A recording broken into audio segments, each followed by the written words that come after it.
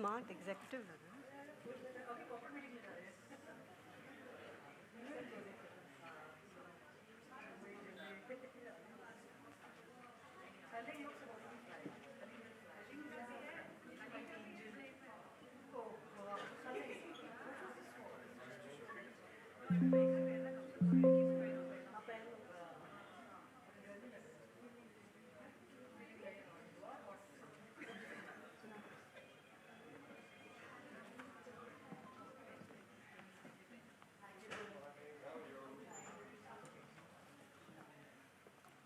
Morning, sir.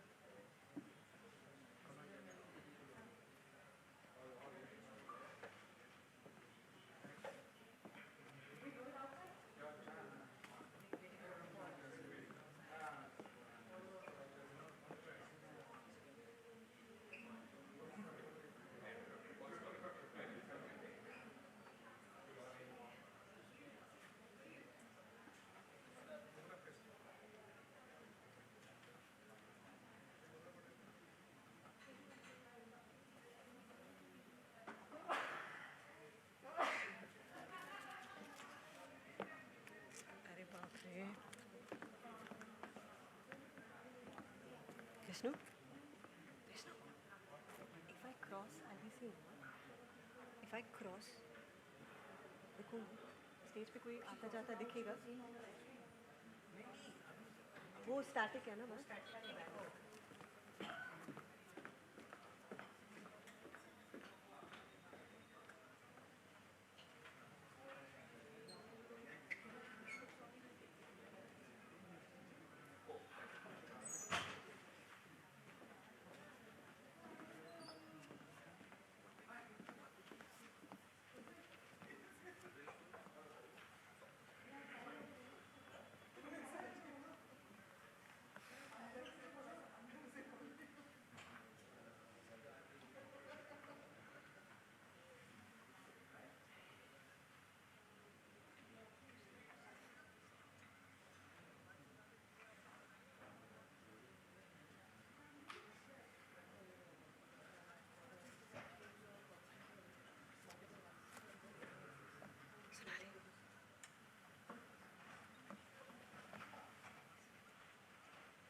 Good morning, Rupal. How are you? Good to see you. Thank you so much for coming. Namaskar, sir.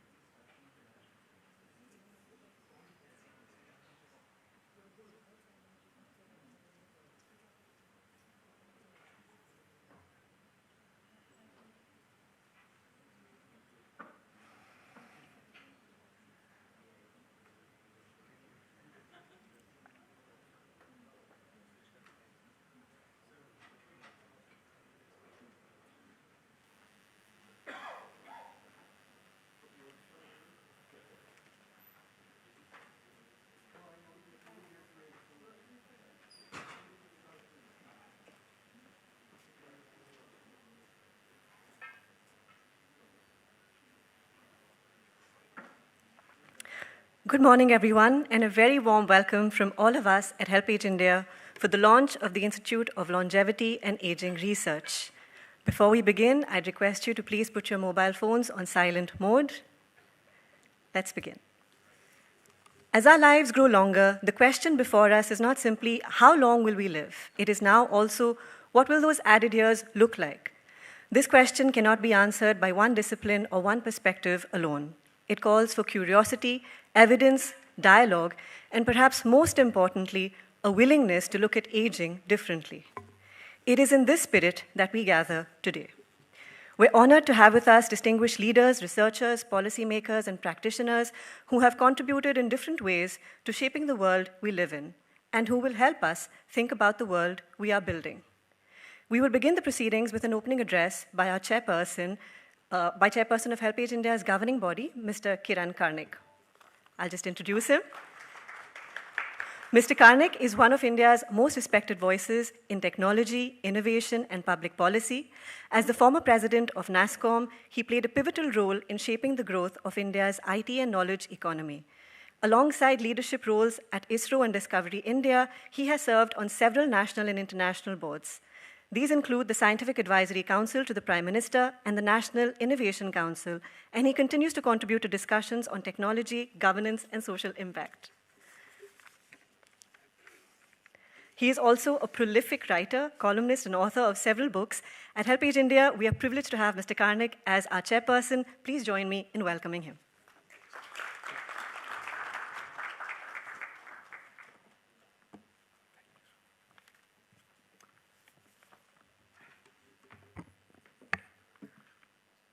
Good morning. Special welcome to our chief guest, Dr. Vinod Paul, my colleagues on the board, Ms. Rumjum Chatterjee and Mr. Tarun Rai, and guests, colleagues from HelpAge. Wet and rainy morning, so we decided yet we start on time, but thank you for being here. We welcome the monsoon, but I know traffic makes it difficult. So thank you for being here. And of course, we have a lot of people joining online because this is in the hybrid mode, and they're on. They don't have worried with the rain. It's indeed a special pleasure to welcome you today to the launch of HelpAge India's Institute for Longevity and Aging Research. This is a time of profound demographic change. We're seeing these changes around the world. Populations are aging, and aging fast. Longer life expectancy is one of humanity's great achievements. And we in India have seen tremendous progress in the health area, which has meant longer lives, which has meant an aging population. India is aging, and aging in a way that is, of course, uniquely Indian. Exceptionalism is something many countries claim, but in this, we're truly exceptional in good ways and bad. With over 150 million elders already, and over 300 million, double than today's number in about 2 decades, we will be a rapidly aging society with large numbers of older people and over time, fewer young people. Unlike developed countries who have gone through this path before, they've had this transition happening over a longer period of time. For us, it's much faster. One result of this is that we will be probably one of the few countries at this stage which will be old before it is rich. That poses special challenges. On the other hand, we have a very unique societal and cultural setup. The intergenerational bonding, dependency, caring, nurturing is extremely high, beginning from our traditions of joint family, but continuing in various ways even today, where caring and compassion and nurturing continues. There are problems sometimes which we highlight with regard to things like domestic violence and loneliness even amongst a large family. But on the whole, we have a strong support system, a strong social network which continues to support us. This is uniquely Indian. Yet it's changing very fast, as we know. Migration is changing it rapidly. The need for economic livelihood makes a lot of people migrate from rural areas where agriculture doesn't sustain as many people to bigger cities, sometimes from bigger cities in smaller numbers migrating abroad. The result of this migration is a rapidly changing social structure and societal norms and wherewithal. In this complex change, we yet see things which continue. So there's continuity with rapid change. There's a combination, however, of speed with which we are aging, scale, the numbers as I mentioned, and the social complexity which I touched on, which makes this, as I said earlier, uniquely an Indian problem. Few models to copy from, few things to learn from. Yes, a lot of learnings from elsewhere, but not transferable as is. We have to adapt and change. Aging around the world is often viewed as a welfare issue. How do you take care of the elders? It affects every system in our society, be it health, as we move from treating illnesses to looking after problems related to longevity. It's in the whole process of communities, as communities change and become more and more elder-oriented, particularly in rural areas where the younger people migrate. It has implications for financial security, retirement and pensions, opportunities for work in later life. Many people are absolutely healthy when they retire, in quotes, from active life, and they need something to go on in terms of both work, keeping occupied, and in terms of economic livelihood. Aging will also affect housing, technology, urban design, transportation, a whole host of areas in public policy. So it's no longer a single sector challenge. It's not just a matter of health. How do you take care of the health of the elders? It's across a whole range of factors. And therefore, the aging focus has to be, in some sense, all of society that we look at. Discussions on aging often focus only on one aspect. It focuses on dependency, on burden, on cost. We need today a completely different lens. Longer lives are a success story. Older persons are contributors, caregivers, volunteers, workers, innovators, importantly, repositories of experience and wisdom. Some of you here are part of that, and you are part of what you go through in all this.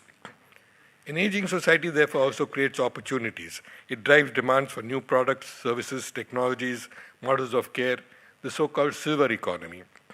It encourages innovation in health, finance, community engagement. What is needed, therefore, is a reframing of aging itself, from considering it a problem to be managed to an opportunity to be harnessed, from focusing only on needs and recognizing capabilities and contributions, from simply adding years to your life to adding life to your years. To achieve that shift, we need evidence, insight, and innovation. We need stronger connections between research, policy, and practice, along with the lived experience. This is precisely what today's launch is so significant. Building on HelpAge India's long years, decades of community work and research studies, this institute has been established as a platform for knowledge, research, dialogue, and innovation. It reflects HelpAge India's conviction that preparing for an aging society requires not only commitment and compassion, but importantly, rigorous evidence and forward-looking thinking. Today, therefore, is not merely the launch of an institution. It's the beginning of a broader conversation about how India can embrace longevity as an opportunity and build a future in which older persons remain visible, valued, and fully included in our development journey. It is with this thought that we have convened today to launch this and to discuss this. You'll hear more about the Institute in what follows, but I want to welcome you today to join us in this effort as partners, researchers, practitioners, and supporters in this journey. Thank you very much.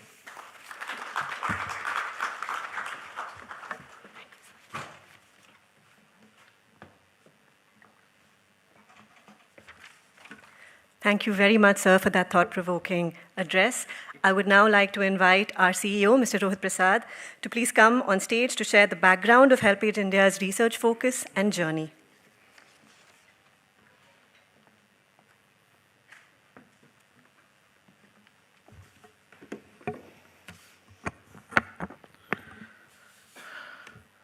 Good morning, everyone. Greetings. Let me add my welcome to all who have joined us today, both in person and online. You represent to us a community engaged with one of the most significant mega trends of the time. It's on par with climate change, and artificial intelligence would get a lot of attention, but aging and longevity equally deserves that. So welcome to this very important conversation. We are deeply grateful to Dr. V.K. Paul, sir, for joining us as our chief guest. To our distinguished guests, Sabine Henning, who will be joining us virtually, Professor Uday Shankar Mishra from IIPS, he's come down all the way from Mumbai to join us, and members of our governing body who are here, of course, Kiran, Rumjum Chatterjee, and Mr. Tarun Rai. Thank you very much for joining us today. But I would also like to extend a very special and warm welcome to all the researchers who are practicing researchers, but also who represent the research in their hearts and souls and their work. And they're driven by curiosity, inquiry, and a desire to better understand the opportunities and challenges of an aging society. So thank you, Kiran, for setting the context so thoughtfully. You reminded us that population aging is no longer a future scenario, but it's a present reality. And the question is that are we getting prepared adequately? So is that slide up?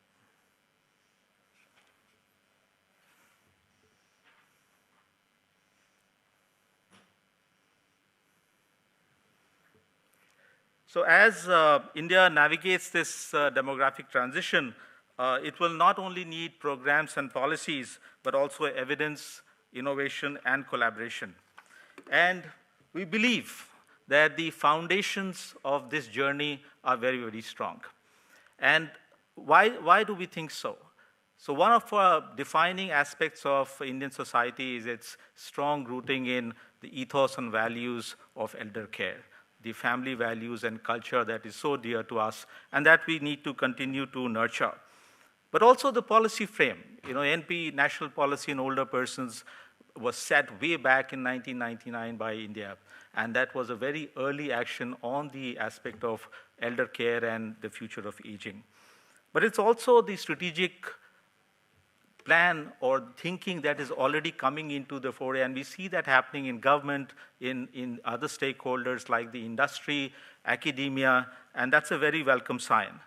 And as Kiran mentioned, the socio-economic context of India will be unique. It is already unique in many ways, and therefore we have an opportunity to shape the journey, and India's own journey, its own longevity journey, will be a special one.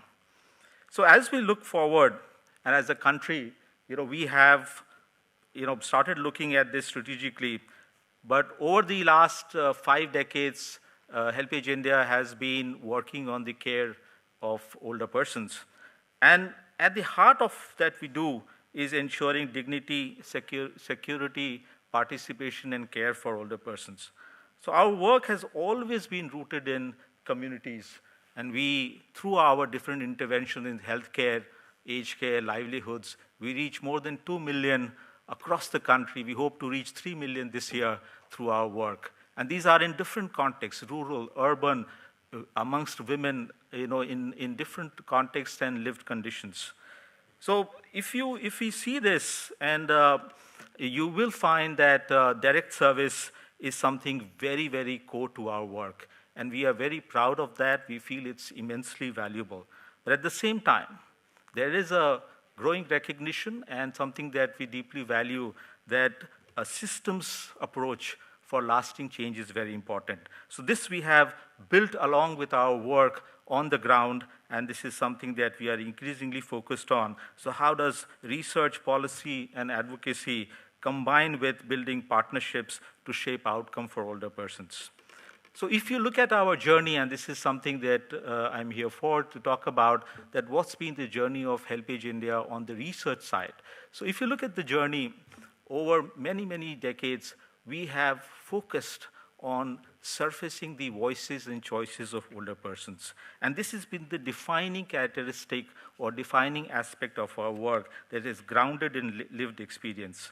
So for us, research begins with listening to older persons and understanding their lived realities, bringing their voices, choices, experiences, and aspirations into the center of conversations on aging and development, and especially for those who are disadvantaged, who are excluded, and often unheard. So over the years, we have done many studies, and I just wanted to give you a glimpse of the range of work that we have done in our own little way to bring attention on the lives of older persons. Elder abuse is a subject that we pick up every year. There's a day on it across the world called World Elder Abuse Awareness Day. The word itself is something that is very discomforting, but this has not been researched enough. And every year, over the last many years, we have tried to bring out reports on this. But we have also worked on policy and thematic issues. So if Maintenance Act is there, how well is it working? So we have tried to explore this aspect. We have looked at the 80-plus segment, which is a 300% growing population, and we have tried to see how this segment is, what their life is and what's changing in their lived conditions. But also some emerging good practices. Post-COVID, we tried to see what are the practices that could inform the thinking going forward. Periodically, we have done some landscape reports on state of the elderly to bring everything together, the different aspects, and also some of the aspects around how the economic potential, which is less talked about, increasingly getting talked about the productive side of the older population. And over the last few years, we have also done research and development journals where we try to have people from outside HelpAge India come and share their work and research work, so we have featured that. Over the last few years, we have started looking at it much more thematically. So we've looked at intergenerational aspects. We have looked at technology. We have looked at how the aspect of climate, aging and rural, and that's the most recent work, and our colleague Anupama Datta will be later talking about it a little bit as well. So our focus over the years has been through research to do on the ground, ground-based work, surface, their lived realities, and try and see how that can feature into better programs and policies. So as we look back and as we look ahead, there are some aspects that are quite striking. Kiran talked about the India's journey being unique. But to realize that potential, we believe that thinking has to change. The scenario ahead is very complex. There are a lot of opportunities, but how do we change our approach and thinking to it? And that's where we started looking at and saying, what are the ways in which this can come into action? So technologies are there, models of care is there, and of course, there is something that I just want to mention that the market-based solutions are of course, a very prominent aspect, and we see this coming through now much more prominently and significantly. And they will have an important role to play. But for India, and looking at the future of elder care and the socioeconomic realities, we have always believed, and we believe it's even more important for future, that the community-based and community-led approaches will remain critical for the vast majority of older persons. And this is where some more work needs to be done. So if you look at the work that is happening around us, and we want to recognize that a lot of actions are taking place. So we have, of course, the LASI work, which is a foundational base that is led by, it was sponsored by Ministry of Health, and IIPS, where Professor Mishra comes from, is the lead organization that has been the landmark in 2016, which set the base for longitudinal data on older persons. We also have Indian Institute of Science having a longevity initiative now. In case you haven't seen it, it's a remarkable initiative bit on the clinical side, but it's a very, very important initiative. ICMR, NRLM, National Rural Livelihoods Mission, is now integrating elders into their self-help groups. We have had Ayushman Bharat extending the most I would say, one of the landmark changes of extending Ayushman Bharat to 70+ population. So you have a whole lot of actions coming up in public sector, private sector, age tech, and this is clearly something that is very welcome and something that will set the pace as we go along. Having said that, I think the research is something that is not up to the scale that we need. And in the NPOP document, you will find a very strong emphasis on that research on longevity and aging must be taken up. So I just want to make a statement or an aspect that we want to highlight is that aging must become a national priority. And this is something that all of us have to make this happen. It's a multi-coordinated, multi-stakeholder action that is needed. And there are many aspects that need to be covered, but I thought I'll just mention three for today. One is, of course, stronger and the age-inclusive and age-disaggregated data sets. You will find across studies done by private sector, public sector, many organizations leaving apart the LACI and some of the other studies. Even NFHS stops at about 50. You'll find that research doesn't happen beyond the age 60. How do you extend that? We live till 80. At the age of 60, you have a life expectancy of another 20 years, but research stops at 60. So that's one aspect that if you don't have data sets, then you will not be able to do research at the depth that we need. Second, the academic engagement in aging and longevity is very, very limited and sporadic. So we tried to do a landscape study. Which are the universities, which are the units that are working on aging and longevity? You will find far and between. There are some, but we will find very few. And in the report of the 1999 NPOP, the aspect of setting up aging and longevity centers or research hubs across was something that was already covered. So that is something that we need to come back to. Finally, we need much greater investment in research. Government has an important role to play. We could set up a national research fund on aging and longevity. That would be the aspiration. But I would especially like to call upon the philanthropy, the CSR, who have an important role to play. And especially, I think it's a unique opportunity for philanthropy because many transformative social advances have become possible because philanthropy invested early and they backed innovation. And this is aging and longevity presents a similar opportunity today. So the choices we make today will shape how millions of Indians experiences later in their lives, they live their lives in later stages. And it is in this backdrop that we wanted to introduce a platform, the platform of the Institute for Longevity and Aging Research. It's a very humble effort. It's an effort to build a collaborative platform there where we can all come together and in our own ways try and see how we can build a stronger aging and longevity ecosystem. So with this, it is my pleasure to introduce the director of ILAR, Professor Anil Krishnan. He has a remarkable professional journey over many years, 3 decades of senior leadership experience across many institutes, across many areas.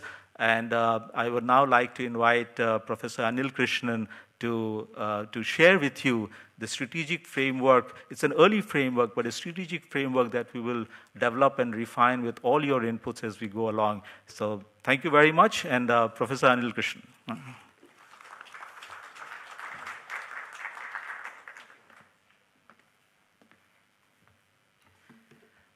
Very good morning to you all. Distinguished guests, eminent researchers, partners, colleagues, ladies and gentlemen. It's both a privilege and honor to welcome all of you to this event. Let me begin with a thought which Kiran quoted in the morning. A society's success is not measured by the years added to the life, but the life added to the years. Our generation especially are facing something profound, which is the longevity revolution. The question is no longer how do we extend the life? Rather, how do we ensure that every life lived with a dignity, purpose, and healthy life? That's what the message we are communicating to everybody. The question, how do we answer the question? That is the one which we created the Institute for Longevity and Aging Research. The launch we are witnessing today. The demographic transition, we all are expecting that it is going to be a challenge. But it is not going to be a really challenge. We are going to take it as an opportunity. What is the opportunity basically when we talk about that? When we thought of building this research institute, we decided to have a bridge. The bridge is going to, the gap, we are going to bridge the gap of research and policy. And we are going to have the innovation and implementation and evidence and action. The goal essentially is to have an institute which generates robust evidence. That will inform the policy. That's what we decided to go for it. With that idea, we have came up with our approach. What is the approach? So how will we achieve this particular goal of having a healthy people living years, decades down the line?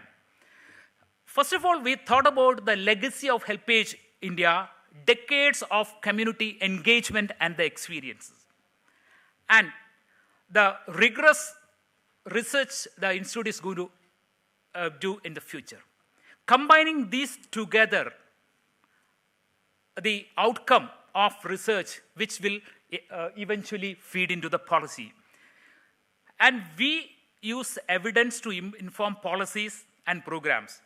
The result, the final result is not conducting a research alone. That is for sure. This institute stands different in the country as we are going to have the research which will eventually get some kind of impact to the lives of the people. As we move to the next slide, which we are going to talk about our vision, mission, and the strategic objectives. What makes the institute different? That's the first thing we thought about designing the vision, mission, and strategic objective of the institute. The knowledge alone does not enough. So we thought about how we improve the lives of the people using the generated knowledge. Here, if you look at our vision, this clearly indicates that it starts with the research and ends with the impact. That is the uniqueness of this institute. Why it is so? Why it is so is about when we think about an evidence, the evidence matters only that changes the policy. Then we talk about policy. Policy only matters when it changes the practice. And the practice only matters when it changes the lives of the people. That's a philosophy behind it. When again I come to the strategic objective of our institute, which is ambitious, but which is a reality we are going to talk about here. The institute is going to be a nationally recognized institute down the line. With that idea, we developed an institutional framework, which is looking at this one, which may be critical. This slide essentially represents the strategic foundation of the Institute of Longevity and Aging Research. Our ambition, which is a transformative one rather than a dynamic, static one. The institute is going to be a nationally and globally recognized one with the aim to strengthen the research, the policy initiatives, and the capacities of the current and future health workforce. The first pillar, look at this. This is an academic and research excellence, which we clearly indicated that we are going to change the type of research which we are going to do. And under this, we are going to have a flagship research initiative, which is the State of Aging Report. Every other year from now, we are going to come up with a research report which is going to change the entire systems of the country, especially on the data, which a couple of people mentioned in the morning. Alongside, we also undertake the innovative multidisciplinary research to generate a research which will inform the policy. The second pillar, which is on applied solutions, innovations and applied solutions. Our goal is to move from evidence to solution, in which we have identified some of the programs which include the Silvertech Innovation Lab, which is a new idea which we are putting across here. And also, we are going to have an observatory for older persons, which is the first time in India. Probably we have several observatories out here. This is going to be one of the new things which we are going to propose through this institute. The third pillar is policy influence and system strengthening, in which our basic objective is to translate the evidence we generate and inform the policy. And the fourth pillar is going to be the academic leadership and capacity strengthening. We all know that, which is essential for a country like India, where we need to generate our workforce or strengthening our existing workforce. Through this pillar, we are aiming that. Together with these four strategic pillars, we also have two critical enablers, in which we are trying to strengthen the multi-stakeholder engagement nationally and globally. In addition, we have a governance and sustainability, in which the institute is foreseeing the sustainability over the years. Then the next one, we have developed research themes under this one. We have identified 5 research themes. Moving it to our scientific inquiry, we have identified all these 5 research themes. Now, we all know that one-size-fits-all approach is not working. Globally, we look at it, the customized care. This is one of the areas which we are going to work on it. And the next one is going to be silver economy. It is being widely discussed. How do we strengthen the activities around the silver economy? And the third one is legal gerontology, a critical emerging field focusing on the legal rights, then protection, ethical consideration, etc., will be researched under this theme. And the fourth one, we all know that we are living in a digital world, where we named it as Geron technology, where we are going to explore how best that could be potentially integrated into the aging care. And the last one is aging future. We are going to conduct the research essentially the infrastructure-wise, healthcare system-wise, etc. We are not simply asking what works in India. Rather, what works at scale? That's the first question we are going to ask through the institute. Second, what is affordable? And third and finally is what is sustainable? These are the major 3 questions, which is the basis of implementation science. That is a technical area which we are going to develop through this institute. To have to conduct the high quality research, which is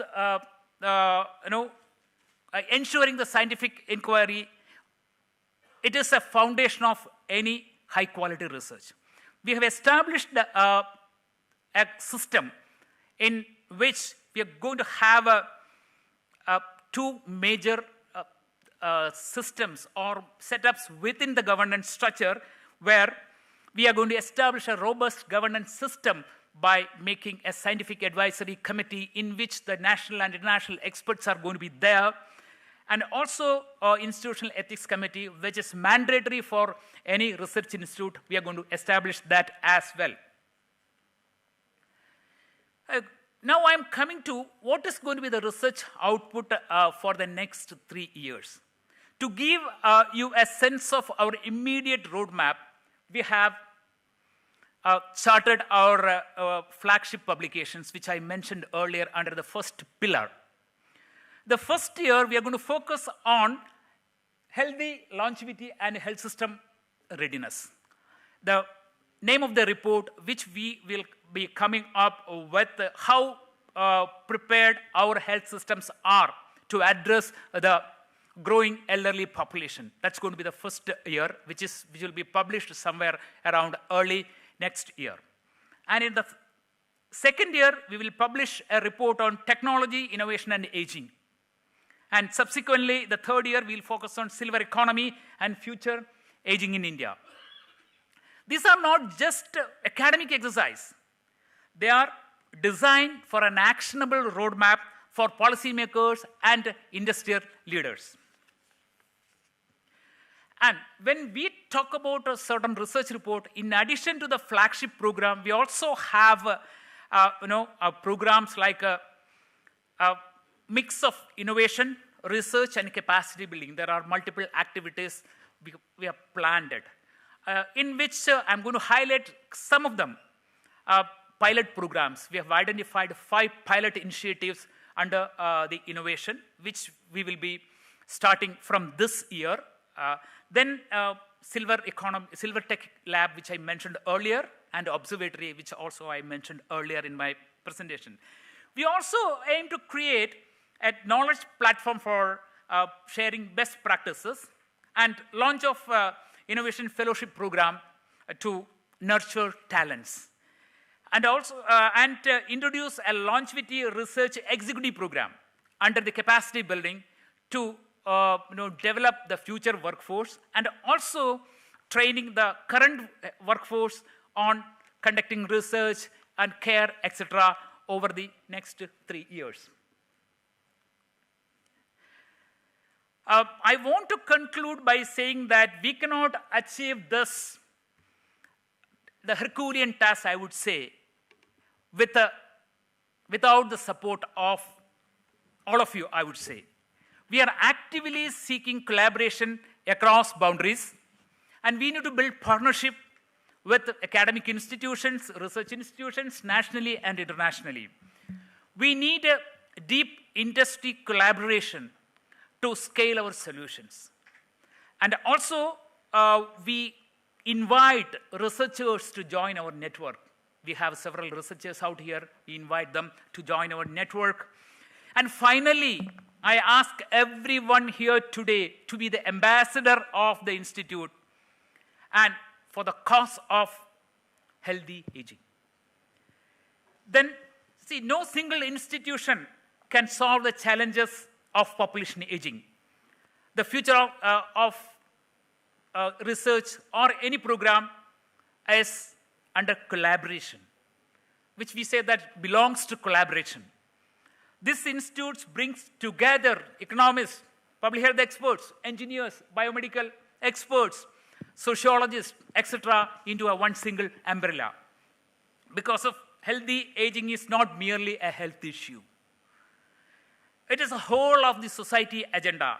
Only by working together, we can create a solution which is applicable or which is scalable to a particular country. The future of aging in India is a challenge, which we all agree with that, but it is also a tremendous opportunity to hold and build a compassionate, innovate, and resilient society. Thank you very much for your attention, and look forward to your collaboration.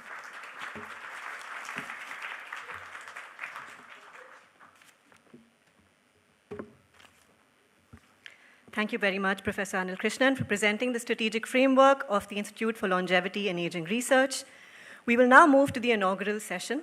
May I invite our distinguished guests to please join us on stage. Dr. V.K. Paul, our chief guest, Professor Uday Shankar Mishra, Mr. Pramod Bhasin, Ms. Sabine Henning, who will be joining us virtually, Mr. Kiran Karnik, and Ms. Rumjum Chatterjee. Before I hand over the proceedings, allow me to introduce the host for this session, Ms. Rumjum Chatterjee.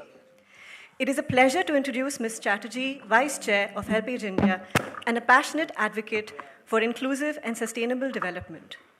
She is co-founder and managing trustee of the InfraVision Foundation, a leading infrastructure policy think tank, and is actively engaging with the Confederation of Indian Industry, where she contributes to conversations around entrepreneurship, innovation, women's leadership, and skilling. Through her leadership across philanthropy, policy, and social impact, Ms. Chatterjee brings a strong commitment to building a society that is equitable across generations. Her association with HelpAge India reflects a deep belief that the voices and well-being of older persons must remain central to India's development journey. Please join me in welcoming Ms. Chatterjee.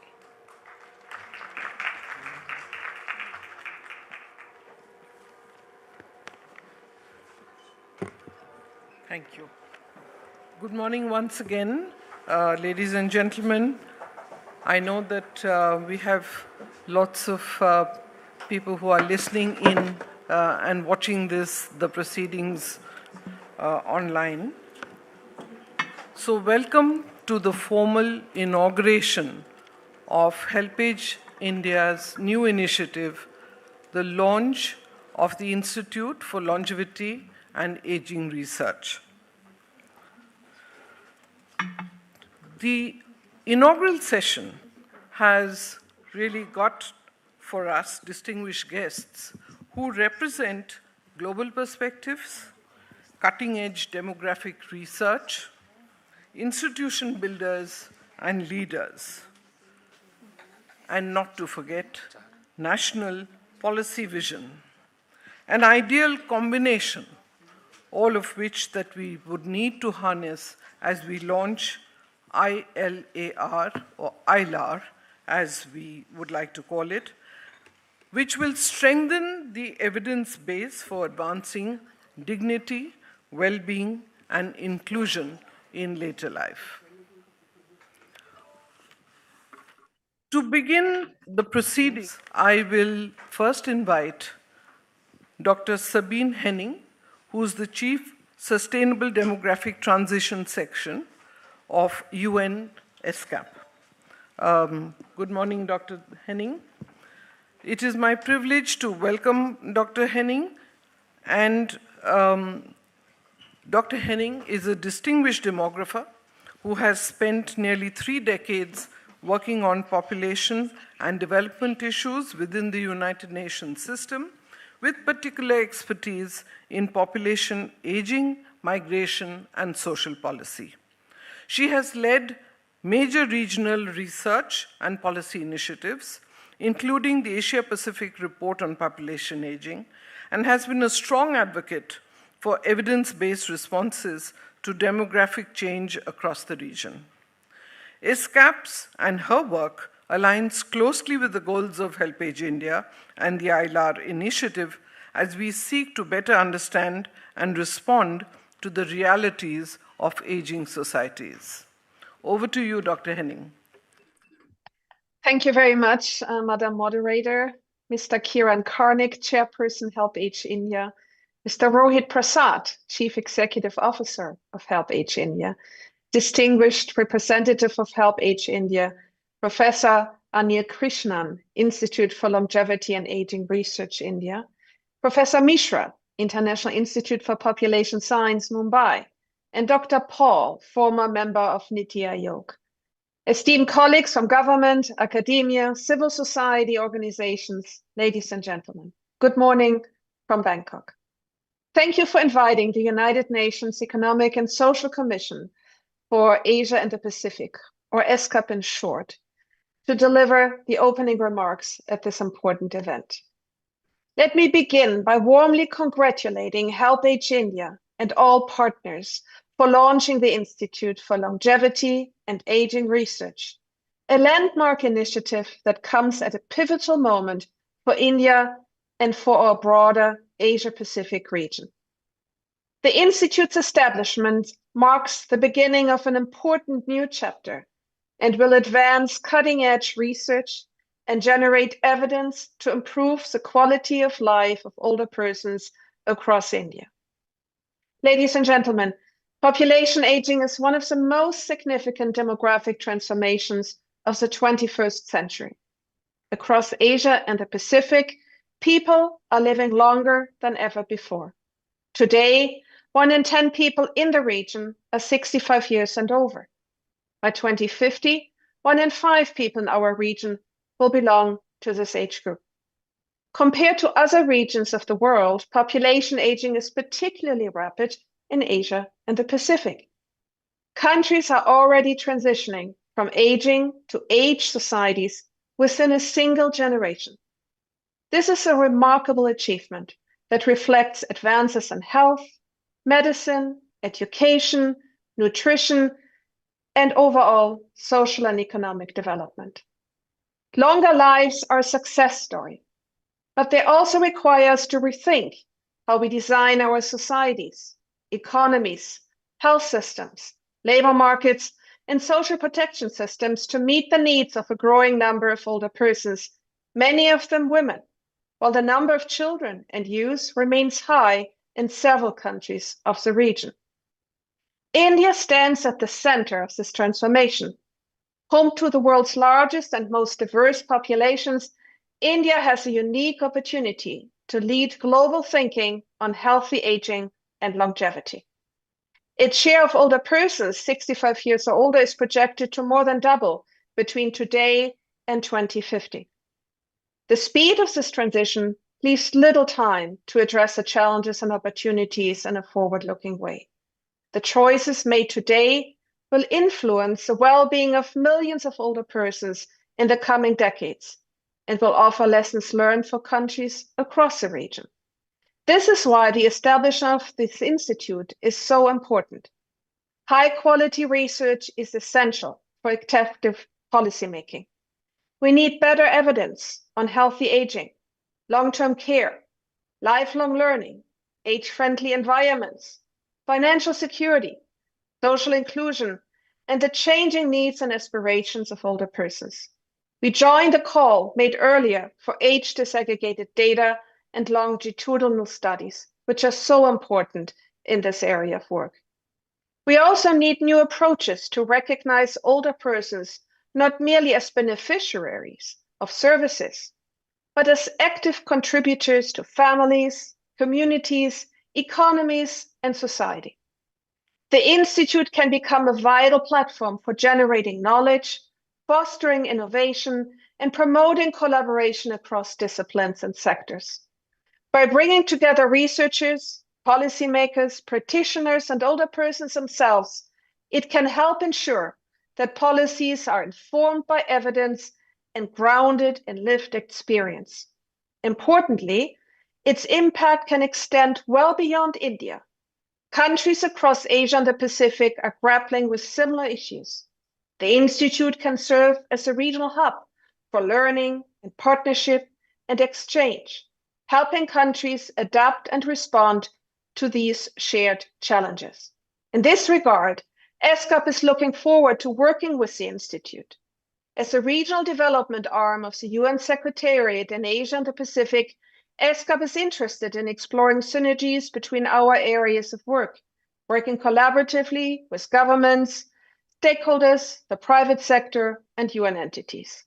The establishment of the Institute is very timely, as Asia and the Pacific is preparing for the 5th review and appraisal of the Madrid International Plan of Action on Aging, the global document on population aging, which will take place at ESCAP in June 2027.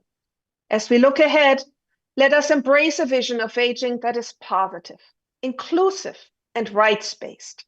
Let us invest in knowledge, innovation, and solidarity across generations.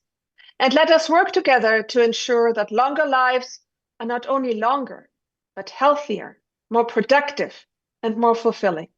At ESCAP, we look forward to working closely with the Institute. I wish the Institute every success in its important mission and look forward to valuable contribution it will make for India, for Asia Pacific, and for generations to come. Thank you very much.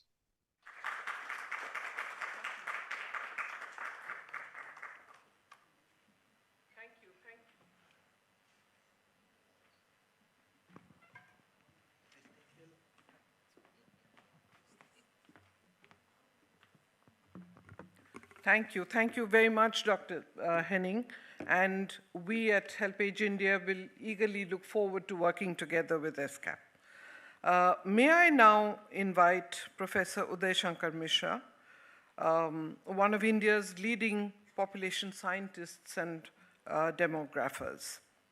He is a professor at the International Institute for Population Sciences, Mumbai, and has devoted more than 3 decades to research and teaching on population dynamics, health, inequality, human development, and aging. His scholarship has significantly shaped understanding of demographic transitions and the changing realities of older populations in India.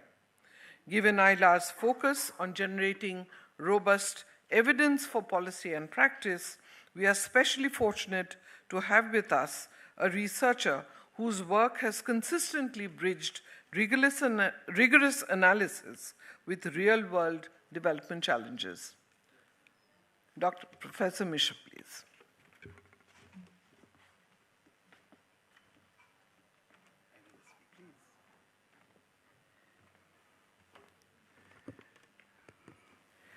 Dignitaries on the dais, Professor Karnik, I am really overwhelmed to have been invited by Professor Anil for this novel initiative, a timely initiative. All of us have gathered together for a concern which is not merely an evolving concern of demography, but it's also a population concern which needs address at the urgent manner that is necessary.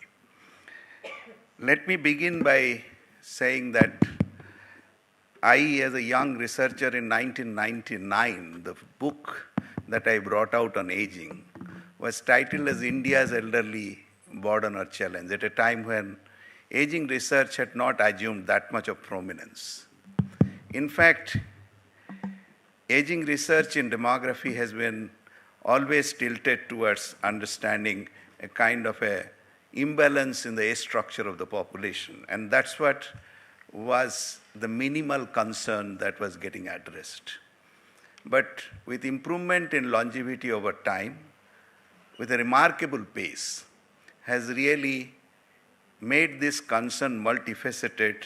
And this is not merely from the ground of saying that, longevity improved, medical technology improved, longer lives are ensured, human beings are going to live longer. Living longer has become a reality which we have to accept. But it's also important that aging research need to be shaped. Aging research need to be thought out in a little bit different manner than it was in the past. My association, my affiliation to this field, though is so long, I have always been very particular about 2 things. One is that how do we measure and how do we interpret? These are 2 concerns which bothers me more than anything else, because often it is important that measurement is not given that much, highlight, whereas actually measurement remains at the root of everything. Measurement is precision, measurement is interpretation, measurement is comprehension. Therefore, it is more important that these 2 things are taken more seriously than otherwise when we initiate research into an area like aging. I today stand in front of you to give you an address which actually I title as Inclusive Aging, an Optimistic Outlook. Because it has always been an issue that people are talking about aging, revolutionary aging, evolutionary aging, and in fact, this is the most significant demographic event that is taking place. Let me begin. I have something like 5 points to deliberate on, and the first point of it is aging assessment should move from count to characteristics. Because as I started speaking measurement matters, I always feel that aging assessment should move from count to characteristics in the sense that many counts in the world are not counted with equivalence.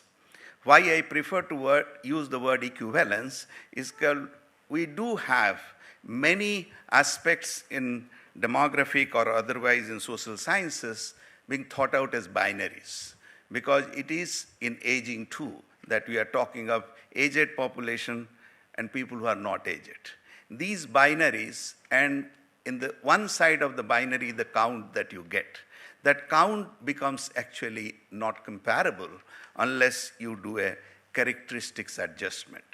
And these characteristics adjustments needs and involves a lot of valuation. It involves evaluation in the sense, how do we value a disabled person, a sick person, a qualified person, a capable person? Everybody comes in the category of aging, aged, 60 plus, 65 plus, a kind of a cutoff of binary. So what I mean to say is that aging assessment should move from count to characteristics, and a characteristics adjustment will perhaps lessen the pessimistic outlook of aging, and it will offer a new optimistic outlook to the aging phenomenon.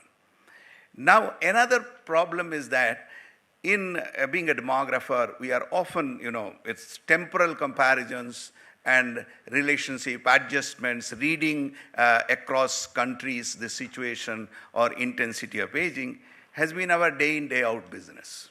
But what is lacking there? Way back in about 98, long back, I had written about aging where I talked about the same issue, that aging is not to be seen in terms of the increasing count. Dependency burden will rise, the number will rise, it will not be handleable.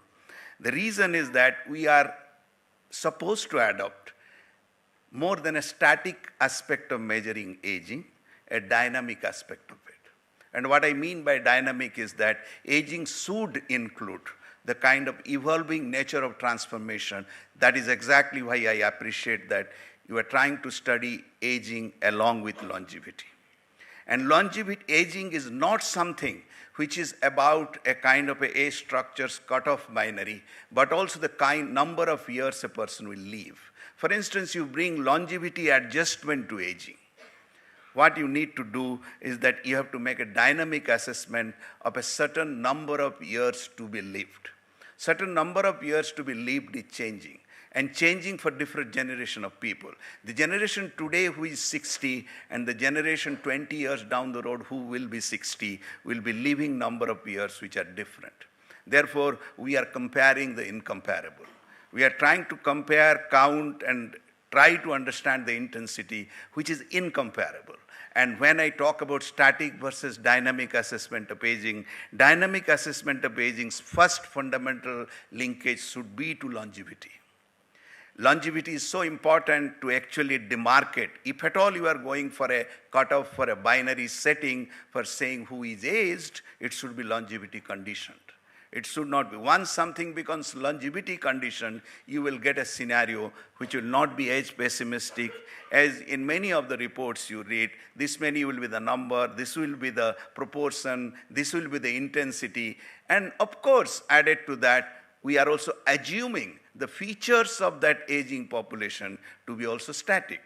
With evolving changes, the feature of that aging population may not be that static as we imagine. That is where I emphasize on this concept of static versus dynamic assessment of aging. And this becomes one of the very, very important and pertinent feature which needs to be adopted when we are doing an assessment of aging or magnitude or characteristics feature of aging. The third thing which I wanted to talk, which is equally important, being a demographer which I identify, is that aging is not basically a demographer's engagement alone. Aging has been an engagement for the entire social science research community. What is different?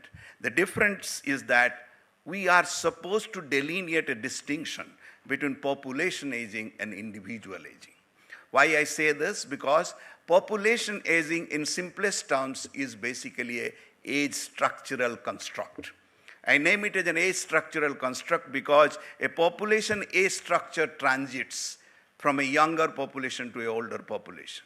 A population structure analysis, a structural analysis, is basically one aspect of aging, which should be connoted as population aging.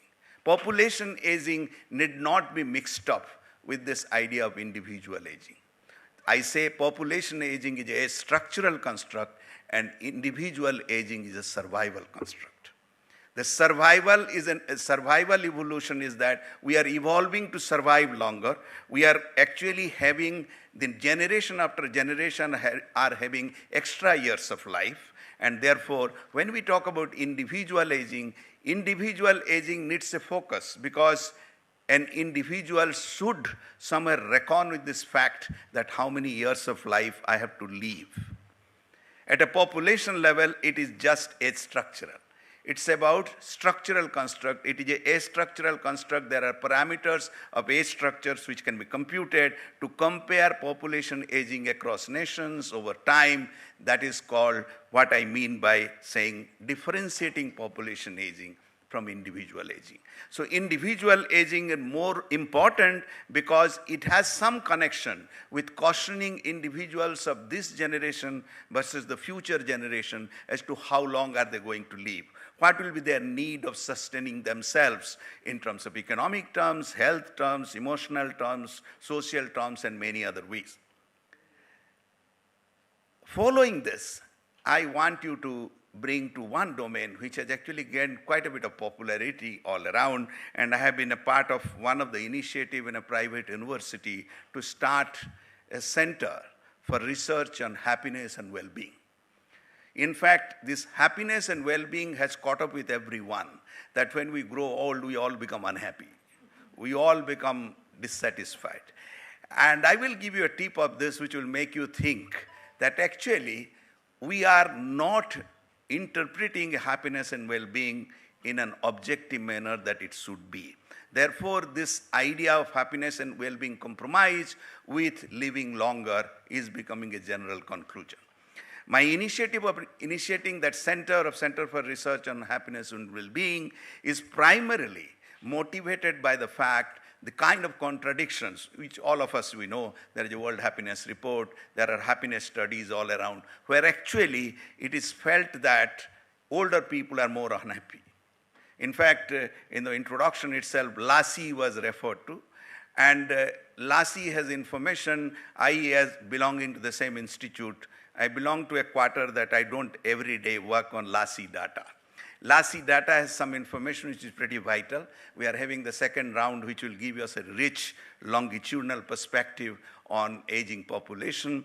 But there are certain information which also needs a kind of thinking, analysis in relation to analysis of happiness. In fact, in Lassie, there is information about perception of people, which is about a perception that they report about themselves and a perception they report about their own peers. And in fact, this kind of information which is available gives you to understand the optimism and pessimism. Who is more optimistic? Is it the older people? It is about older adults and older adults of various ages, and you can find out that who is more optimistic. For your information, I must tell you, more older people are more optimistic than even the young old ones.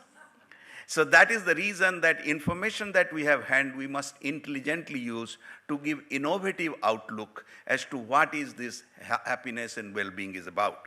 When we talk about aging and well-being, I was, in fact, of one occasion asked that, can you really sort it out as to why this contradiction that rich people are less happier than poorer people. Poor people say, I'm happy. A person is poor, he says, I'm happy. A richest person with everything around him says, I'm unhappy. The reason is that the kind of information that we collect from people, their perception, their reporting on their state of happiness is so designed that we take those information, score them, make indices, and say that these people are unhappy. What we miss out there? We miss out one thing, that what consideration goes into the mind of those people when they report that. You come to me and ask 100 set of questions to finally gather my state of happiness, but what consideration I'm taking in answering your questions are more important. And when I say these considerations, I have designed them into a kind of a theoretical framework. And that framework, I name it as from being to belonging to becoming. This framework is very important for an individual's consideration in mind when he reports to you on any information that you ask regarding his state of happiness. Let me elaborate this for 1 minute as to what this being to belonging to becoming means. It means that an individual whom you are asking something about, whatever questions you are asking, the person is primarily considering his being alive. That means at my age I am alive. My age of my cohort, how many people have died? If I am taking the consideration of that in reporting all the information that you ask, is actually based on this consideration called being. I am being, I am existing. And that is the consideration I use. I will perhaps say everything is positive. But I don't know how many people really use that consideration, how many people are thankful enough that they are alive. We are alive itself is a positive consideration which should come in their expression or perception reporting.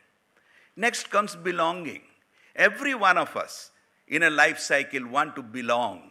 We want to belong to the peer identity. We want to belong to the peer, the kind of roles, norms, whatever. There is a peer set that if you are 60 years old, you are 65 years old, you are 70 years old, there is a status, there is an identity. That identity, do you belong? Some people actually fail to belong. For a variety of reasons, why they fail to belong, that generates a dissatisfaction. That generates a perception in their mind which they might sometimes say that, no, I am not happy. So you find that everything else is fine. Why is this person's reporting is negative about the state of life, the quality of life, and anything else? So this becomes another consideration which one might keep in mind while answering the questions of happiness and satisfaction that we collect.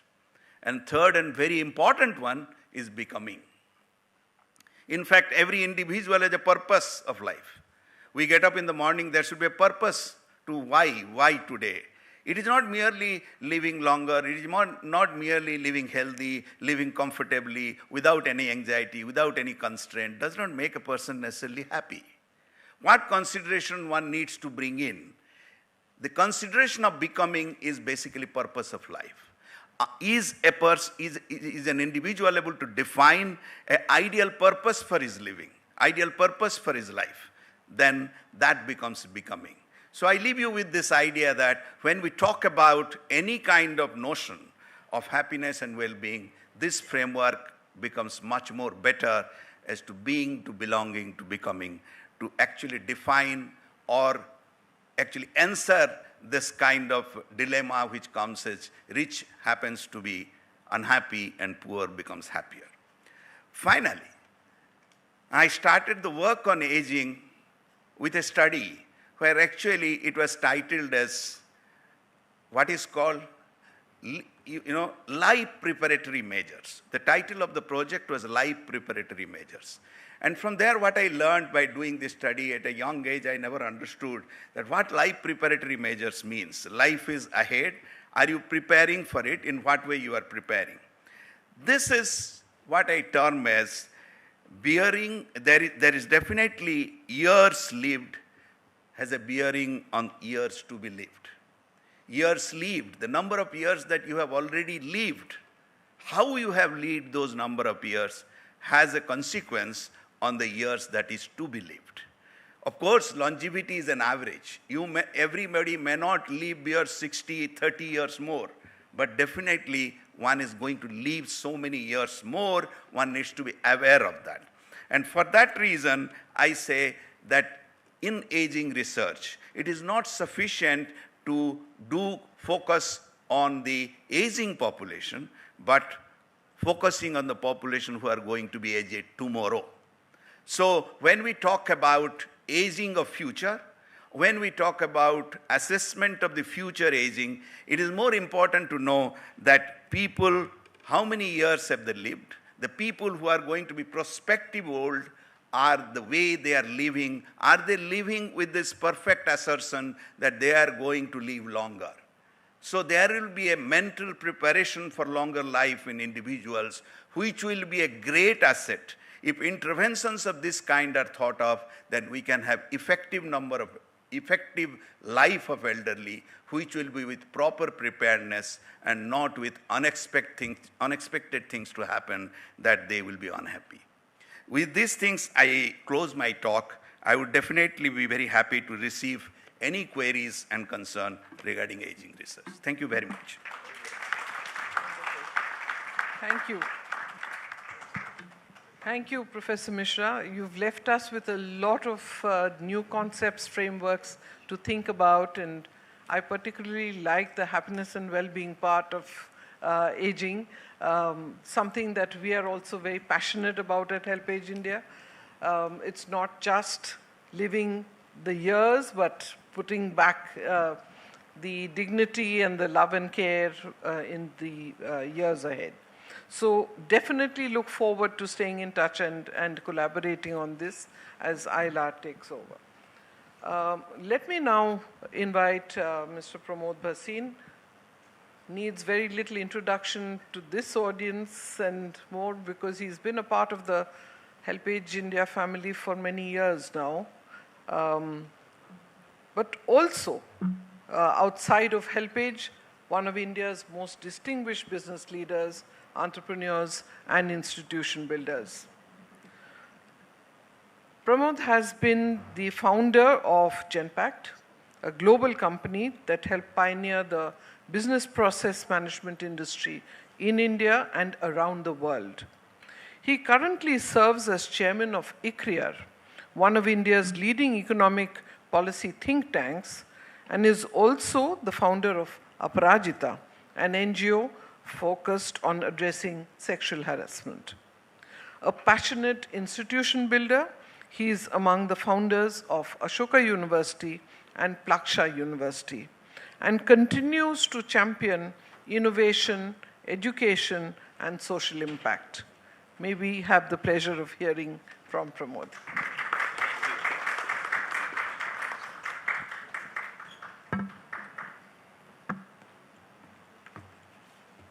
Thank you, everyone. It's a real pleasure to be here, and thank you very much for inviting me. I must confess to you all right up front that this is a surprise. I was told this was a panel discussion, not a speech, so I wasn't ready with a speech, Rumjum. But I have concocted one as we sat through the meeting, and I hope I can add some value here. But would love to have a longer discussion around this issue. I was fortunate to hear your presentation on what you want to build, as well as Professor Mishra, your wonderful talk on the important aspects of including well-being and happiness and other indices as we talk about this. My own role, and I look forward to hearing, of course, from our chief guest here in time. My own role has been with HelpAge for many years on the governing body board for 9 years, and I now lead something called the American Friends of HelpAge in the US, which is trying to raise funding for HelpAge in India from the India diaspora over there, and with some success at this point in time, I hope, which can continue. My other aspect of my life is that I chair ICRIER. I don't know how many of you know ICRIER. Perhaps many do. It is one of India's foremost economic research think tanks, and as a result has come up with a variety of different policy papers, impact papers in areas such as agriculture, the digital economy, growth and employment statistics, trade policies, etc., climate change. So I work extensively with think tanks, so I know a little bit about think tanks, for better or for worse, if I may say, Professor Krishna here. And I thought I'll touch on that aspect a little bit as we think about the Institute and where it can head. India's population over 60 is 160 million at this point in time. By the year 2035, it'll be 245 million, an increase of over 50%. And by the year of 2050, it will be 350 million people. So it goes from one person for every 9 people will be over 60 today, and by then it'll be 1 out of every 5. The profound implications on this for us are extensive and are being measured in many countries around the world already, countries such as Japan, China, and others which are facing into this problem far greater and far earlier than we will, but we will run into the same issues and the same problems in many cases. Of course, we will have our unique aspects also.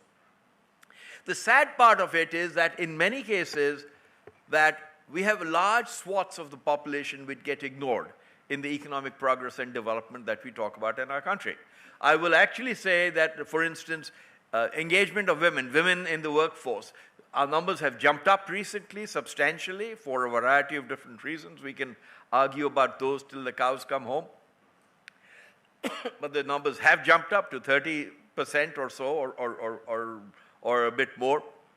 But they are still woefully below what the demographic percentages suggest.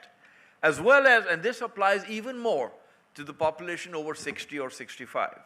And the fact is that the population over 60 and 65 is often sidelined or considered to be sidelined in some manner from the working population, from the productive aging, from all the other elements of a society and how it grows.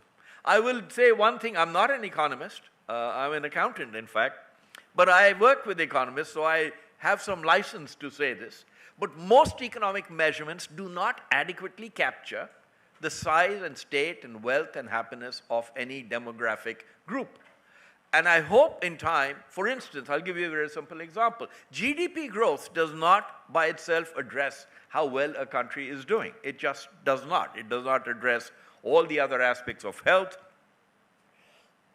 education, productivity, etc., that any country thrives on. The finest, the happiest countries in the world are not the ones that grow at the highest GDP growth rate. Now, we need GDP growth rate. Economics are critical and necessary, but not sufficient.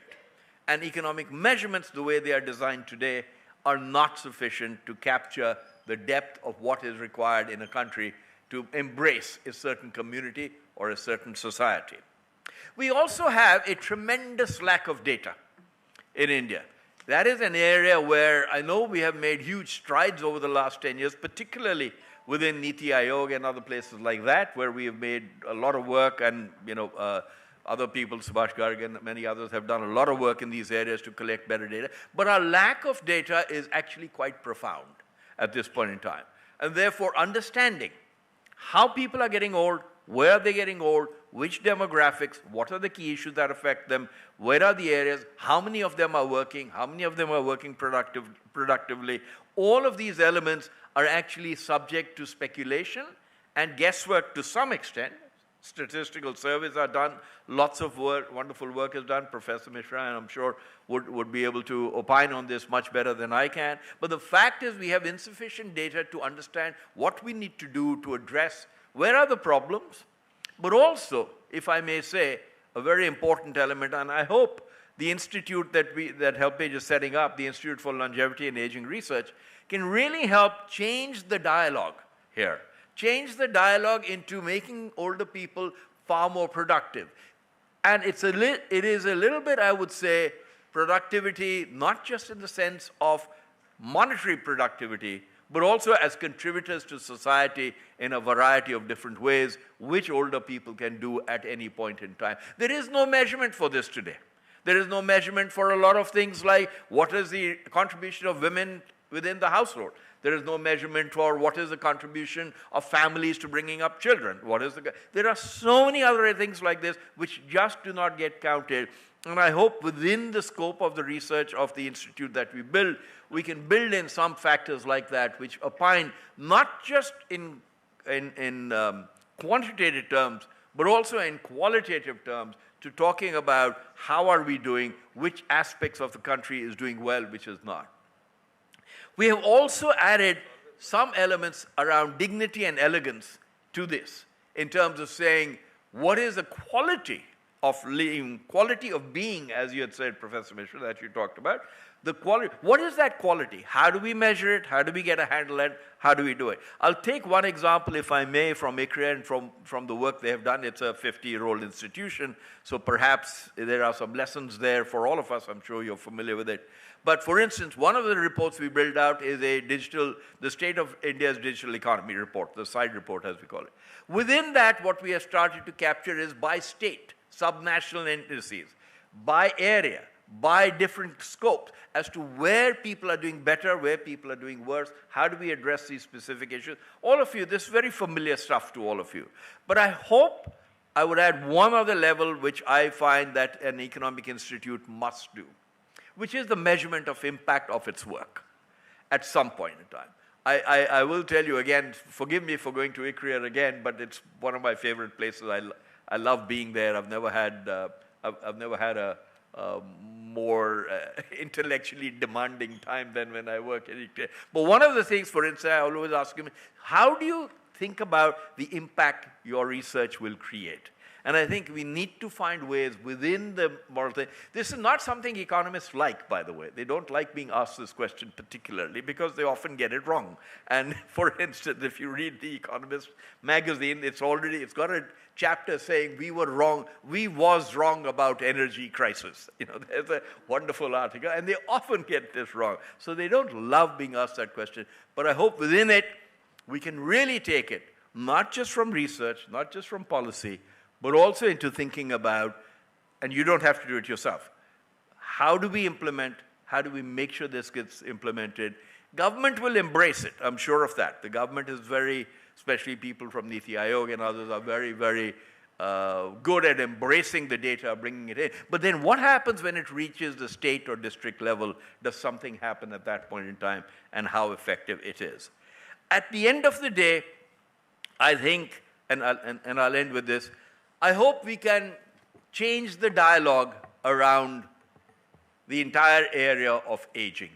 Aging is considered negative at this point in time. I am just one person, but I can tell you at this age, I'm having as much fun as I ever had in my life. Not fun, but intellectually demanding, engaged, thought process, with the freedom of not having to worry about the 9-to-5 job, but the freedom to explore, the freedom to expand, the freedom to think about what we're doing in many, many different ways.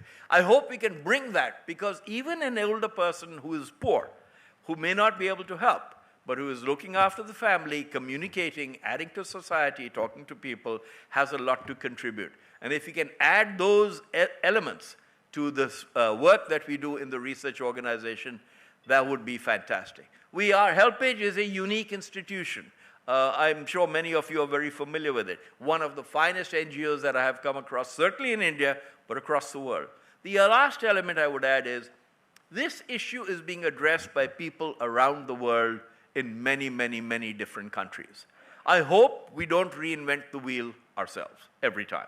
China is addressing it. Japan is addressing it with very deep research into these areas, because these are extremely serious issues for those countries, far more serious than they are for us at this point in time. America will be addressing it. I hope we will learn from them. I hope we will teach them ourselves. But I hope sincerely that we can engage and take best practices from all over the world and bring them into India, as well as share them with the outside world. I think if we can do that, we will be building an institution that will last for a very, very long time. Thank you very much. Thank you. Wonderful, Pramod. Thank you. Thank you as always. Lovely, insightful things. And I think your experience and the fun that you're having in ICRIER is something that we will definitely borrow on. So we love to have you engaged as the Institute takes shape.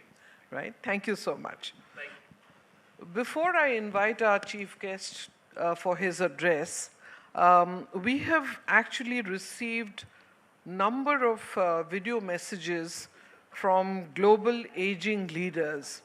And I thought we will take a small break and just view some of those.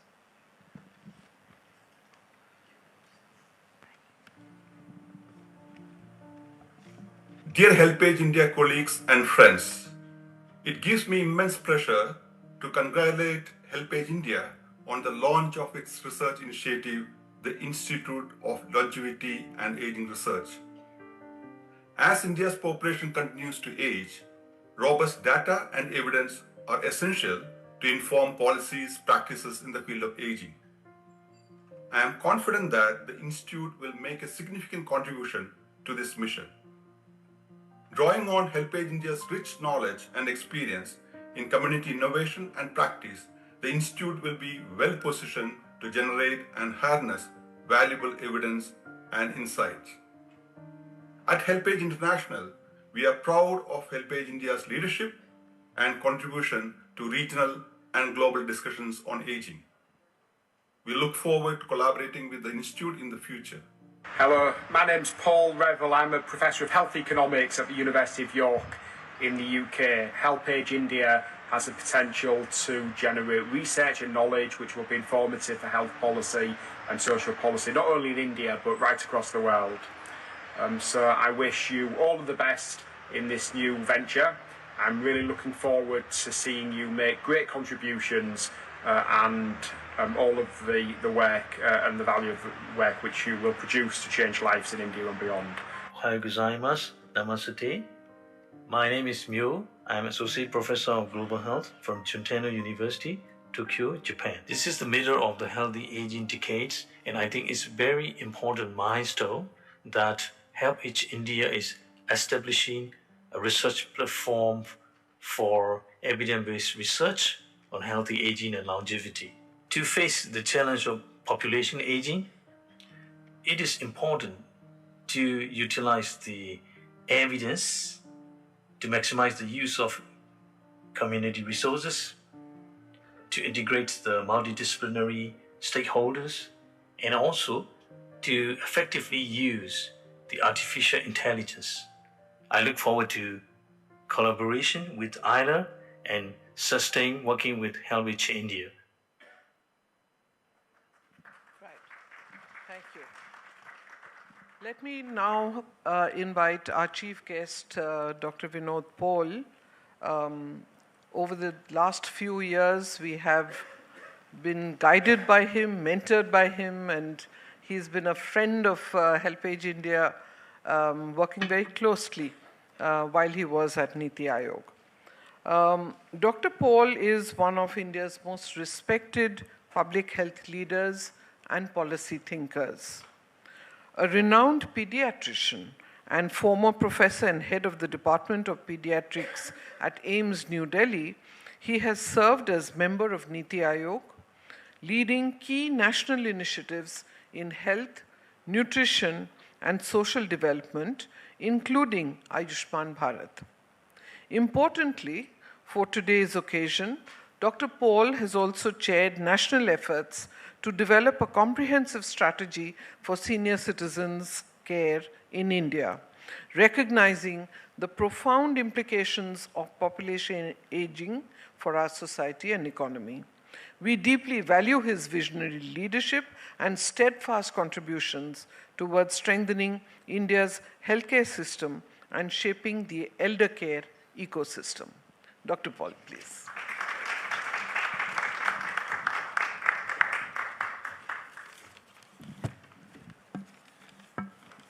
Good morning. Most respected Shri Kiran Karnik ji, Shri Rohit Prasad ji, Madam Ramjam, Professor Anil Krishnan ji, fascinating visualization of a great institution you presented. Dr. Senning, my colleague Professor Uday Mishra ji, our institution maker, Shri Pramod Bhasin ji, HelpAge family, HelpAge leadership, and distinguished colleagues. It's truly a very heartwarming day. It's monsoon, Kiran ji referred to that, in its own way, soothing for all of us, for our prosperity. But it's a very heartwarming day because building on the outstanding and visionary legacy of HelpAge, we are moving to a very important project, mission for which the time had come and has come. So I congratulate the HelpAge family, and I think all of us, we owe an applause to HelpAge India. Thank you. Thank you for being the pioneer, and thank you for being up in speed with the contemporary times, as you very eloquently, both of you, Rohitji and Kiranji, you articulated in your opening remarks. Viksit Bharat is about prosperity. $30 trillion economy is the goal that we are working toward. Viksit Bharat for health goals is a life expectancy at birth of 85 years. So दोनों साथ साथ चल रहे हैं और भी बहुत aspect है. Currently 71 years, we want to be 85. That means we'll clearly add aging population. We want to add. That's what it is all about. But the healthy life expectancy is an issue. Currently we are 60. Overall life expectancy 71, 10 years behind. And we want to be at 75 if not more. So matching the lifespan with health span remains a fundamental imperative for policy, for health, and for our greatness of India as we move forward. We want to be living longer. We want to be living healthy, included in the society, getting the welfare that we should, and creating a society of happiness all across, from children to adults, not just adults. बच्चों को भी खुश रखना है. I'm a बच्चा doctor, so I must say that. So clearly imperatives are clear. They're evident.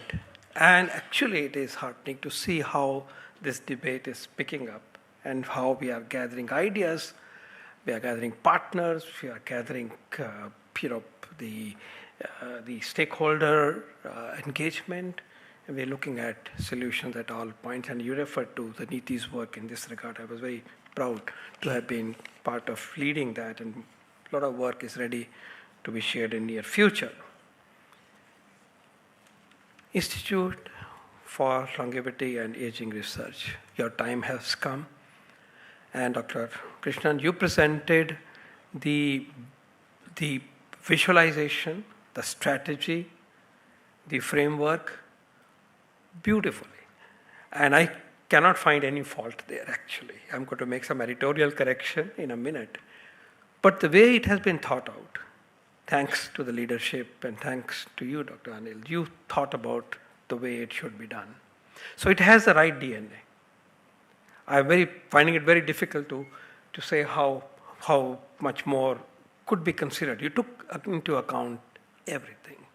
But a couple of suggestions. One, on precision health, my submission is please add nutrition and wellness.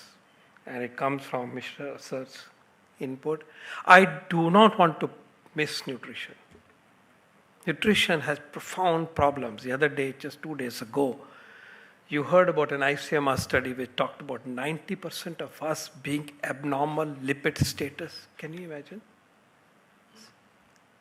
Stunting rates are coming down, but we are still dealing with stunting rates of close to 29%. And anemia, non-pregnant, adult women, anemia 55%. Half of my women friends here are anemic, and half of them may not be here in this room, but half of overall women are half of 55%, that means 25%, are moderate or severe anemia. Nutrition is a huge issue. Should there be a recommendation for supplements for the elderly? We have not charted that out. That's one of the things that our report may refer to.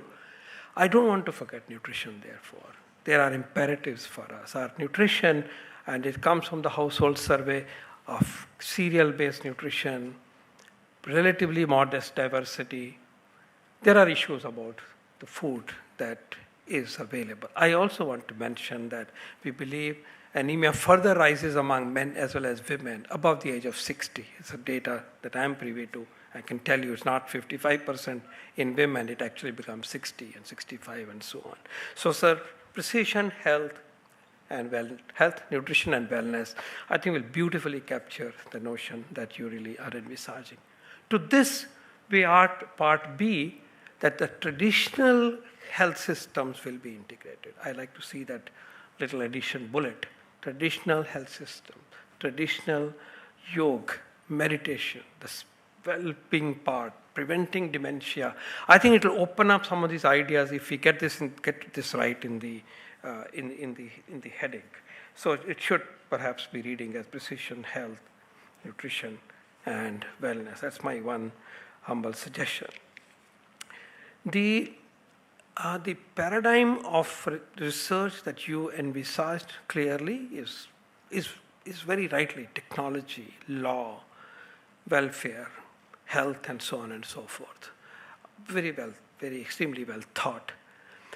I want to emphasize that from the very beginning, sir, the centrality of solutions should be kept in mind.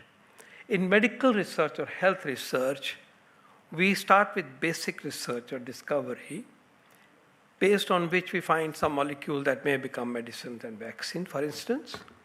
There is development when we craft these solutions. They may be behavioral package solutions to change breastfeeding rates, for example, or creating a rotavirus vaccine, which requires certain things. So that's development, discovery, development, then delivery, taking it to the people, and that then needs a very different kind of bridging and players and learning of implementation science and so on. Linked to this is the translational work and implementation science. I can see the strands of all this, but what I wish to emphasize is, and we have seen this as one of our weaknesses in the health research, I have had the opportunity of reviewing the work of ICMR as a mandated work and wrote a report in which we emphasized age-related research, and I'll come to that in a minute. I found that at least for a considerable amount of time in the history of this great institution, we started in 1911, it was all and a lot about description, admiring the problem, as my colleague DG, Dr. Bayal would say, admiring the problem. Wow, it's important. But solutions are more important. Society cannot wait for solutions. And you have very rightly highlighted the Indian model, and that's for me is a leading light. So please make sure that we are not lost in description only, which is critical, but not sufficient. Description, important. Discovery of biology, which may be different, may be important. Nutrition, etc., I mentioned that. But develop solutions, technological solutions, behavior change solutions, community action-based solutions, and so on and so forth. So focus on solutions. You highlighted that, sir. You highlighted that in the very beginning when you talked about this. It is about solutions. But when you get into research, we as researchers love description. It's easy to do. I get my paper there and so on. I hope the leadership will make sure that the eye of the fish is about solutions. So that's my one suggestion. I like to also mention that we are fortunate in our nation that we have a legacy of unique research and unique solutions in our country. The most obvious one is perhaps Green Revolution.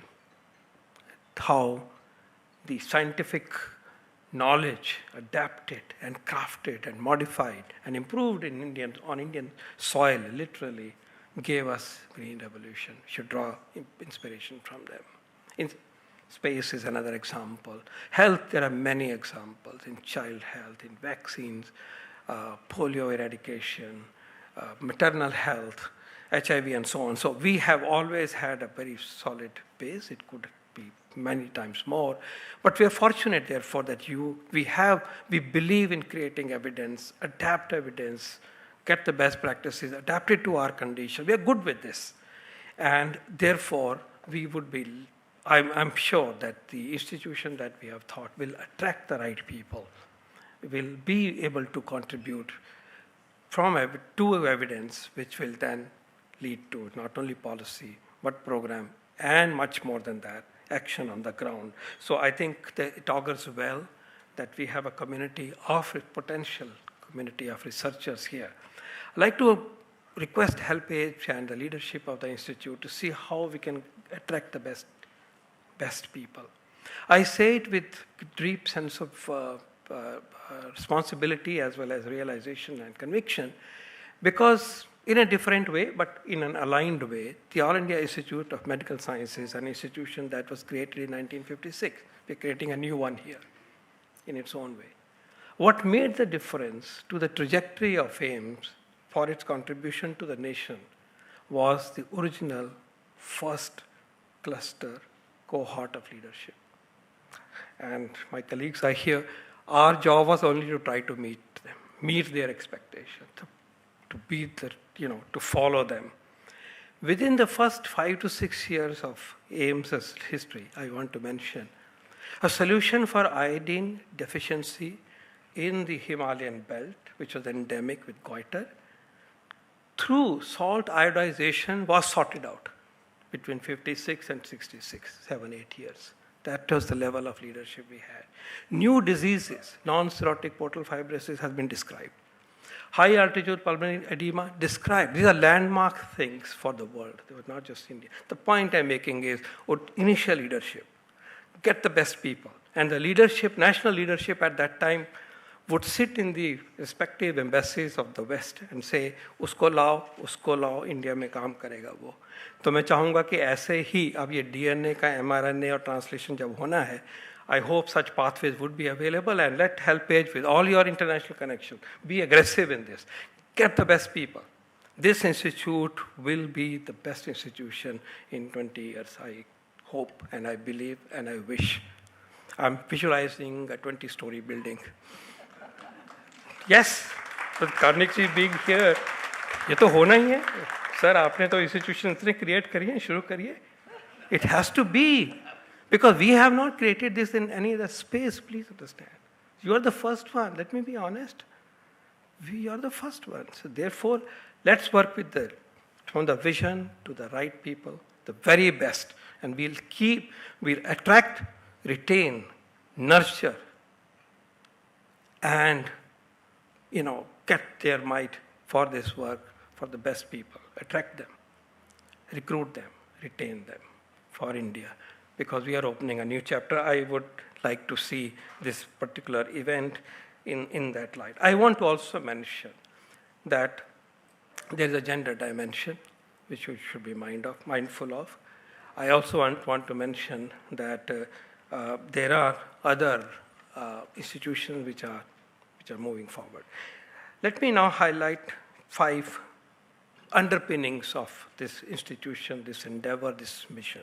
First, and I'm repeating the words that I heard, but I like to see them as my 5 mantras. 1, Indian model.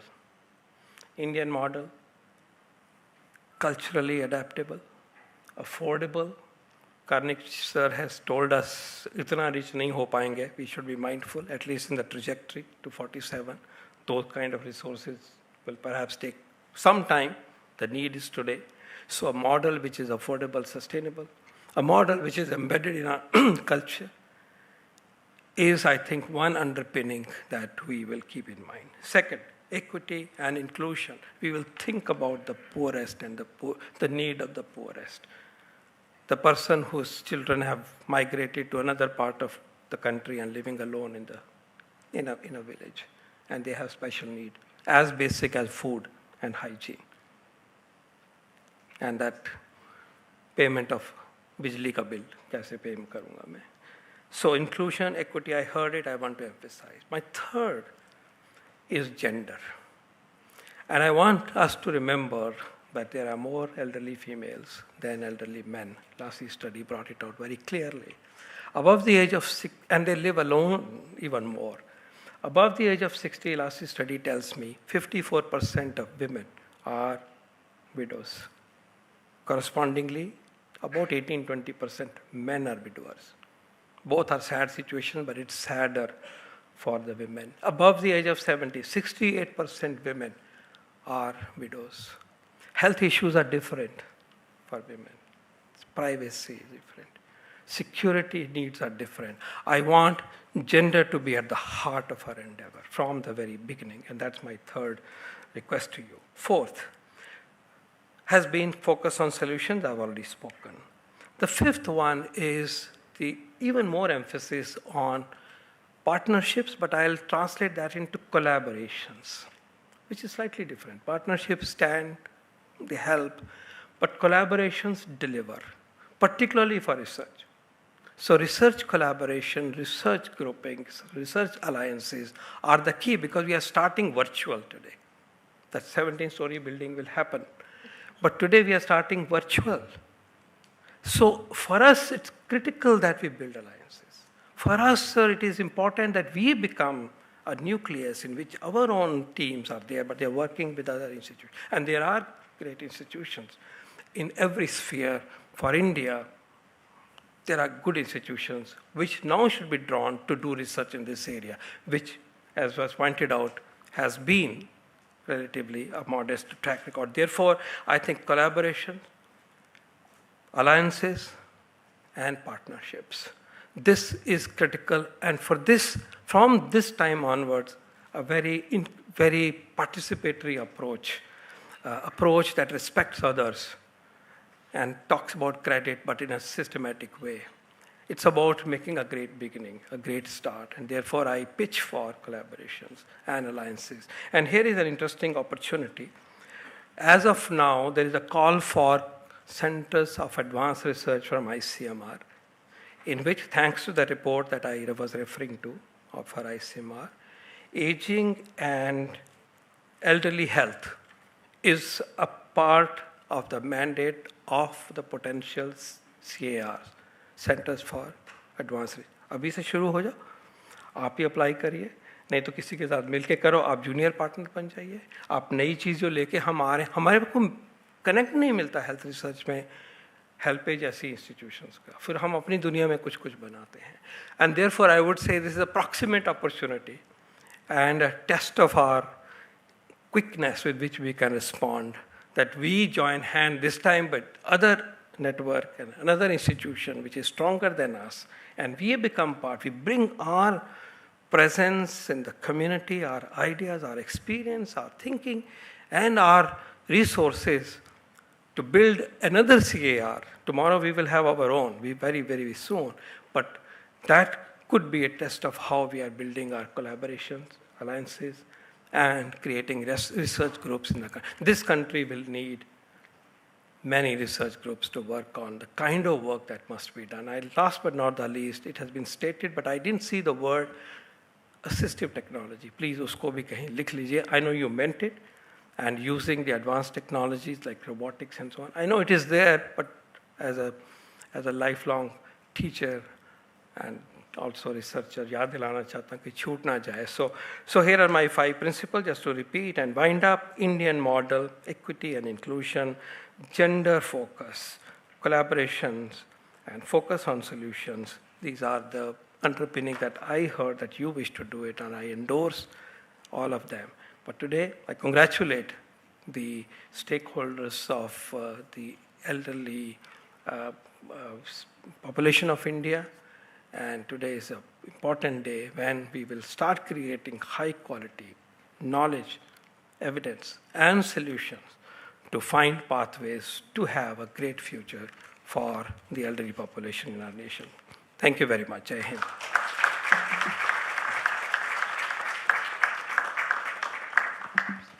Thank you so very much, Dr. Paul. Certainly, the 5 points that you have recommended are definitely things that we will build into our programs as we go forward. I think the Institute's launch, and you heard the presentation as well, is rooted in the fact that for several years we've been working on the ground.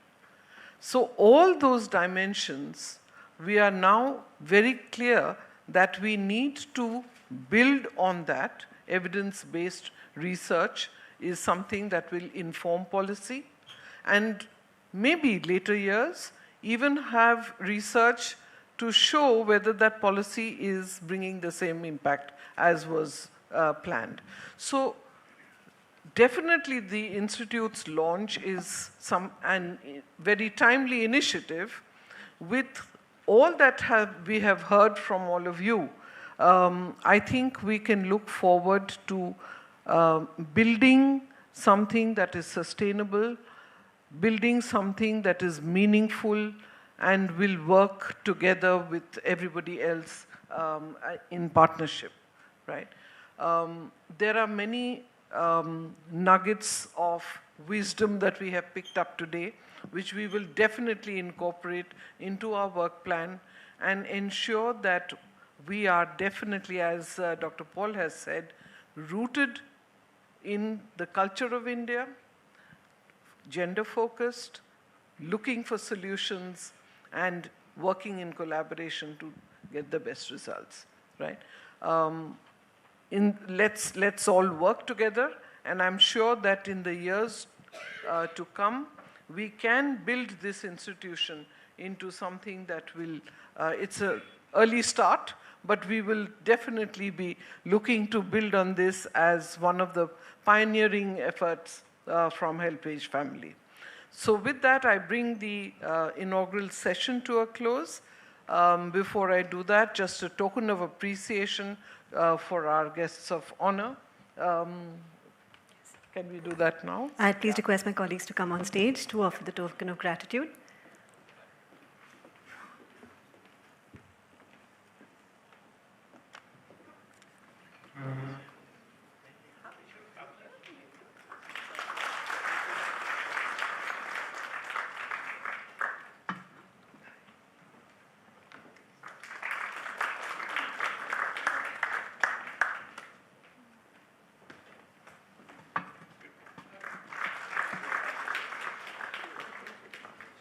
Yeah, I would request our guests to please stay on stage for the release of the strategic framework.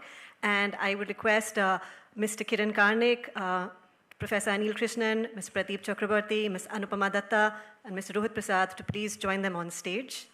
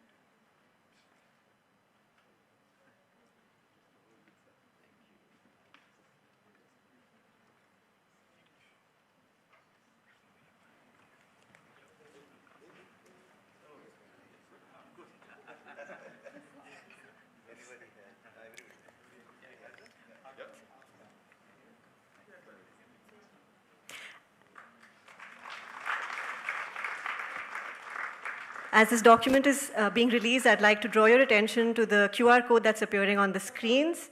You can just scan the code to visit our webpage and access this document along with other information about the Institute. Please go ahead and scan if you'd like. Thank you. Thank you once again to all our esteemed guests.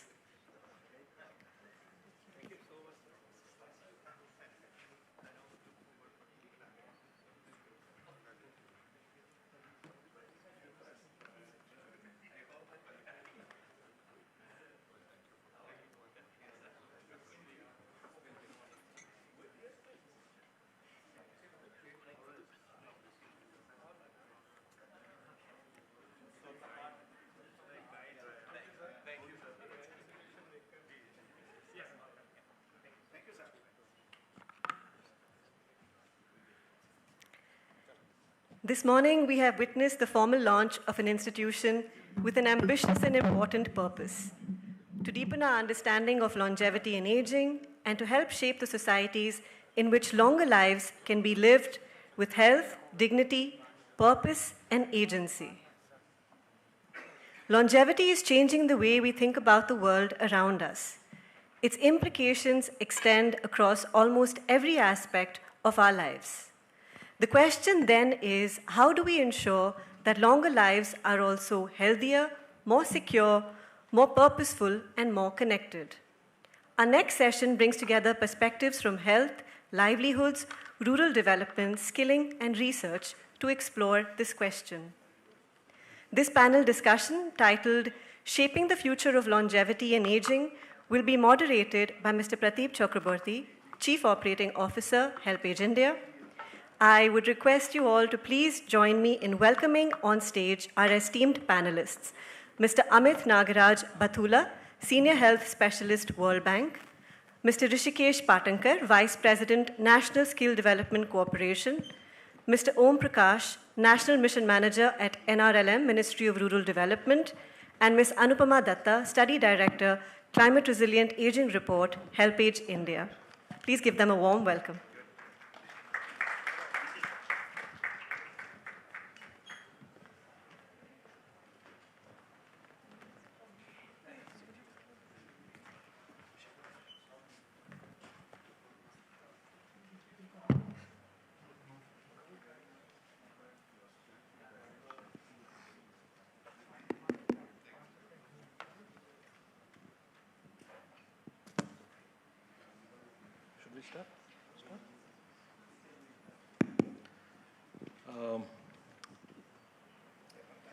Yeah, we are right on time. So thank you and welcome to the first panel discussion of the day. We see a lot of researchers as well as very eclectic, very diversified audience. So welcome to the panel. There will be, so we'll try to have some time for questions just after the panel discussion. So if you have questions, you are free to put it, but we'll try to ensure that we finish within 30 minutes, 30 to 40 minutes of this time. So let me start this panel discussion with some very intriguing data. So among some of the largest economies in the world, India has one of the youngest populations. The median age of the Indian population is 29 years, which means that exactly 50% of the Indian population is over the age of 29 years. The rest 50 below the age of 29 years, which presents a large demographic dividend at this point of time. But then one thing that is, of course, unnoticed by many outside the precincts of maybe this hall is we are also undergoing a very unprecedented demographic shifts and an exponential increase in the number of people who are over the age of 60 years, whom we call elderly. Imagine at this point of time, China is at 39, Japan is at 49. So we talked about, I think Mr. Pramod Bhasin talked about China and Japan developing their own research relationships as well as work in terms of the age of in terms of elderly. So when we talk about the traditional lens of aging, we primarily talk about dependency ratios, health issues, passive care. But then we also see a kind of a dynamic kind of movement from aging to something called longevity, and because of which, and we have heard about this term today, Institute of Longevity and Aging Care. Apart from this, when we view the aging population, there is a modern approach towards something called longevity aging, a longevity and aging economy.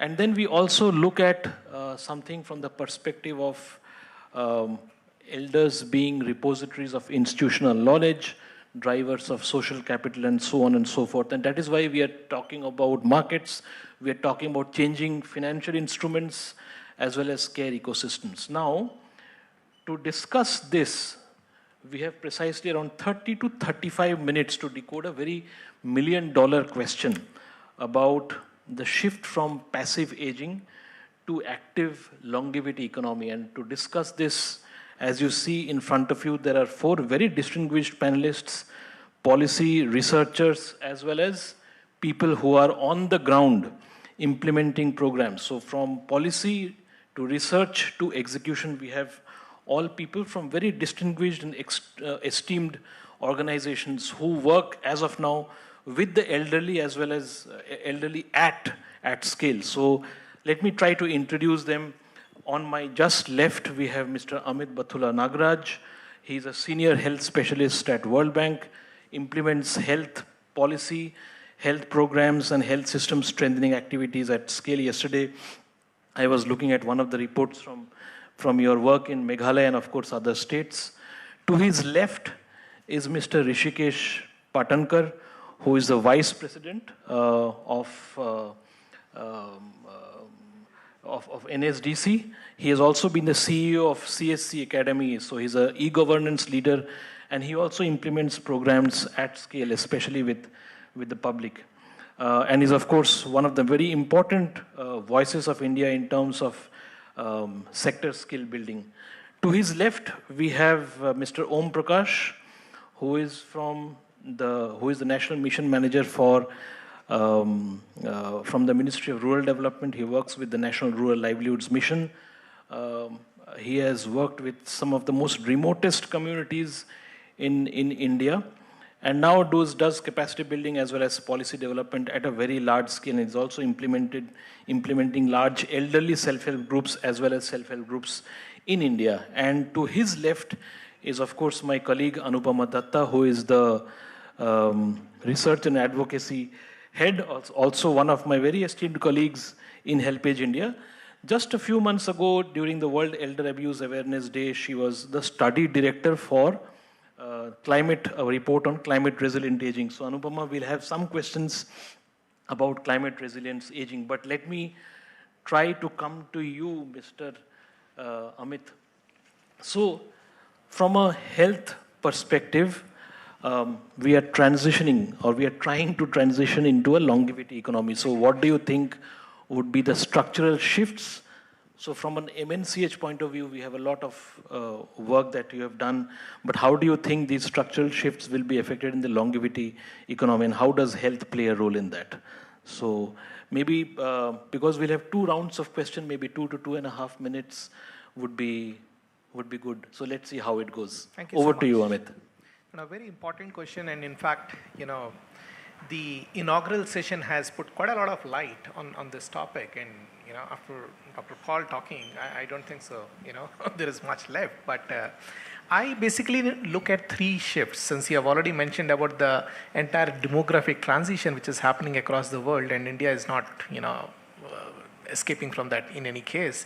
But there are huge variations, like, what do you compare in Kerala compared to any of the northeastern states? Maybe, your aging population, varies a lot. But having said that, it is also important to understand the kind of health system we all are, dependent upon. So there are 3 things which I feel are very important. We, one, need to look at the shift in our entire primary health care. Can we just reorient the primary health care, which is pretty strong in India, to look at the elderly care as one of the, the priority areas? And we can always talk about, the set of package of services which one can think about at the primary health care, so that you try to, provide them a better opportunity for healthy aging. The second shift which I see is in the hospitals. So hospitals have already been assessed on the basis of, okay, fine, how many beds you have occupied, number of specialties you're delivering at the hospital. But I think the shift which we need to see purely from the aging point of view is, can we take the services, or can we have the shift of the services from hospitals to the community? So having more community-based, support system for the elderly, maybe trying to, reduce the probability of aging people going to the hospital is something which is very critical. And this is a big shift. You're actually trying to take the services to the community, right? The third thing which I feel is, unfortunately, aging is just not the health issue, right? As Dr. Paul has also very clearly mentioned that, it is happiness, it is, health, it's also wellness, and also looking at largely our contribution to the economy. So can we look at some kind of shift in terms of bringing the multiple sector together in order to address this particular issue?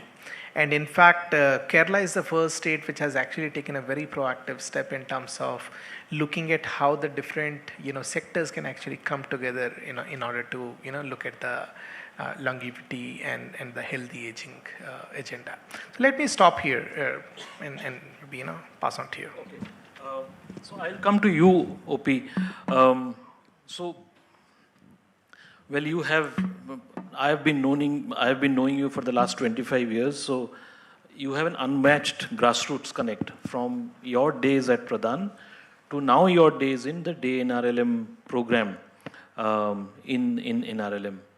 Now, the fact is you work with self-help groups, and now I think NRLM is also going into elderly self-help group formation as well as strengthening. Now, how can we layer elder care outreach from the outreach point of view or from an active aging point of view into your existing SHG network? You have more than 10,000, maybe a lot of SHGs in all your states. And how do you layer active aging as well as elderly SHGs into your already existing network so that they are able to seamlessly combine and then form a greater force for good? So go ahead. So first of all, thank you, Pradeep. And I'm very honored to come to this occasion.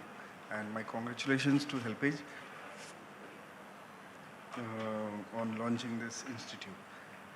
So I come from a flagship program, which is Day NRLM. We call it the Deen Dayal Antyodaya Yojana Livelihood Mission.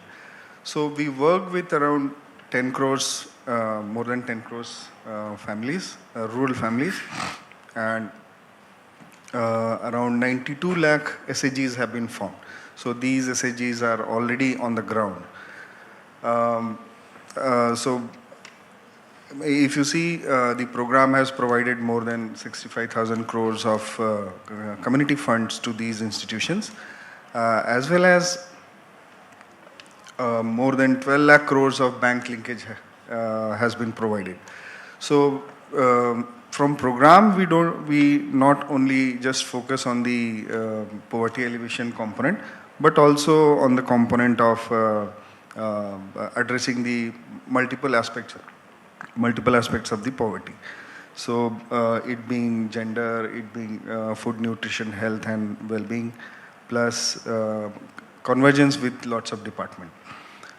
So when I say all this, I also see that we have around almost 1.77 crores of women who are elderly.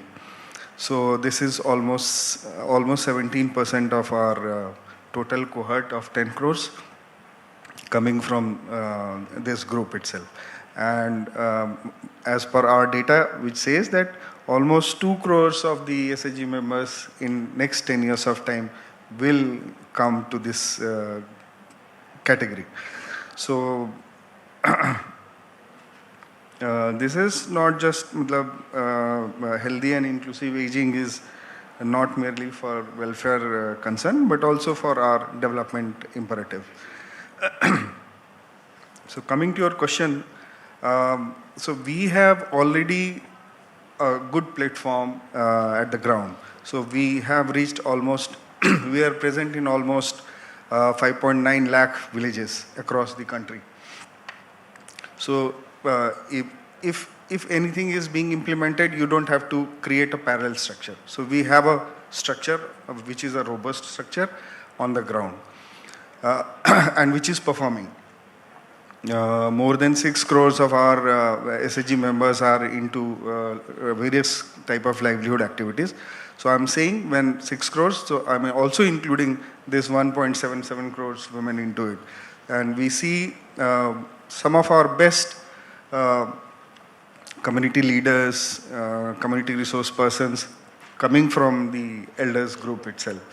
So we have this platform. You don't have to create any new structure. Second part is we have very good numbers of community resource person, which helps us in implementing various activities on the ground.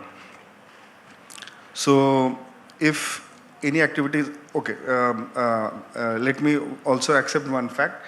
Day NRLM is a poverty elevation program. So we do not have a very nuanced design for addressing the aging component and health component.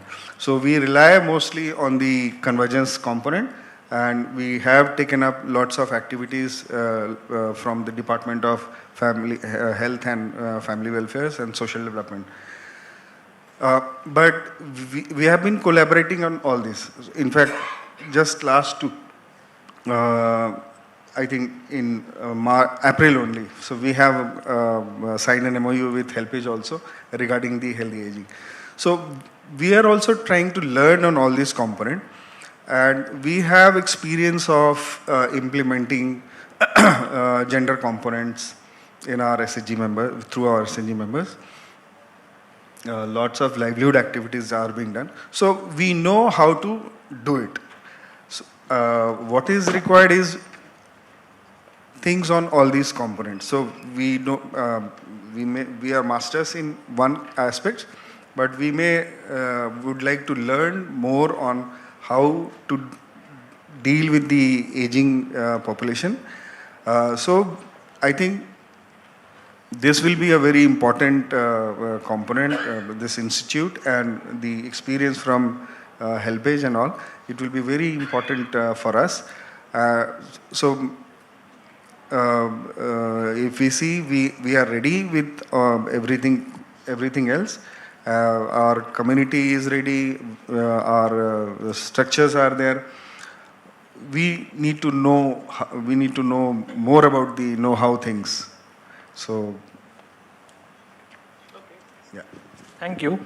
We'll come to skilling now. So, Rishikesh, you are one of the foremost persons in India who trains a lot of workers. You have been in the National Skills Development Corporation, and we know that elders have a lot of skills and also potential skills. So how is NSDC, we would like to know the NSDC position at formalizing this skill training for the longevity or upcoming potential longevity economy. And then there is also some process of standardization that needs to take place, especially when you work with some of the large states of India. There needs to be some standardization in training. Otherwise, we are not looking at, when you look at skill, you need some standardization. So how is NSDC looking at standardization as well as outreach in terms of geriatric caregiving, in terms of training? Thank you, Pradeep. And I think when you started, you mentioned that India is a young country with 28 years as the mean age, 29 years as mean age of workers. It is an asset right now, but down the line, maybe it could turn as a very difficult situation. Similarly, if we are talking about aging population, it is right now an asset, but later it might turn a liability, or liability turns into asset. So we need to make it as an asset. Skilling has been an important component, and if you see most of the government programs, the end age where you are not allowed to enter skilling programs is 59. So it is only allowed between 18 and 59 years, the Pradhan Mantri Kaushal Vikas Yojana. Similarly, there are two schemes of Ministry of Micro, Small and Medium Industries where people more than 59 years can always come in and get trained in basic trades and advanced trades. So we need to align with the government also, because most of the schemes are stopping at 59 years. So I think that is one aspect we need to take care.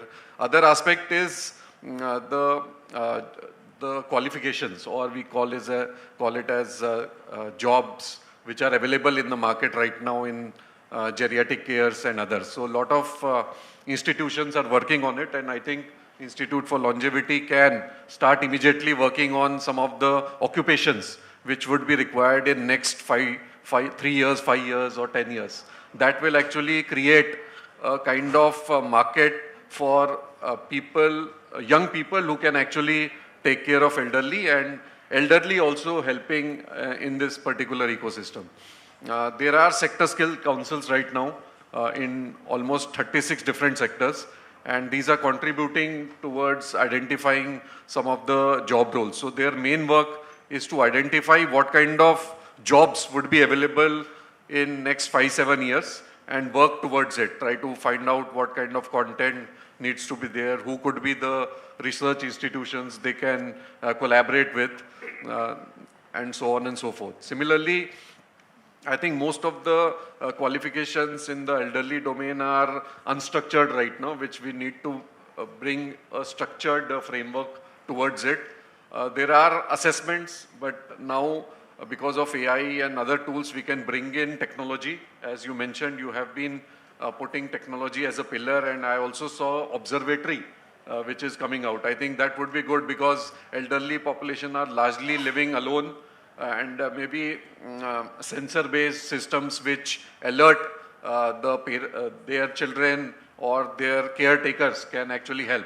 So such technology, assistive technology, as Dr. Paul mentioned from Niti Aayog, I think these are the innovations which we need to bring in order to maybe better the overall elderly ecosystem in the country. Apart from that, I think occupations need to be clearly identified. Technology is already there. So India is already ready for the technology. We just need to implement it. Because of the scale and the speed, I think government should come forward in this because, as you mentioned, I think the policies need to be favorable. The philanthropies and CSRs can try out a pilot project. You can implement it. It could be a proof of concept. But if you want to do it on scale, I think government support is required over there.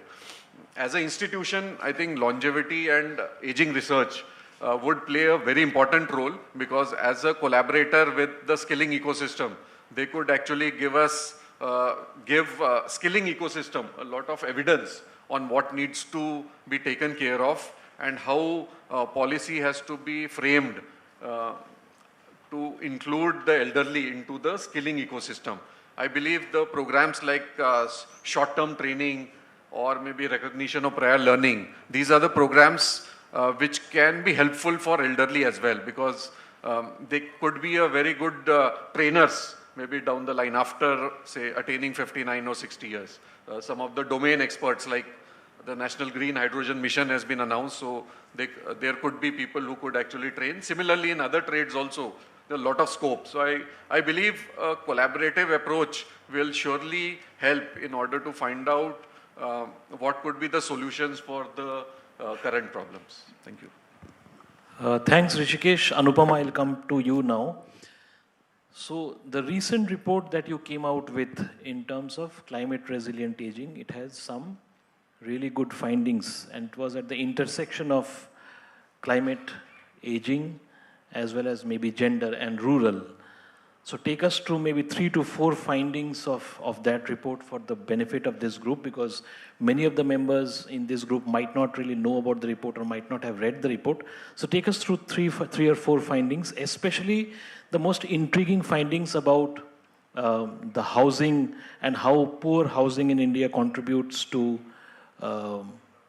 bad aging or contributes to diseases as well as health issues for the elderly. So go ahead. Thank you, Pradeep. First of all, thank you for inviting me to this panel because otherwise the voice of the women would be lost. So I'm very happy to be part of this panel.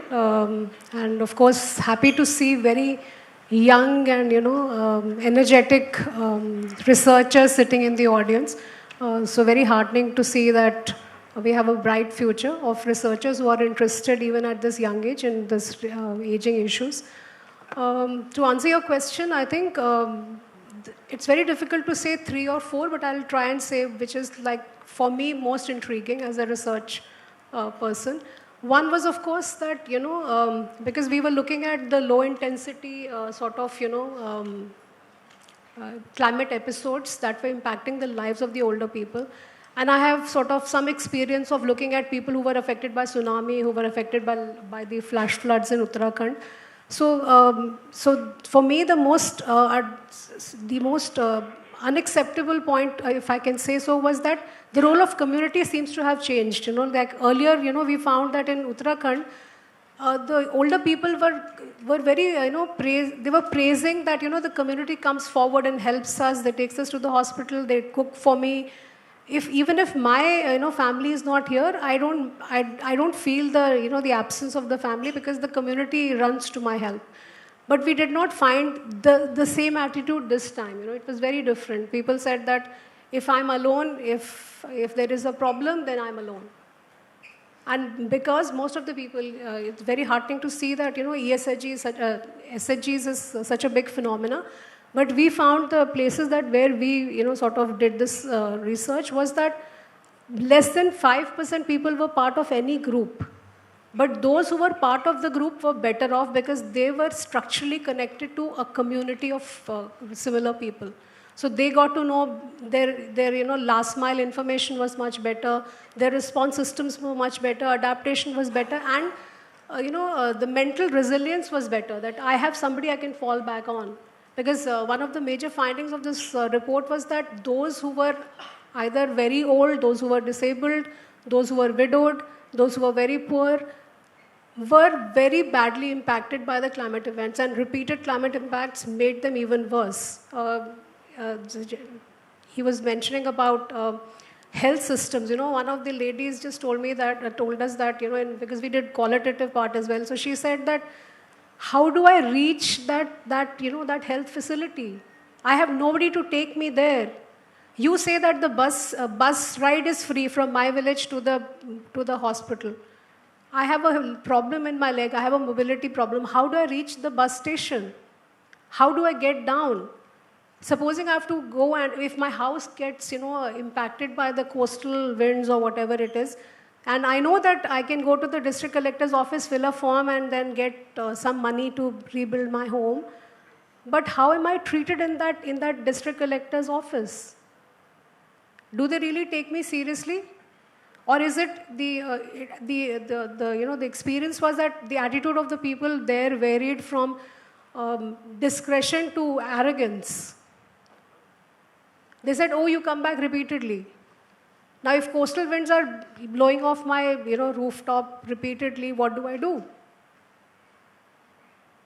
So those were the challenges. And because we were looking at the poor people more than those who were well-to-do or those who had resources to make their own ends, make their things better for them, institutional support was crucial for them, That 2,500 rupee pension was crucial for them. Another point that I can relate to people in Uttarakhand, because most of them were ex-army people, So because they had at least that money in the bank, they were better off than many others who had no money. Many of them, poverty pathways in families, very important. What is the kind of meals, that they get in a family?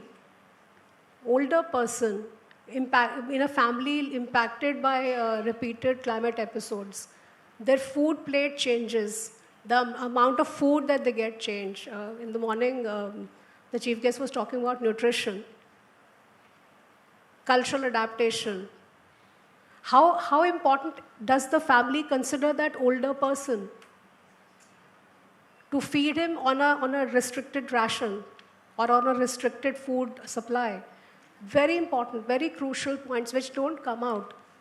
But these are some of the, and this is what the report actually argues, that all these response mechanisms, adaptations, and resilience mechanisms have to be people-centric. And health particularly has to make an outreach. If health system does not make an outreach to the elderly, especially the older women, they just get left behind. You just ought to see the way an elderly, 80 years old, disabled widow is treated by anybody who has some sense of power in the institutional setup. You just have to see it to believe it. So, thank you. Passionate presentation. Thank you for that, Anupama. Amit will come to you now. So if people are living longer as of now because of fertility rates decreasing and, of course, maybe better health interventions, how do you think the world, or maybe India, finances, because it will need increased funds. So what does World Bank think about maybe having some sustainable financing model for countries like India, and how can the newly set up institute help in that, maybe in terms of evidence-based policy, maybe in terms of policy advocacy?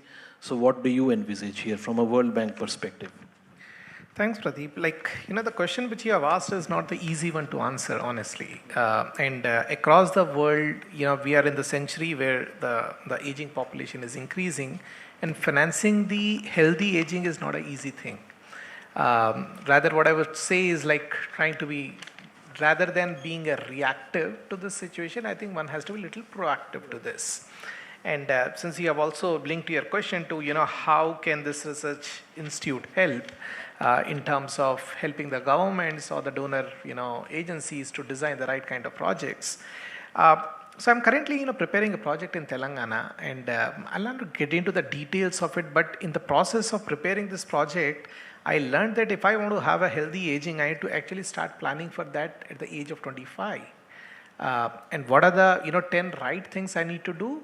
I need to know that. And there is like only one study in the world, it was somewhere in Netherlands, who have basically said, there is one professor who has actually come up with this, whole idea. Dr. Mayo, who was talking, he also works with me. He said it in the morning, all about the institution. But his research study from Japan basically said that, hey, if you want to have a healthy aging, you probably need to address your loneliness issue, right? That actually contributes a lot. Now, in the Indian context, it is important for us also to understand that, fine, what are the driving factors? Maybe our, the social capital and the community bondings are much stronger and maybe very different. It is also changing, by the way. So let's not be under illusion that it is very strong. It is changing. So what is that we need to do differently? Now, coming to the financing part, I think it is important to look at the entire aging issues related financing has to be looked at very differently.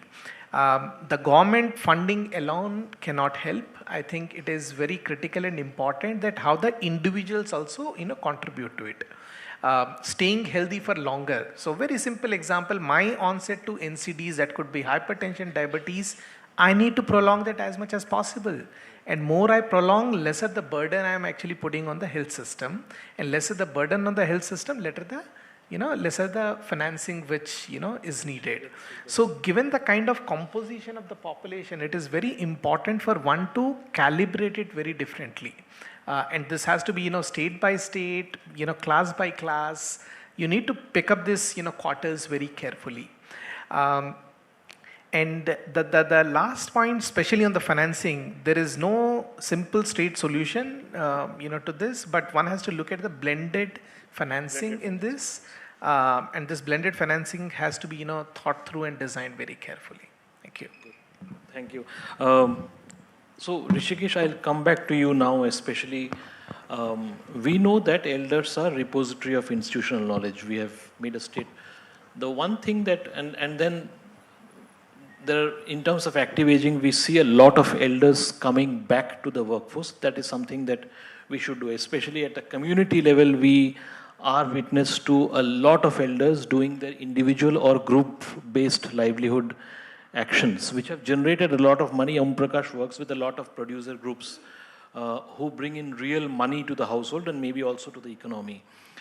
From an NSDC point of view, what do you think about reskilling elder people so that they start again contributing back to the economy, and then find it, and maybe you can also explain the nuance about active aging and generating money as well as funds for the economy. So how does training, or how does NSDC feel about reskilling, and what kind of strategies can we use, or what can we learn from you?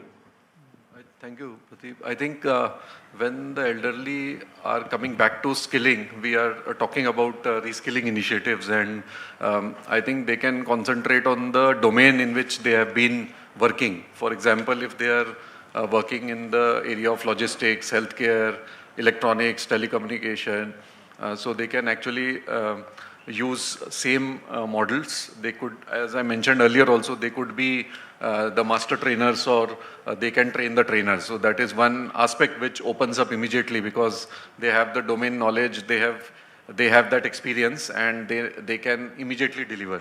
So this is one area which I see clearly. Again, when people age, I think they need to be given, maybe if they want to learn a new technology, say digital skills, that is easy, because many people digital literacy is largely skills, so they can actually pursue it very quickly. And with the technology right now available, we can give them some personalized learning personalized training so that they can learn at their own pace. It couldn't be a training program of 3 months. They can extend it to maybe 6 months so that they are able to understand what is there right now, and then they can implement it on the ground. Similarly, the programs like PMEGP under the Ministry of MSME, it also allows people over age of 59 years to come in this scheme and get benefits of the scheme. Similarly, as I mentioned, PM Vishwakarma scheme is one scheme under Ministry of MSME where there are almost 18 trades and 10 sub-trades, total 28 trade sub-trades where they can come immediately. Then there are very specific problems right now. For example, as I mentioned about the green hydrogen mission, there could be a lot of people who are retiring, say from the petrochemical gas, oil and gas industries who could actually join in. One example I would like to give is the soldiers actually, both all from Army, Navy and Air Force or paramilitary forces who retire early. So because they have been trained on a particular trade, what we are doing is we are asking them to become master trainers, or they can actually help in the domain training of the people on the ground, be it maybe a taxi driver or maybe a cook. So these are soft trades, but harder trades also like turner, fitter, welder. Maybe there are a lot of scope. So across sectors, across subsectors and across skills, there are a lot of opportunities for people to understand, and the people who have skills, there is no dearth of opportunity. I'm going to come back to you again, especially in your domain expertise. So when we talk about longevity economy, most of the discussions focus on urban markets, maybe insurance.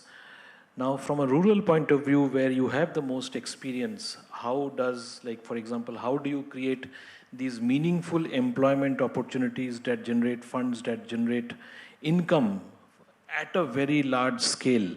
So take us through some of your rural experiences with producer groups, for example, with SHGs, women SHGs, federations, doing real livelihoods work on the ground. We want to learn from you. So go ahead. So,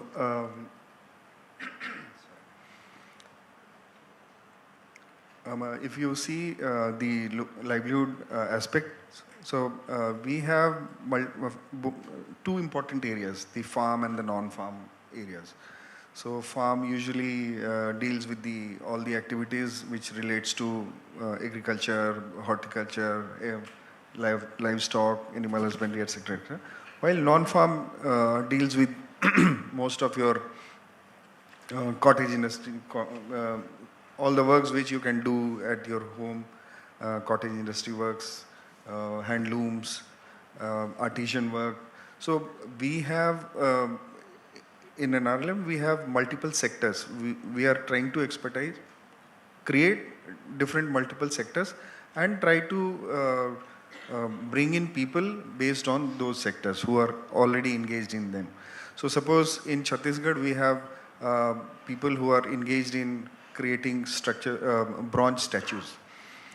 So, but those are very limited people, and that also becomes very seasonal. So they don't have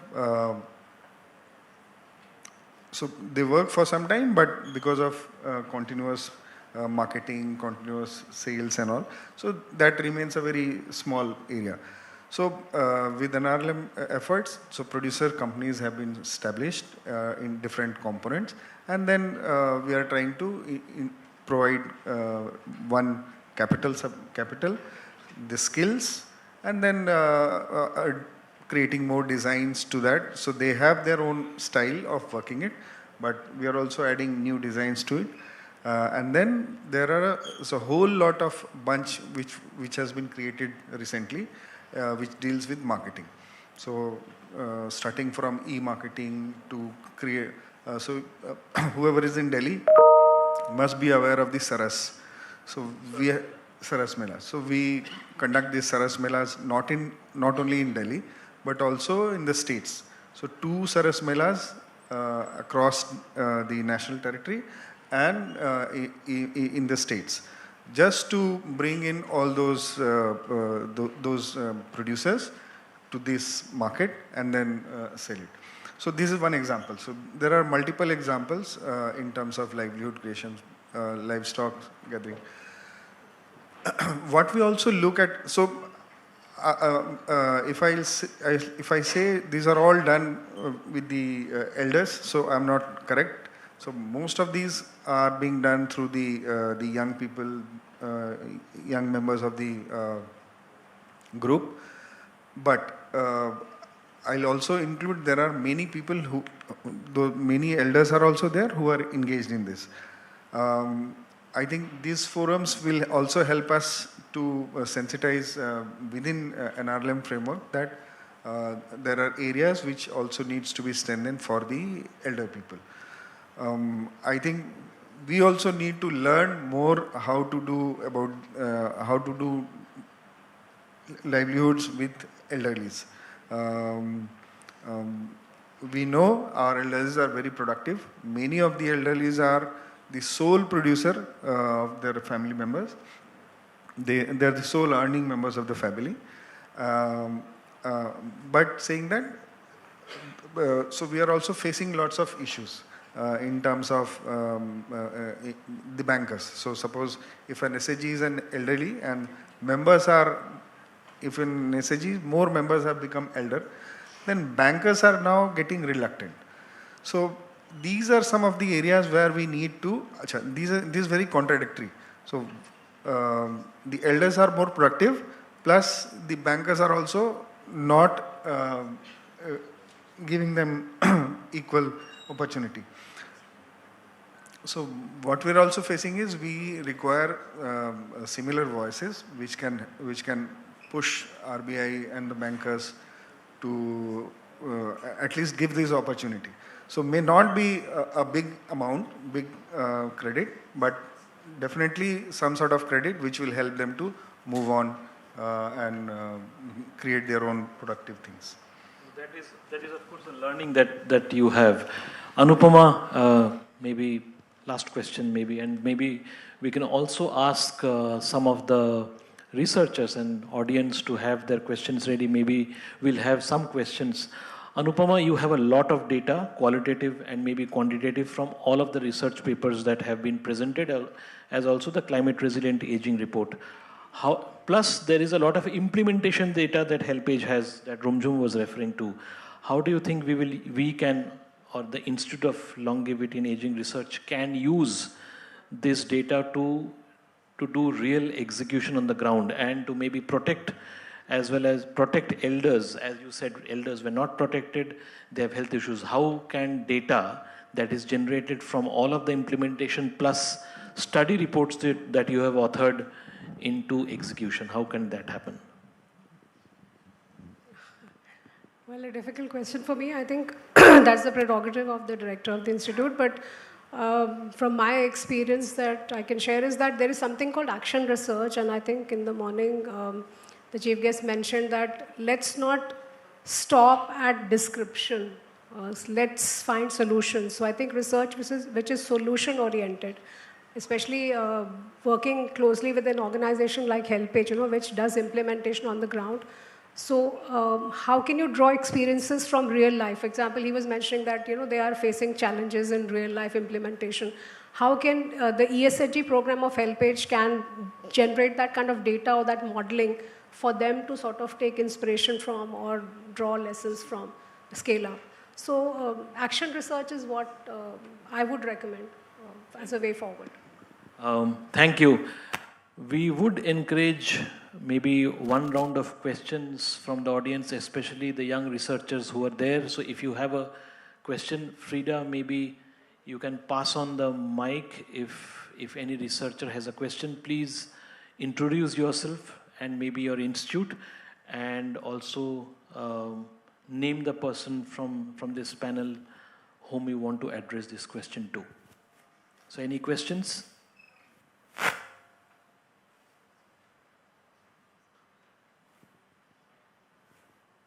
No questions? Oh, okay, we have a question.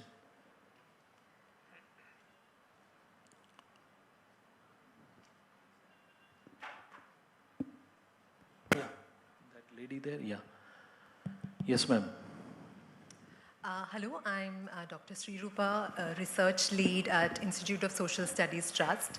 I mean, we have been doing a lot of research on the care economy.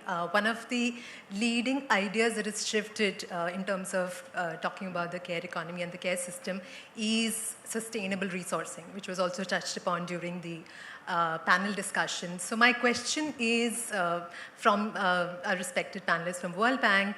Have you come across some interesting, innovative, sustainable financing model which can really resolve, the elder care economy challenges that we would be facing? This is something that would be of a lot of, I think, value to both researchers as well as practitioners. Thank you. Thank you. So, I've been actually looking at this blended financing for some time, and the closest answer which I can give you is Thailand. So Thailand have actually come up with a very innovative financing for elderly care. So what they have done is they actually looked at the combination of financing coming from health, social welfare, and the municipal corporation. And adding to that, there is a huge commitment from the political body. So what they have come up with is looking at the, the aging population, the number of voters among this segment has also increased. So they have come up with the clubs instead of coming up with a elderly care centers, and these clubs are basically financed through multiple sources. So that is one of the model which I can think about. There is another model which the Japan has actually come up with. So what they do is it's a self-financed elderly care fund which they try to look at more at the community level. So it is again not a very centralized system, it is more decentralized system. So you basically ensure your healthy aging from the age of your productivity, which is then coupled with the public financing, and then you basically ensure your healthy aging.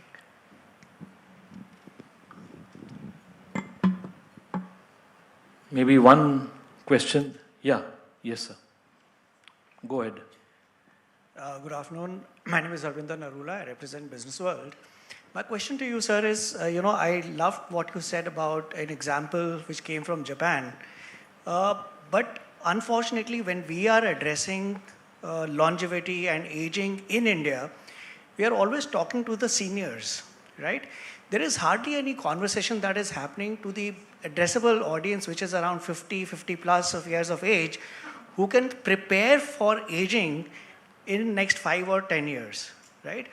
Is there something that we can do to address that particular population so that we are looking at preparing them to live better, live gracefully, and age gracefully? Yeah, so, I actually mentioned this during my first round of questions. So, ideally, we should be preparing for the aging at the age of 25, not 50, honestly.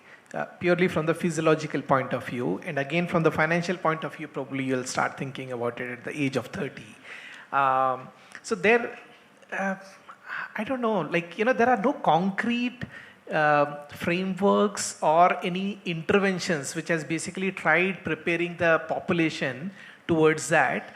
But there are some small examples where you could see a particular community, a small community which basically start preparing the people towards a healthy aging at a much early stages. Yeah.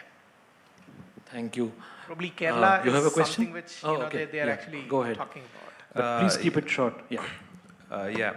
So a brief introduction of my background. I'm a student from IIT Delhi, and since over there we're all about the latest technologies and cutting edge research in that field. My question was regarding that. As India's aging population grows, what role do you see technology and data-driven research, especially artificial intelligence, versus policy or on-ground care in shaping field over the next decade? It's a question for me or someone else? It's for the whole panel. I think, as I mentioned earlier also, India is ready for the technology. Right from the days NASSCOM has implemented the digital literacy mission on the ground, a lot of IT companies are already there. So all the technologies are ready right now. But specifically with the elderly population, I believe the variables would be very helpful. Maybe data-driven variables which can actually prompt children of those elderly to take decisions, or maybe the assistive technology which the chief guest mentioned. I think people living with disability also use such kind of assistive devices. There could be a lot of research on that. People with low vision, blindness, then dyslexia, many people like that can actually get benefited from technology. And elderly, I believe variables is one of the important area where data is also there, and immediate, low-cost, affordable solution can be created for them. And if you can just add one point here, since you're from IIT Delhi, I'm really happy to see you here, honestly. So the technology intervention in elderly could be basic to the fancy, and to a bare minimum to the most essential. And so, for example, quick statistics, 70% of the disability among the elderly happens because of one single fall. Okay. Now, how do you prevent that fall in order to reduce the burden on the system or on the family?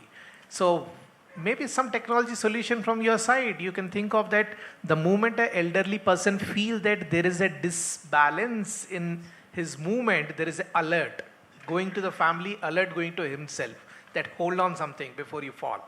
That will actually do a large, benefit to this population. Yeah, okay, go ahead.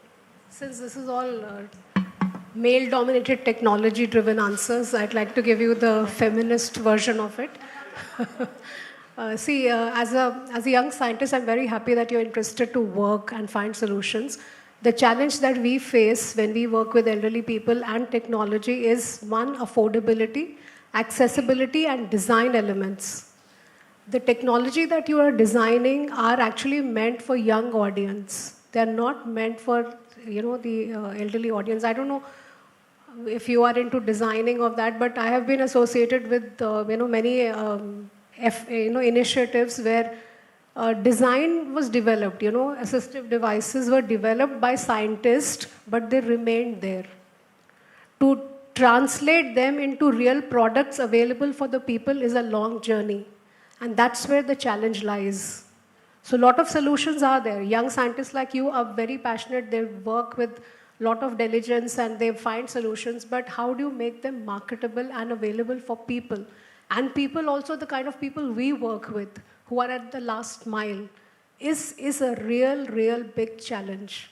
Because is any producer wanting to make technology cheaply available? If you're talking of AI, technology, data, I don't have to tell you how it is getting, how it is being monetized. So you make a predictive model, you tell us that, okay, the storm is coming and whatever, but how do I tell it to the lady who is illiterate, who is in the last mile? So your problem has to be thought of in that fashion. Put yourself in the shoes of that last mile person and then think how your technology will be useful for that person and how you will translate it. Most important questions. So thank you very much for putting that question up. I think so. We have come to the close of this panel discussion. So let me thank Mr. Patankar, OP, Om Prakash. Last question. You don't want to let that woman. Who is? Okay. You had a question, right? Who had a question? Okay. Oh, nothing. We'll discuss during lunch. All the four are present during lunch. So feel free to come up with your question.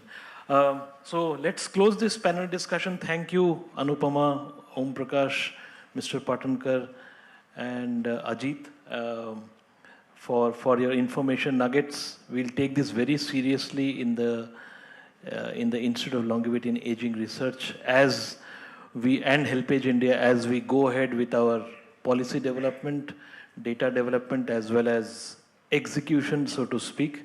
So thanks for your contributions, and also thank you for some of the very interesting questions that you have put. Thank you. Thank you all. I'd ask you to please wait on stage while our colleagues come and present you with a token of appreciation, and we can also have a group photograph.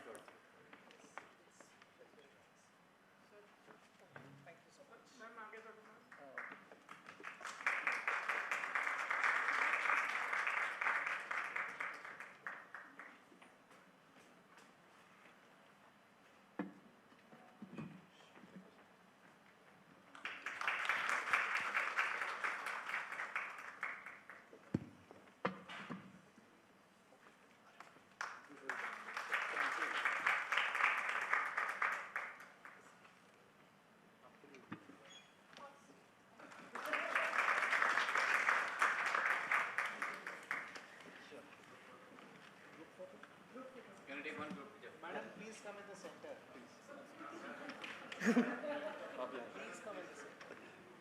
how we get you positioned.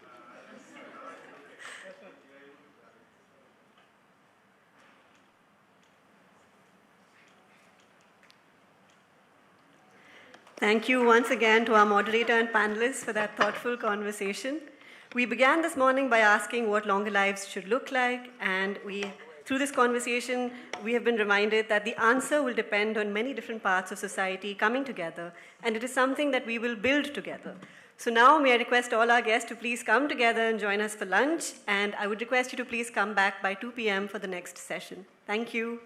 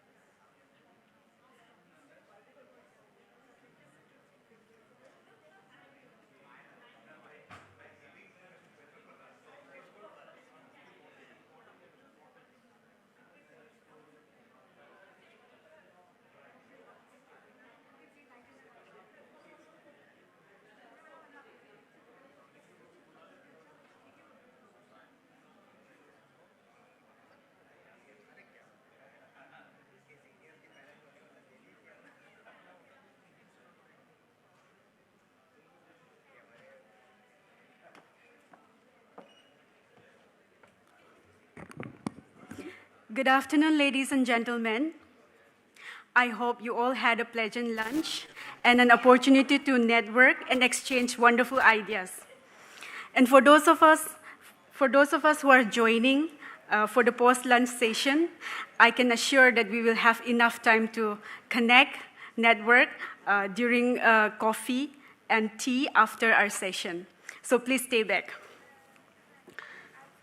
Distinguished guests, respected experts, researchers, and participants who are joining us live, as well as in person here, we now reconvene for our post-lunch session, which is a technical session. We will be having diverse perspectives on Institute for Longevity and Aging Research priorities. We have people joining us virtually, presenters joining us virtually, and also we have pre-recorded presentations as well, and we have 2 of our presenters joining us in person, and we look forward to a wonderful session. So without much further ado, I would like to request our first presenter, Ms. Richika Rana. She is an assistant professor of economics at Janaki Devi Memorial College, University of Delhi. So she will be presenting a research paper on silver economy. So may I request Ms. Richika Rana to kindly come on stage and give her presentation.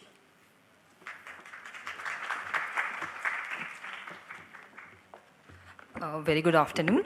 So, how do I start this? So before we start, I'll just quickly give you a background of what is happening here in my paper. We have, in economics, we have this concept called demographic transition. And one of the concepts of the demographic transition is demographic dividend. There is an idea that in total of a population, this cohort of 15 to 65 age group that is considered very productive part of the population. They create value, and that value definitely contributes to our economic growth. And anyone that is below the age of 15 or anyone that is above the age of 65, for example, are considered as quote-unquote dependents. Dependents as in they don't themselves create any economic value, and they do take away or they do basically attract some of the value created by the productive part of the population, and that's why it's considered as it's getting leaked out. It's not really contributing to the economy. It is considered, okay, they are taking away in healthcare, they're taking away finances in healthcare, they're taking away time of this productive part of the population. So they're considered as dependent, and they're not really, at the moment, considered too, important for economy, and it's from economic point of view. So that's the idea. So in my paper, I'm trying to, present a different idea. The idea is that this age group that is beyond the age of 65, they are productive, they do contribute, they do have value, and as we are moving towards 2047, that is the Viksit Bharat idea, and even further than that, they are going to create a very big sector, and they are going to create markets for the economy, and they will contribute to the economy, and their contribution is referred to as silver economy. Okay, now we'll start. It's said that it is projected that by 2050, what is going to happen is I think the idea is 1 in every 4 Indians could be 60 by 2050, right? And they are basically moving towards being quote-unquote unproductive. So, there is this concern, especially in Indian policy-making scene, that it's going to be a demographic disaster for us. That this very young population that we have at the moment, and we are very proud of it, that they're going to contribute a lot to our economy, they will eventually age. And then when we actually invest and make right policy decisions, it actually can be a big opportunity for us. Okay, so in India's history, what has happened is, around the time that we got independent, we had a young India. We had a lot of people, but they had a very low life expectancy. That is, the death rate was high. So, and we were a very agrarian economy. We were not that productive, and as agriculture sector is usually assumed. By the 1991 economic reforms came in, it definitely unlocked a lot of growth potential that eventually led to innovation, that led to investments, that led to infrastructure development, and our working age population began its historic rise. We had a lot of people now working beyond the agrarian sector. By 2024, this demographic dividend came into the forefront. We are talking about peak working age share population that definitely is contributing to GDP growth, innovation, global competitiveness. And now we are basically definitely do try to talk about the fact that we are one of the forefront, or are in the forefront of one of the leading economies in the world, especially in the developing economy bracket. And then 2050 is our silver economy. That is, if the decisions we make today will pay for our silver economy, we will have an aging population, it is true. They will age out. And they will basically, if we take the right steps, they will reshape healthcare, they will reshape pensions, and they will reshape how consumer markets create demand. At the moment, we are just assuming, okay, the pensions that we give out to our older, working age population, will actually is not really that productive.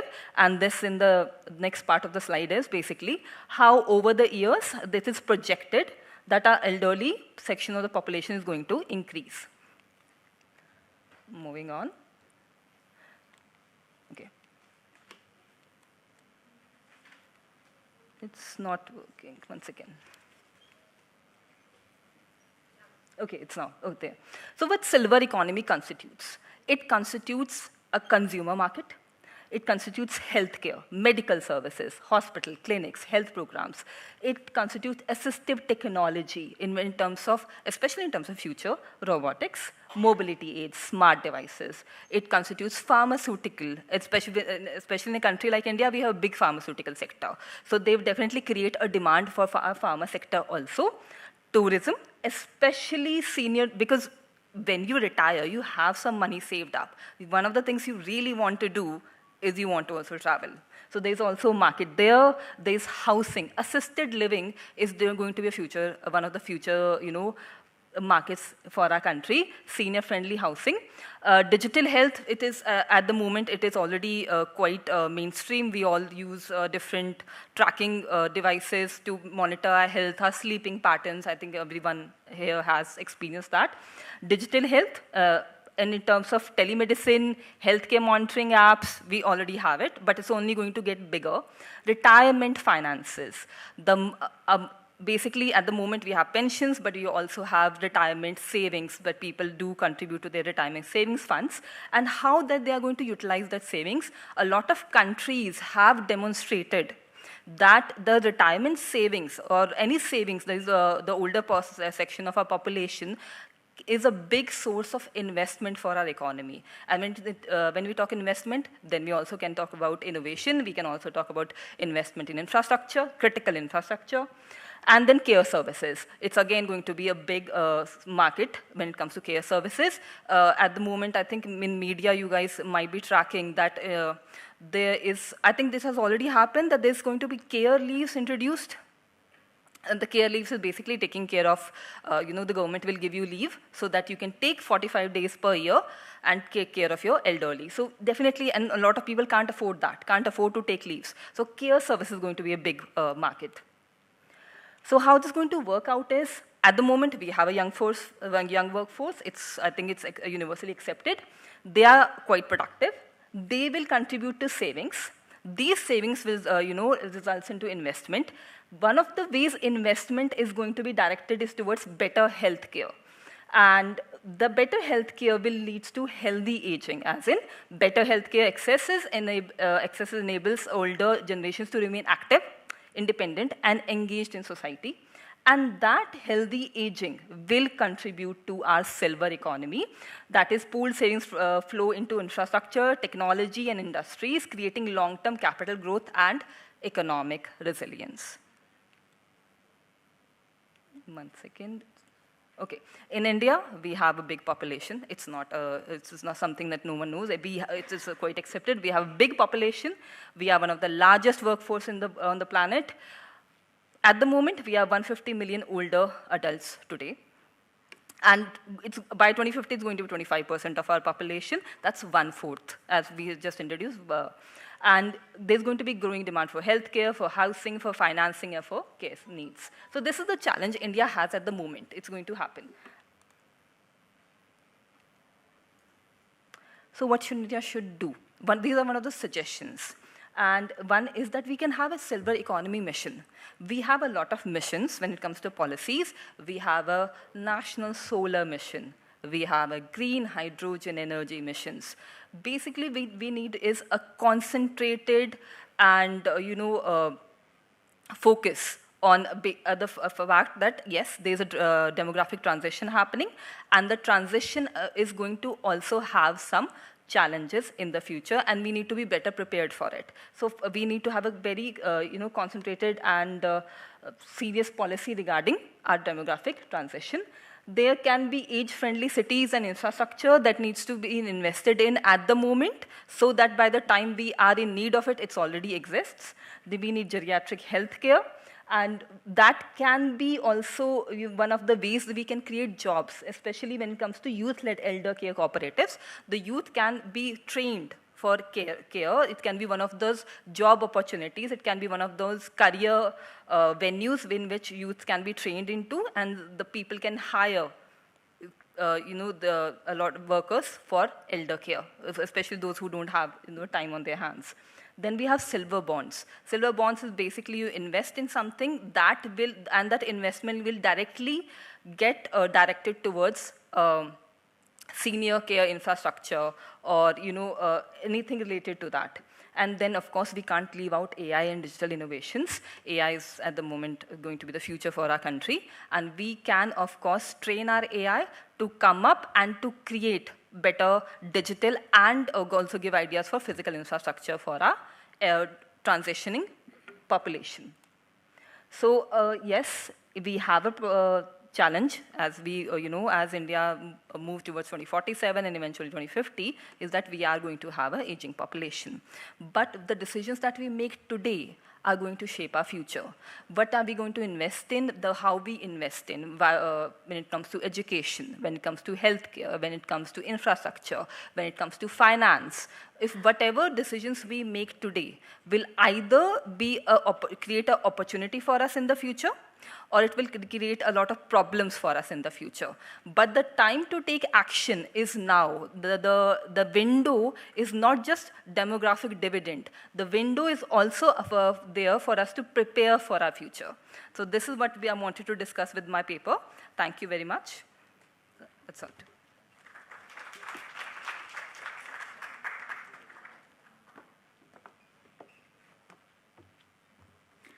Thank you, Ms. Richika Rana, for presenting a very interesting presentation. So now our next speaker is Dr. Deblina Dey. She is joining us online. As you can see her profile, she is Associate Professor of Sociology at Jindal Global Law School, OP Jindal Global University. So I would request Deblina to make her presentation. Please stick to the 5 minutes. Good afternoon to all. I'll try my best to keep to time. First of all, thank you very much for inviting me to speak today, and very big congratulations to the organizers and ideators behind the Institute. It's a marvelous and much needed initiative, and my best wishes for all your work ahead. Just a quick check. I hope I'm audible.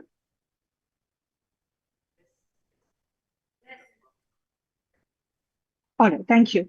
I've been asked to share some reflections on legal gerontology in India, relevance of legal gerontology in contemporary India. So I begin with a very quick definition of what legal gerontology is. It refers to that branch of studies on aging that connects philosophy or theories of law to the science, psychology, sociology of aging. The field of legal gerontology is not a very well-developed area of study in India. It was developed in the US, but initially as a practice field within law, with an increase in the older clientele who faced issues around Medicaid in the US. In India, whatever laws we have are not related to such a practice field. Rather, the law, the most comprehensive one that we have in India, the Maintenance and Welfare of Parents and Senior Citizens Act, was formulated on the cultural presumption that the adult children or the family will do the care work. And if they fail, the law will obligate them to look after their aging parents or grandparents. In this very short presentation, I will begin with two provocations of questions. The first one is why and when should the law care about older people? And the second one is how should the law care about older people? In other words, can the law bring about positive changes in the lives of older people? So for the first question, why and when should law care about older people? I begin by reflecting on whether the law should care about older people only when there is a harm experience, such as in case of an elder abuse case or abandonment. And is that a reasonable approach? What we find is that the Indian law actually steps in when there is a harm experienced by the older person, whether it's elder abuse or forceful and fraudulent snatching away of property. That is when children fail to do their duty. In other words, the law operates mostly as a reactive force rather than a preventive or enabling entity. The question remains, can filial piety or this idea of seva bhav be legally enforced? The answer, according to research, is far from being convincing. Interestingly, the Maintenance and Welfare Act also has a welfare component, which is very crucial, but it is inadequately implemented. In other words, the law remains mostly in the books. Whereas the law in action, if you look at how the law operates, it's mainly to regulate familial relationships. It becomes a way for the state, and this is my argument, that it becomes a way for the state to, in some sense, offload its own welfare responsibilities upon the families, particularly adult children. It is one thing to cherish the notion of filial piety in our society, and quite another to glorify it and sort of force it down someone's throat. Also, why should older people be dependent on adult children? We cannot ignore the growing reality of, say, out-migration of children, platformization and contractualization of work, expensive healthcare, and so on, which could lead to an immediate care deficit in families. The law must evolve with changing times. It mustn't treat structural problems as private domestic matters the way it currently does. So what should or what can the law do? And that brings me to the second question I mentioned in the beginning, which is how should the law care about older people? I think one of the first things that comes to my mind is to move beyond this narrow punitive approach of fining the children. Rather, it would be more sensible to use law to create a more supportive and enabling environment for caregivers. So, for example, to envisage paid care leave provisions, which is, there is a bill already there, but there's room for critique of that bill. That's a separate matter. But some appropriate paid care leaves, implementing neighborhood support programs, and so on.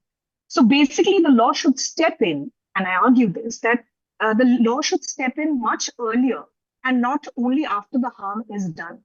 Secondly, the dignity of older people should be at the core of any legislation. What often occurs in later life is a loss of personhood, value, and memory. But the current legal provisions barely address these things. Currently, the Act, the Maintenance and Welfare Act, frames later life as a maintenance or survival issue rather than a citizenship issue. So instead of saying older people have a right to care, it says children must maintain parents, and that is a very different philosophy. It pays relatively little attention to things like emotional care, health care, social participation, autonomy, mental health, and loneliness, which are so very important today. So I'll just end with a very quick note that since this presentation is, on my part, is being made for a research institute, I have to stress the importance of legal gerontology as an emerging field of study. It's quite in the nascent stage, really.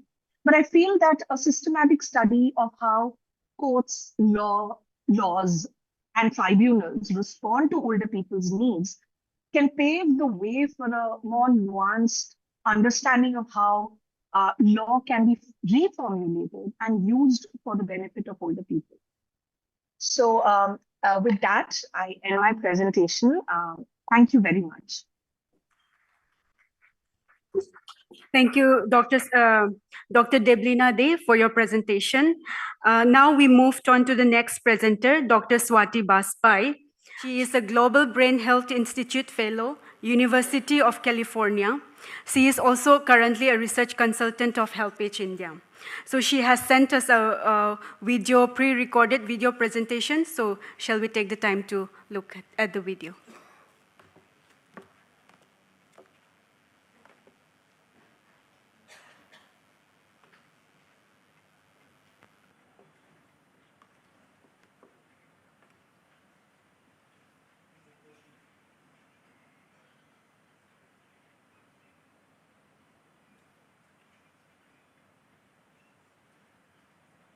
And aging research. So I'm very privileged to be a part of that and to contribute to it. So my today's presentation is about the adaptation and usability of post-diagnostic and e-intervention for dementia in India, which was internationally funded and hosted by HelpAge India. So this project is basically came up or began with one simple question. What if dementia care could reach people where they live? In India, there's a significant treatment gap, as you all are aware, and while diagnosis is becoming more common, access to the continuous cognitive rehabilitation remains limited, especially for people living outside the major cities. So we wanted to explore whether technology would bridge this gap and make evidence-based cognitive interventions available in the comfort of people's home. So one of the biggest concerns we often hear is that the older adults are not digitally literate. But through this project, we learned something different. Digital literacy is not a barrier, it is a starting point. And every barrier is actually a signal. If an older adult struggles to navigate an app, perhaps the interface is too complex. If they hesitate, perhaps the instructions are unclear. Or instead, or if they need assistance, perhaps the system should naturally include caregivers. So instead of asking why is the user failing, we asked what is the barrier that's trying to teach us. Those lessons directly shaped our designs. So with this concept, we introduced a voice-guided instructions, simple interfaces, familiar visual cues, and a caregiver-assisted interactions, ensuring that the technology adapts to a person and not the other way around. So this philosophy basically led us to develop our app, cognitive training app, which is called Brain Mileage. So Brain Mileage is available in 2 languages, Hindi and English. And this app is basically an 8-week home-based digital cognitive training program designed specifically for individuals with mild cognitive impairment and early dementia. The program is structured to fit naturally to everyday's life, and each day users spends about 15 to 20 minutes completing 3 simple stages of cognitive exercises. And these activities are actually carefully designed to stimulate memory, attention, processing speed, visual retention, recognition, and executive functioning using culturally familiar images and intuitive interactions rather than relying heavily on text. One of the unique features of Brain Mileage is that it encourages consistent daily engagement rather than intensive one-time use. And users complete one session each day, allowing a gradual cognitive stimulation while building a healthy routine. So this app is the unique feature is one of the good thing is that it provides real-time performance tracking, enabling everyone to monitor their own progress across the 8 weeks. So most importantly, the Brain Mileage was designed with the one vision to bring advanced cognitive training to mobile phones of those who need it the most. Not only for people who are already comfortable with the technology, but especially for those who have limited digital experience, limited education, or limited access to specialist care. So, because we believe that good technology is not measured by how advanced it is, but by how inclusive it can become. So, as we celebrate the launch of the Institute of the Longevity and Aging Research, I believe the future of dementia care lies at the intersection of clinical science, the digital innovation, and the human-centered designs. So thank you very much for your attention. And if you would like to know more about our work or explore opportunities for collaboration, I will be delighted to answer your queries. Kindly contact on this email. Thank you once again, and congratulations to the entire team. Enjoy the launch. That was Dr. Swati Baspai. Now we will have our next presenter, Dr. Shiba Khalid. She is a senior assistant professor of sociology at Amity Law School, Amity University. I request Dr. Shiba to stick to the time limit of 5 minutes, please.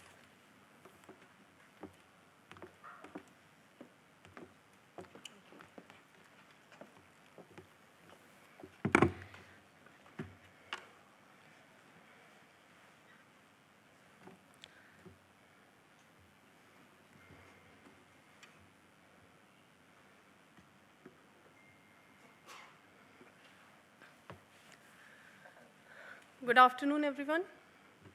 It's a real privilege to be part of the ILR launch, and thank you to the organizing committee for putting together what is clearly going to be a landmark gathering for aging research in India. When I was invited, what struck me most for ILR's own vision, bringing together rigorous research, policy thinking, and real-world implementation in one room. So that integration is exactly what my own work tries to do, so this feeling. So like the right audience for what I am sharing this. So my name is Dr. Shiba Khalid, and I'm a sociologist by training and currently working in Amity University, Lucknow campus. I completed my postdoctoral work in social gerontology from Lincoln University, Malaysia, where my dissertation looked exactly what I want to talk about this afternoon, how artificial intelligence and digital governance can be aligned with India's aging policies and with the global SDG framework.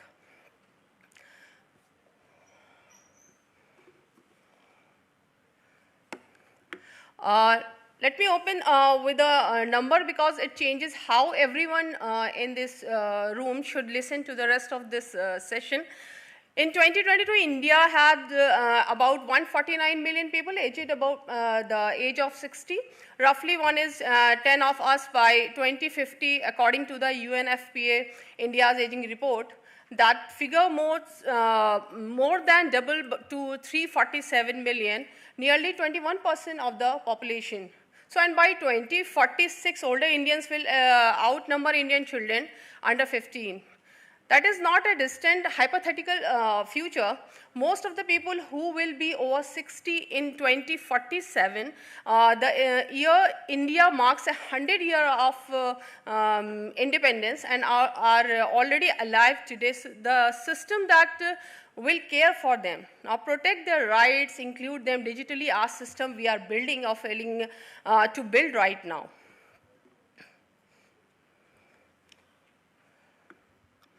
I want to gently push back on some of the language we still use. We talk about an aging tsunami. We talk about like burden, our dependency, ratio problem. And I argue that framing isn't just unkind, it's strategically unhelpful because it encourages government to react to aging rather than plan for it. So in my research, I have argued for a different orientation, aging futures, the idea that population aging is entirely predictable and therefore entirely governable if we treat it as design problem instead of an emergency. So it's less about forecasting what will happen and more about sequencing what we build first, second, and third. So where does AI actually fit?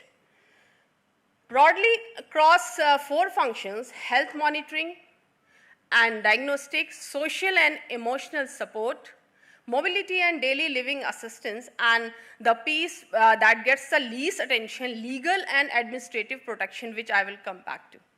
Now let me walk through what this look like in practice through 4 case studies, 2 international and 2 Indian, before I turn to the policy and governance implications. Japan, as the world's most aged society, as we all know, so has been the test bed for social robot like Paro is there, Pepper and Kubu and residential elder care. The evidence is genuinely encouraging the companionship, simple exercise prompts and basic conversation. Japanese care homes have used these robots for over a decade.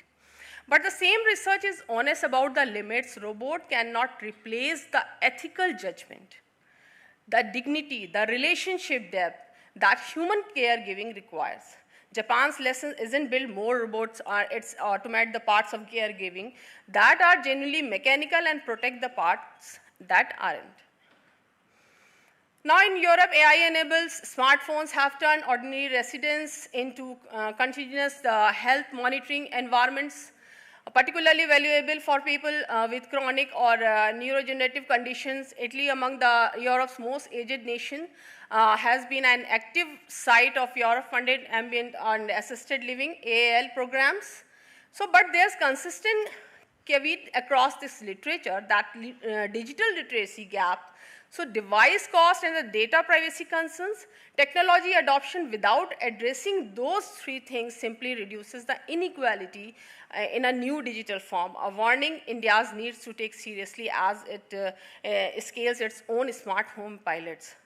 Now closer to the home, so during the pandemic, DOSI moved to a home monitoring device to the hospital, grade remote patient monitoring almost overnight. So, and it's how used across many Indian hospitals to track the vital signs continuously without a nurse at the bedside. Cure.ai has done similar work in diagnostic imaging, and in a QXR chest X-ray tool, WHO endorsed the TB screening helps radiologists triage the case faster. So these are Indians built system providing we don't need to import this capability, but what we need is to governance layer to scale it responsibly. So, and then there's eSanjeevani is there. So, India's national telemedicine platform, which crossed 3 million teleconsultation within its first year, operating across states and union territories nationwide for a country with a serious shortage of geriatric specialists, particularly in rural India. This is exactly the kind of infrastructure that makes AI and telehealth-driven elder care realistic at national scale.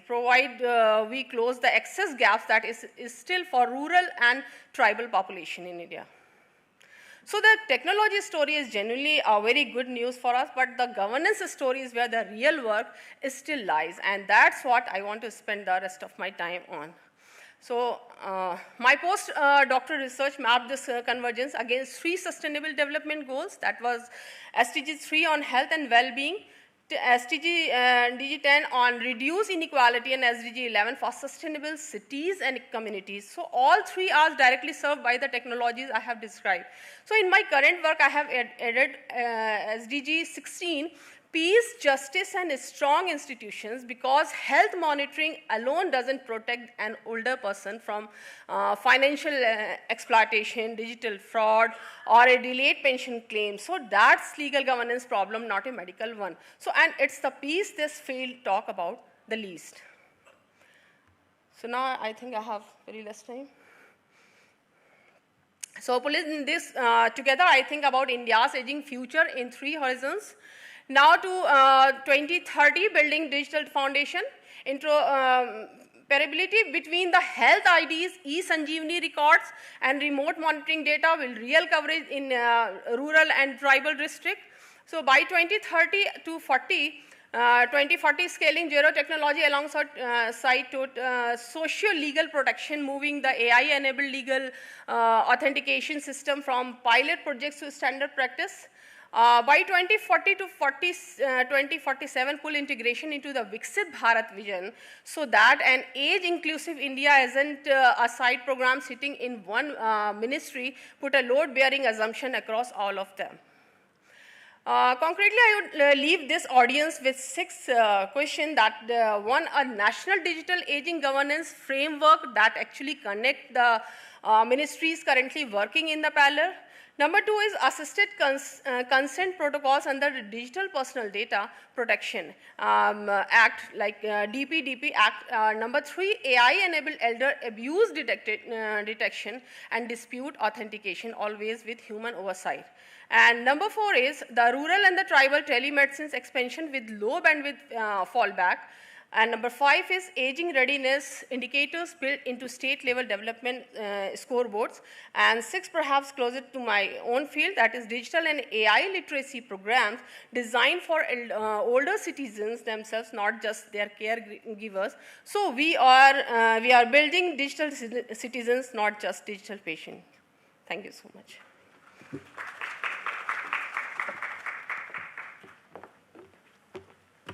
Thank you, Dr. Siba, for running through the presentation. Now, our next presenter is a renowned personality in the field of age tech platform for senior citizens. He is none other than Mr. Himanshu Jain, founder and CEO of Khayal app, the #1 app for senior citizens in India. So I request Mr. Himanshu Jain to take over the presentation. Hello, everyone. This is Himanshu, and thank you so much, the team of HelpAge India for inviting me to this lovely, launch of the Longevity Institute, which is much needed. And I congratulate for the launch of the Longevity Institute. And I would love to show you what we do at Khayal. And let me just quickly, share my presentation here so that I can. Just a second.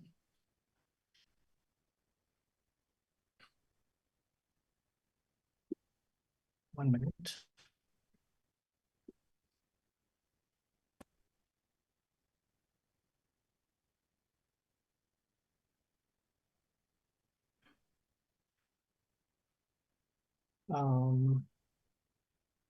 I hope you are able to see the screen. Yeah, so Khayal, what started in 2020 during the midst of pandemic, started as a social experiment, which we just started because we thought that seniors needed our help.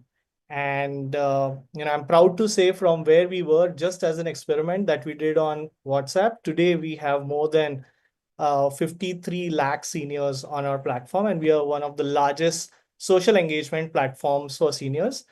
And what we do is our platform is both physical and digital in nature. So we call it as a phygital platform.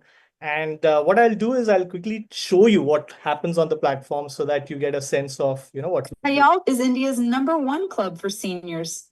Today, over 5 million seniors become a part of a highly engaged community and a complete ecosystem built around happy, healthy, and empowered aging.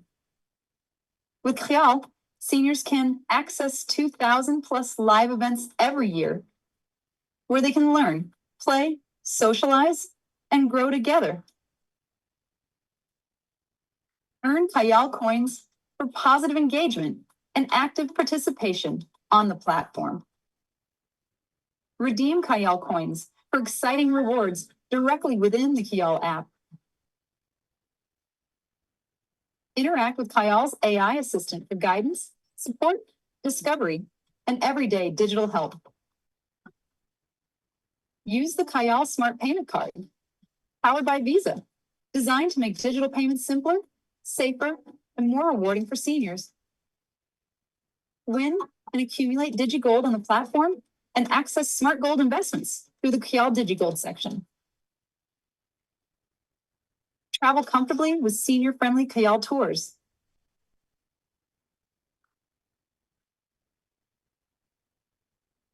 Protect themselves and their families with Health Assure insurance. Sing to their favorite karaoke tracks on Kayal Center Stage.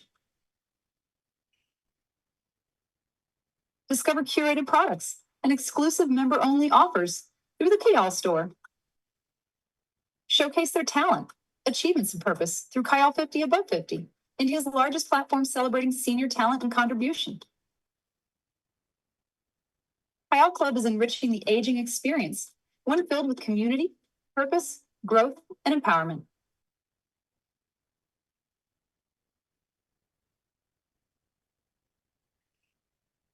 So that's the digital platform that we have. Last year, we also started an initiative called 50 Above 50, which is India's largest talent hunt for seniors. Because I think everybody needs a passion, and the passion and the ikigai that you have is something that you look forward to in your day-to-day life. Last year, we started 50 Above 50, and we had more than 12,000 seniors participating in this. We gave an award of total 1 crore rupees to 50 different individuals who participated in 50 different categories of awards that we did. It was right from singing, dancing, music, philanthropy, change making, to even photography or cooking, whichever passion that seniors have. And we did a very large event last year in Mumbai at Nesco grounds, where more than 5,500 seniors came and participated. A lot of brand partners came forward and created this as a massive event. This year, we are doing this event on 5th and 6th of December, and we would love to invite all of you for this event. I'll also quickly play the video of the event that we did last year.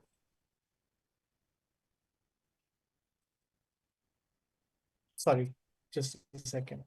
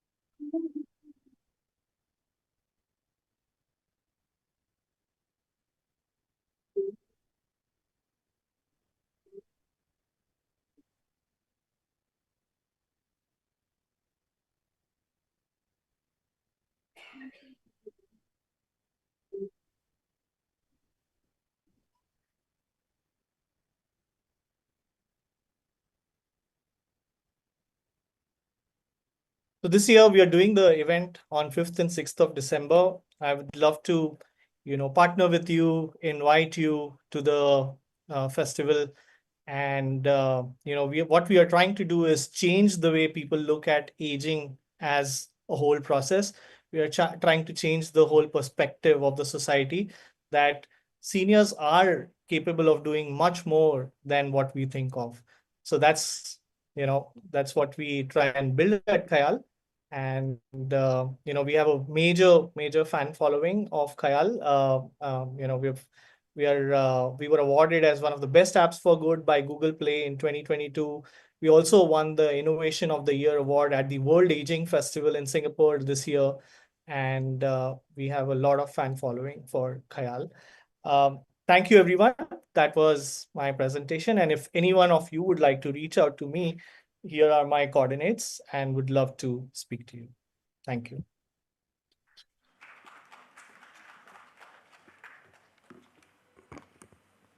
So good afternoon, everyone. As we come to the close of this research presentation session, on behalf of HelpAge India Institute for Longevity and Aging Research, I extend my sincere thanks to all the presenters for sharing their valuable insights and the research with us in the future of longevity and aging domain. So let me just quickly wrap up the session, starting with Ms. Ruchika Rane. She reminded us that India's demographic transition is not a challenge alone, but it's an opportunity to transform our demographic dividend into a thriving silver economy and unlock various avenues for growth and innovations. Next, Ms. Devlina De, who joined us virtually, she highlighted the importance of legal gerontology and emphasizes various needs to protect the rights, dignity, and justice of older persons. Our third presenter, Ms. Swati Bajpai, through her recorded presentations, demonstrated how adaptive post-diagnostic e-interventions for dementia can improve the care, accessibility, and quality of life for people living with dementia. Our next presenters, Dr. Shiva Khalid, she inspired us to envision the future of aging through AI-driven elderly care and digital governance, showing how technology and good governance can create a more inclusive and age-friendly society. Our last presenters, Mr. Himanshu Jain, who joined us online, showcased the transformative potential of Gerontech, for example, through our Khayal app, how technology can support the family to support the elderly by making them more healthier, independent, and promote dignified aging. So together, these presentations have highlighted that the future of aging lies at the intersection of research, technology, policy, and human-centered care. So now I request Ms. Ruchita Rana and Dr. Shiva Khalid to come on the stage to receive a small token of appreciation from our end, from HelpAge family. And I request Sonali ma'am to come to present the award. Yeah. Ms. Dr. Khalid and Ruchita Rana, please. Okay.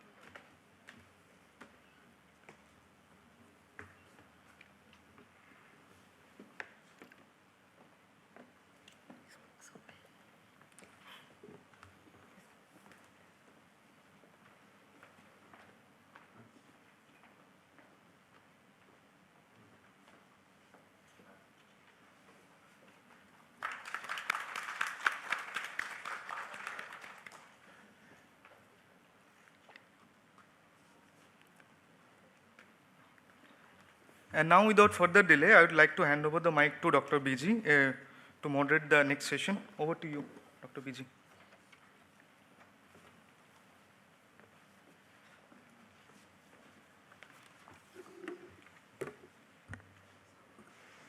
Good evening, everyone.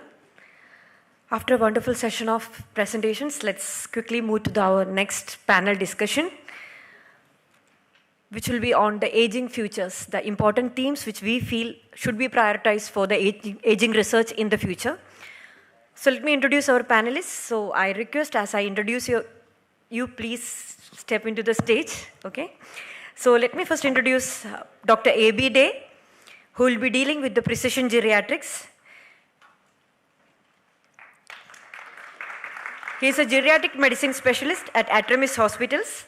With 44 years of clinical experience, Dr. Day brings exceptional expertise in geriatric medicine, managing complex health conditions in older adults, dementia care, polypharmacy management, healthy aging, and end-of-life support.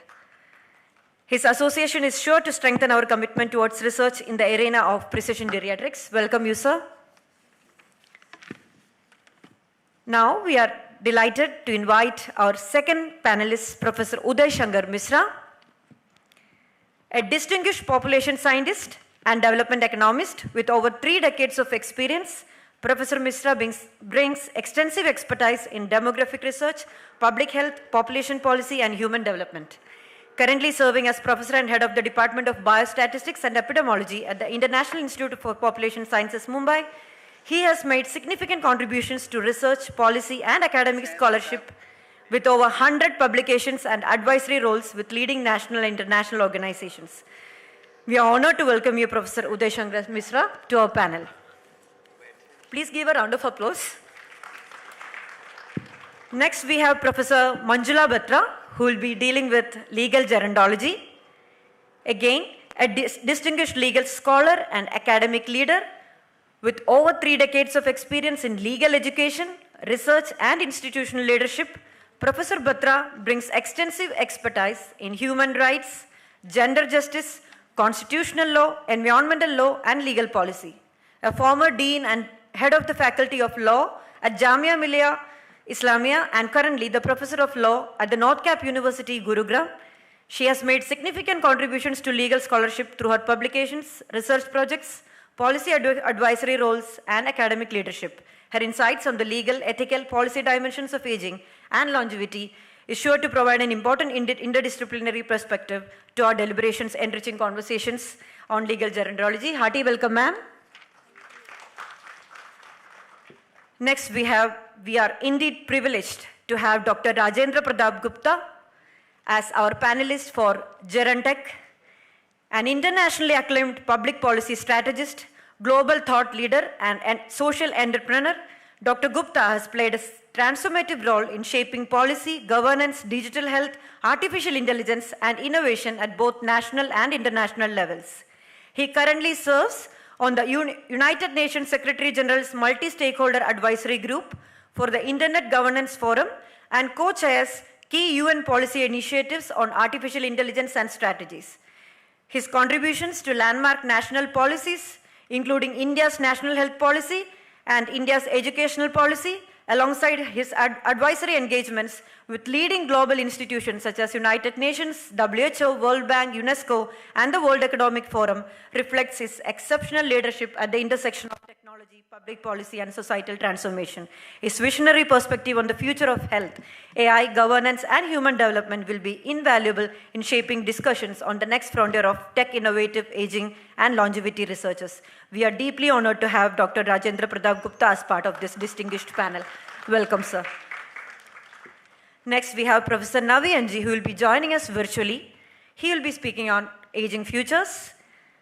A distinguished global health expert, physician, and epidemiologist, Professor Navi is working at the Global School of Public Health and Community Medicine, University of Gothenburg, Sweden, where he leads the Global and Public Health Research Group. With over 2 decades of experience in global health research and academic leadership, his work spans healthy aging, frailty, non-communicable diseases, prevention, mental health, health inequalities, implementation science, and equitable healthcare systems. His expertise in healthy aging, population health, and social determinants shaping longevity is sure to provide critical insights to the future of aging societies and the research pathways needed to enable healthier, more equitable aging across populations.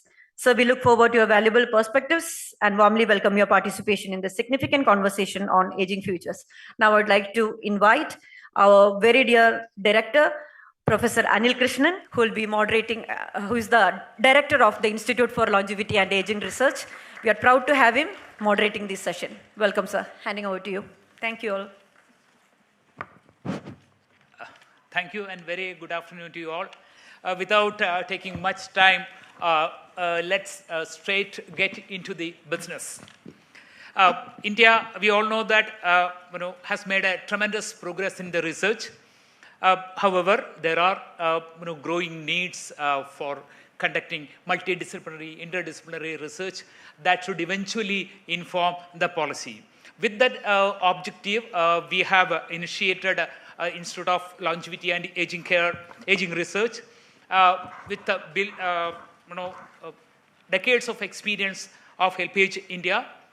We are trying to transform some of the research areas. The institute is going to be a national platform for the research evidence, then transforming into the policy.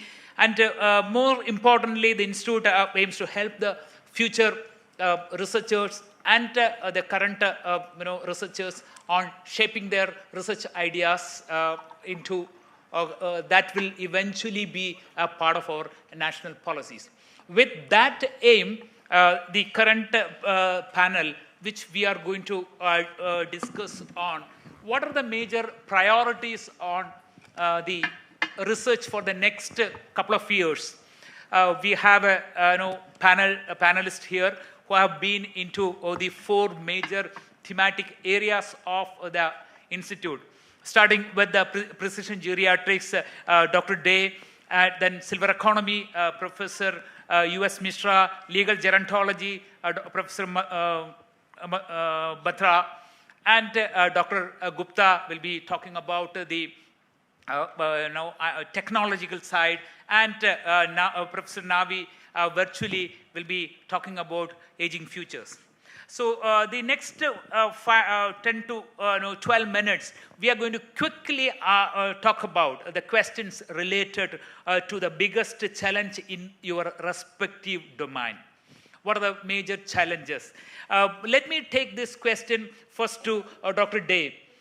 In the areas of precision geriatrics, what is going to be the biggest challenge which we will be addressing in the next couple of years? Thank you, Dr. Krishnan. Precision geriatrics, like all other precision medical science disciplines, is in a conceptual state. It's not an entity which have been formalized or which have got boundaries and limits described.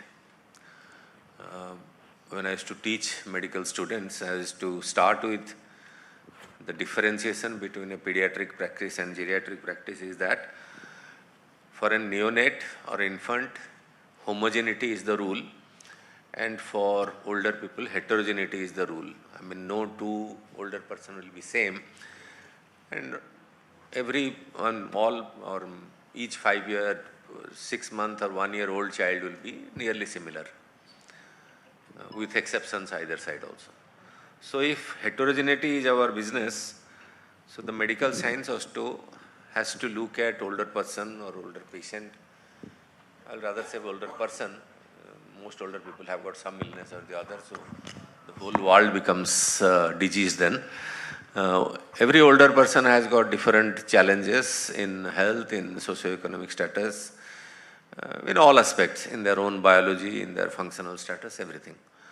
So what we as practitioner of geriatrics do is to try to practice individualistic medicine rather than a traditional kind of approach where the treatment or the strategies are same. However, if you look at the theories and the practical part of precision geriatrics, it's rather nebulous.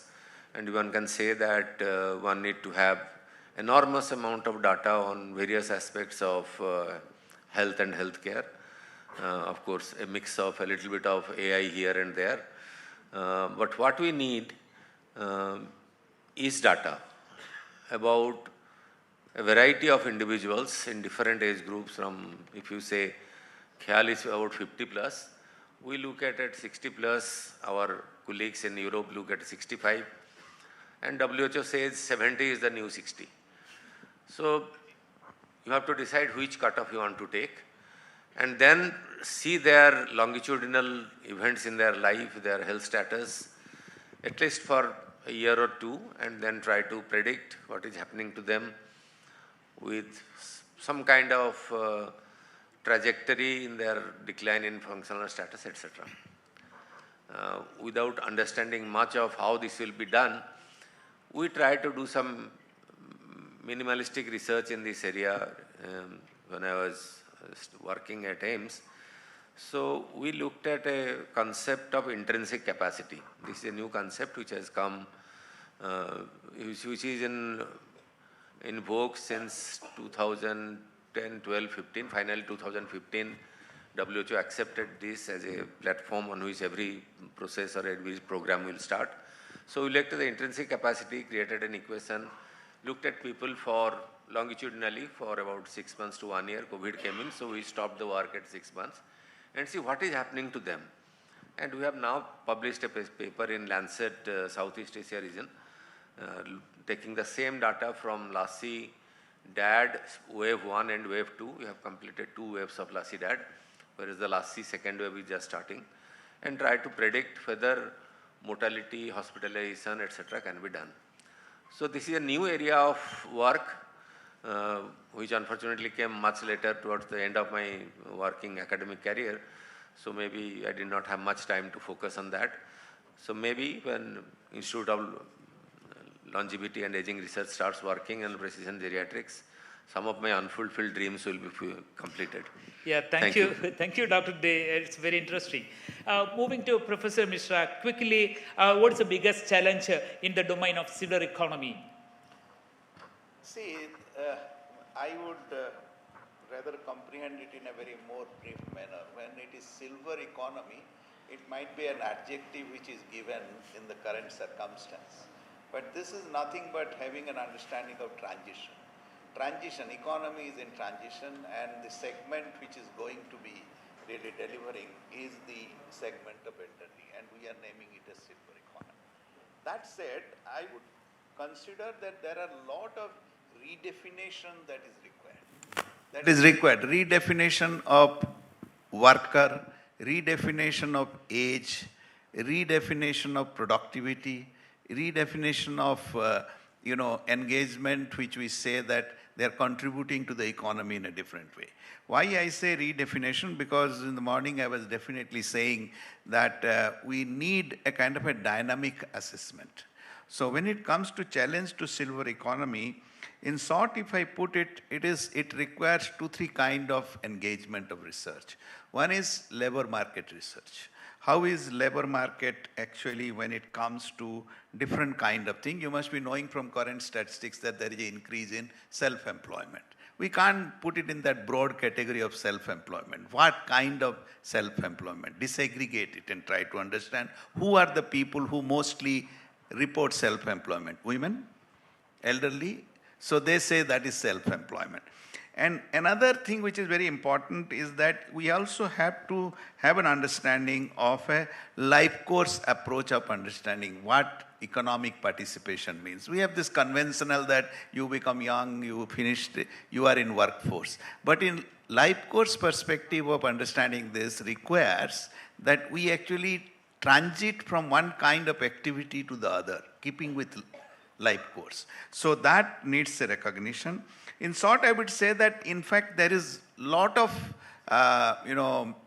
ideas which otherwise we connote as silver economy is not, name might be silver economy, but we are actually going to consider this segment of population which will contribute productively, and we will only redesign the entire environment of economy to suit to the changing structure of the population. Yeah. Thank you.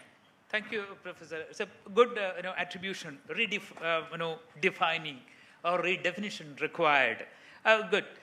Moving to Professor Manjula Batra, can you quickly talk about the biggest challenge in the domain of legal gerontology? At the outset, I'd like to thank you all the organization teams for inviting me today. Hello, can you hear me now? Yeah, it's better.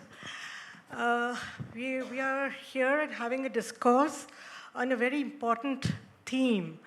And I think it's about time that we really had this discussion across tables, across seminars, in universities, and I think everywhere. Now, the challenges that you want me to name, see, we have a good statutory framework in our country. We have the Constitution. The Constitution has got fundamental rights. The fundamental rights protect all of us, including senior citizens and older persons. We have the directive principles of state policy, which lay down guidelines for the government to follow, to make the law, to implement policies, etc. I'm going to come to that later when I'm asked other questions. But despite all these statutory frameworks and despite the Constitution of India, which is one of the best constitutions in the world, we have several challenges.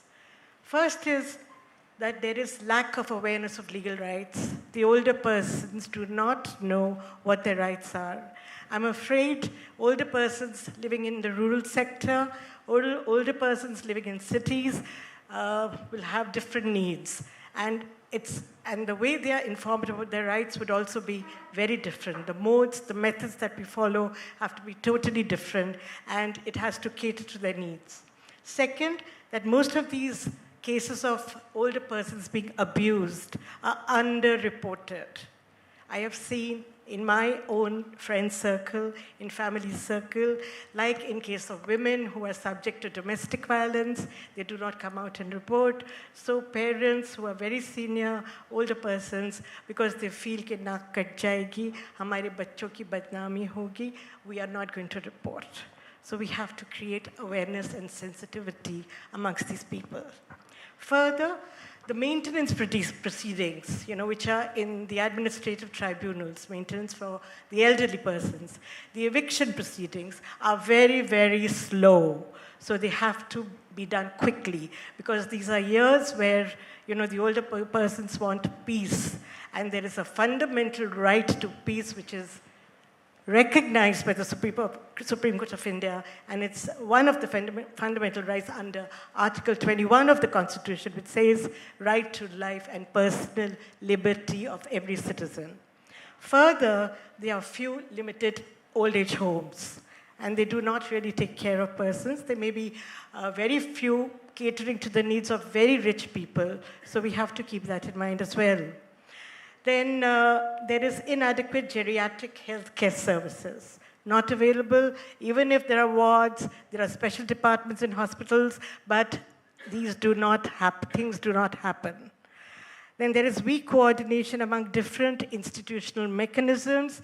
There is insufficient legal aid. Legal aid is free. It is free in the district courts, it's free in High Court, it's free in Supreme Court. But who would tell these older persons who, because of poverty or lack of financial resources, cannot knock the doors of the courts and get justice for themselves regarding property rights or where they're abused in any way? Then we come to cybercrime targeting. I think all of you know that it is rampant today. Older people are being exploited. Their entire earnings are being taken through cyber fraud. This is a very important point which has to be taken up by the government and the legislature in seeing that the cyber laws that we have cater to the needs of the elderly specifically. Then I've talked about rural-urban disparities just now. Then lack of specialized elder justice institutions. We have one tribunal. We need more specific things where they can, like mediation, for example, especially for elder people. That has to be focused a lot by the judiciary. These are the major areas that I would like to pinpoint today. Thank you. Thank you, Professor Manjula. And one of the things which we were, basically eventually boils down to lack of awareness, which can brought several things in place. Moving to Dr. Gupta. So what are the major challenges according to you? We'll talk about a couple of challenges which we would be addressing.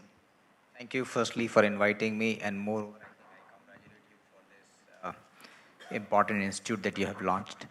I'll give you, I started my entry here with the first talk on Viksit Bharat. I'm not sure if you're aware of, I was the architect of Viksit Bharat. And why it came in? It was thanks to senior citizens. I mean, I have my numbers. It's 160 million 320 million senior citizens by the end of 2045, actually, not 47. So I told the cabinet secretary, who was still cabinet secretary, I said, Somanathan, if you're not going to do Viksit Bharat, and of course I had ideated that and put it to our Prime Minister. I said, how will India play out in the future? You will have no earning for those people and a lot of spending. So Viksit Bharat is required now, because once that time span crosses, we have no way we'll become a developed economy. So I think I owe this to the numbers that we have for senior citizens that Viksit Bharat came into reality in 2023. The second thing is, my worry is not longevity. We are creating a health system for 21st century. We're working at the UN High-Level General Assembly and the World Health Assembly. We launched 2 meetings we did. My challenge is HAIL. So the studies, you can see the presentation on Health Parliament, I think should be available. Longevity is going up, HAIL is going down. Now that's a very big challenge for me, and that's an opportunity for us to address. And when we look at, the longevity, I say go back to basics. India had that 4 ashrams in life, where you had brahmacharya, grahasth, vanprasth, and sannyas. So each were 25 years. We had 100 years. What went wrong so that we have come down? We are talking of 71, 72, 73. I think, yes, technology will help based on the challenges you throw to that. The bigger challenge I see is insurance. See, entire healthcare runs on insurance. So you are healthy, you pay for the sick. Now just imagine the flip side where you have more seniors. Who pays the insurance? So insurance as an industry, in my view, in 30 years is going to have a serious crisis. Unless you get people healthy, there is no way you can deliver care. So I think if I look at what the work we are doing and based on the data, I'm just making the notes. I think what the institution like this does is forces people to rethink and reimagine what we are doing and we're doing wrong. And I also chair the Dynamic Coalition on Digital Economy at the Internet Governance Forum. And I think while we think the seniors are averse to technology, our experience is totally different. If you skill them, I was seeing the presentation, the silver economy slide. It all showed senior citizens that either sick or consumers. Flip it.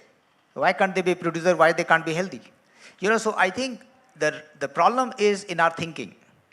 And if you define that particular thing right, the map will come out right. So I think first let's reorient our thinking, and it's a very good way to start this discussion. Happy to answer other questions of technology later. That's secondary for me. Thank you. Yeah, it's very good to know we have to reimagining our thinking. Thanks for that. And moving to Professor Navi, what is the biggest challenge in the aging futures? Thank you very much. I hope I'm audible. Thanks HelpAge India and Professor Krishnan for the invitation to be part of the launch of the Institute today. I contribute to this discussion from 2 positions: as an individual researcher who have spent years working with Indian aging data, and as someone who are now based in Sweden, where the population aging is already at scale. India will reach within a generation, I think. Sweden has a median age of 41, and more than 20% of the population is over 65. That experience has shaped how I think about the research questions that matter most for India. In Sweden, one of the most important investments that the government has made in the last few decades has been in longitudinal register data, linking health data, socioeconomic data like income, education, and care data for the entire populations.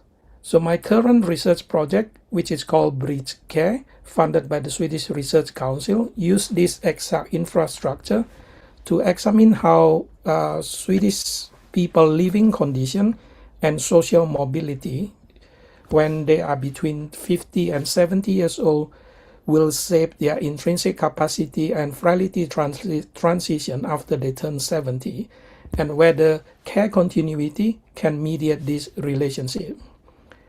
I think Swedish experience also show that something the global evidence consistently confirm. Even in a country with welfare system with very strong health system, aging outcome in Sweden remain socially patterned.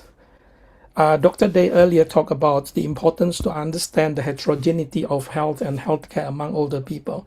I think this is what we see also in Sweden as a gap. The United Nations Decades of Healthy Aging and the current 2023 United Nations high-level meeting on universal health coverage both make this very explicitly, that if nations were to achieve universal health coverage, it is impossible without addressing the specific and often neglected health needs of older people, particularly those who are from this disadvantaged group. I think the previous speakers have also talked about a specific group of population that we need to address. Our research using the India longitudinal aging study, LASI data, have shown and have pointed the same direction also. So the LASI data shows that nearly 29% of the older adults in India live with depression, and frailty affects about 37% of older people, especially older women, which is much higher among women, higher among those without formal educations compared to those with high educations, as well as affecting more people who live in rural area. I think to me these are not marginal findings. This composite signals about where the burdens concentrates and why. So to your question, Professor Anil, I think one of the research question which is important that can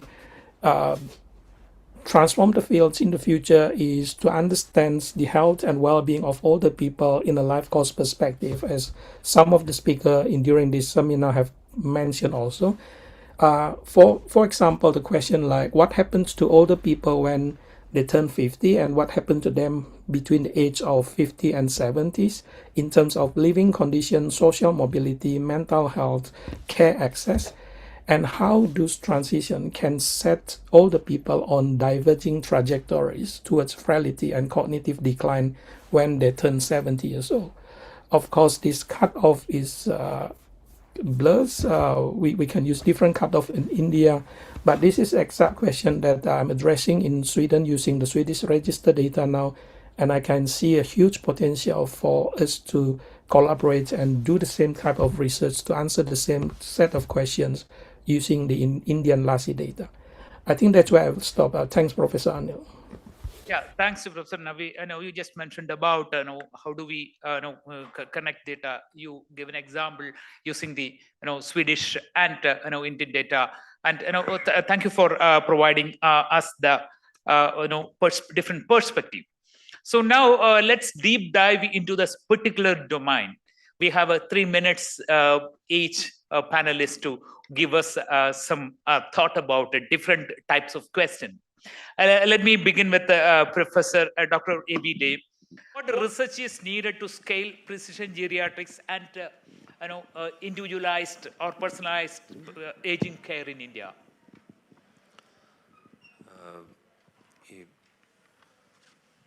We don't have much information on health trajectory of older people beyond 70, 80 or 90, I mean, when the real problem starts. In my earlier life at AIIMS, we thought that long-term care is only about Ryle's tube and changing the diaper. That's what we used to say that this is the problem, the diaper and Ryle's tube. But now in my current work, we found that in addition to diaper and Ryle's tube, every day some health event is happening or the other, every day. And if the family thinks that probably this is going beyond our capability, they will rush to our hospital. Being a private hospital, we will immediately admit.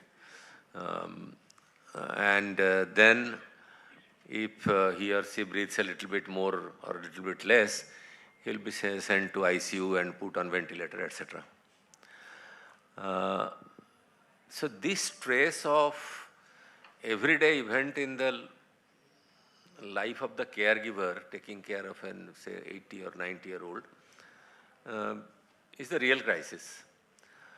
So I will try to find out, mobile health units of HelpAge India have been providing enormous service to people in the fringes of the society, and about 25 years back we tried to assess the value of mobile healthcare units through a WHO project, and it was greatly appreciated by the receiver, I mean the recipients of service, that it's making a difference to their life.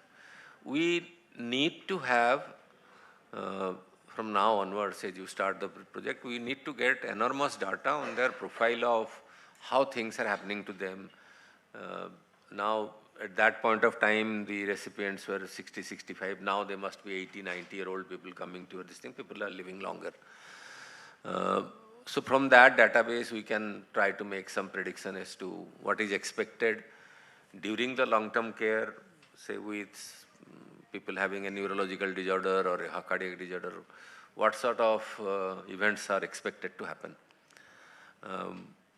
When I was a student, about 50 years back, is a viral encephalitis or a cerebral hemorrhage was a death certificate.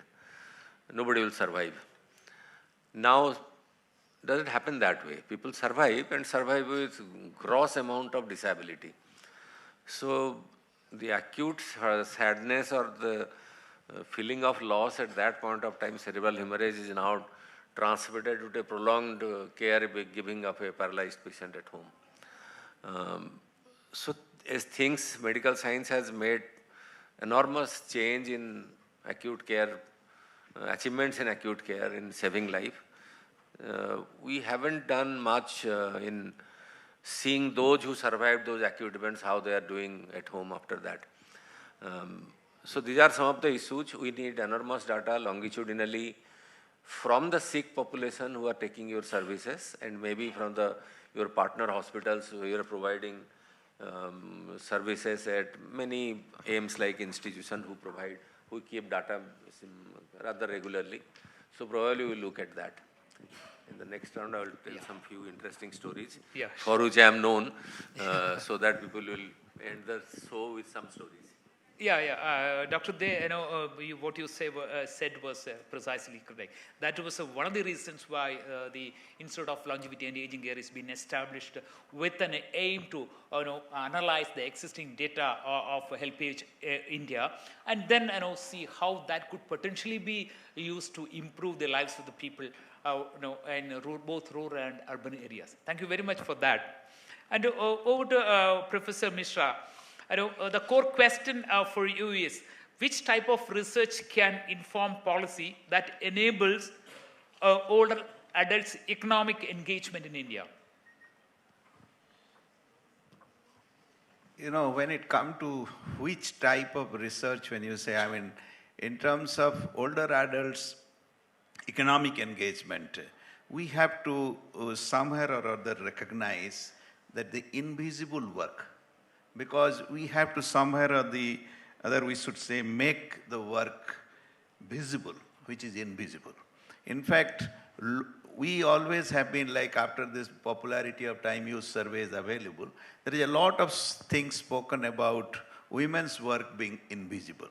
I would say that actually it is elderly work which is invisible in many ways, because there are certain normative social role the elderly play, and that work is an unpaid work. It is basically, sometimes many early age elderly are themselves caregivers.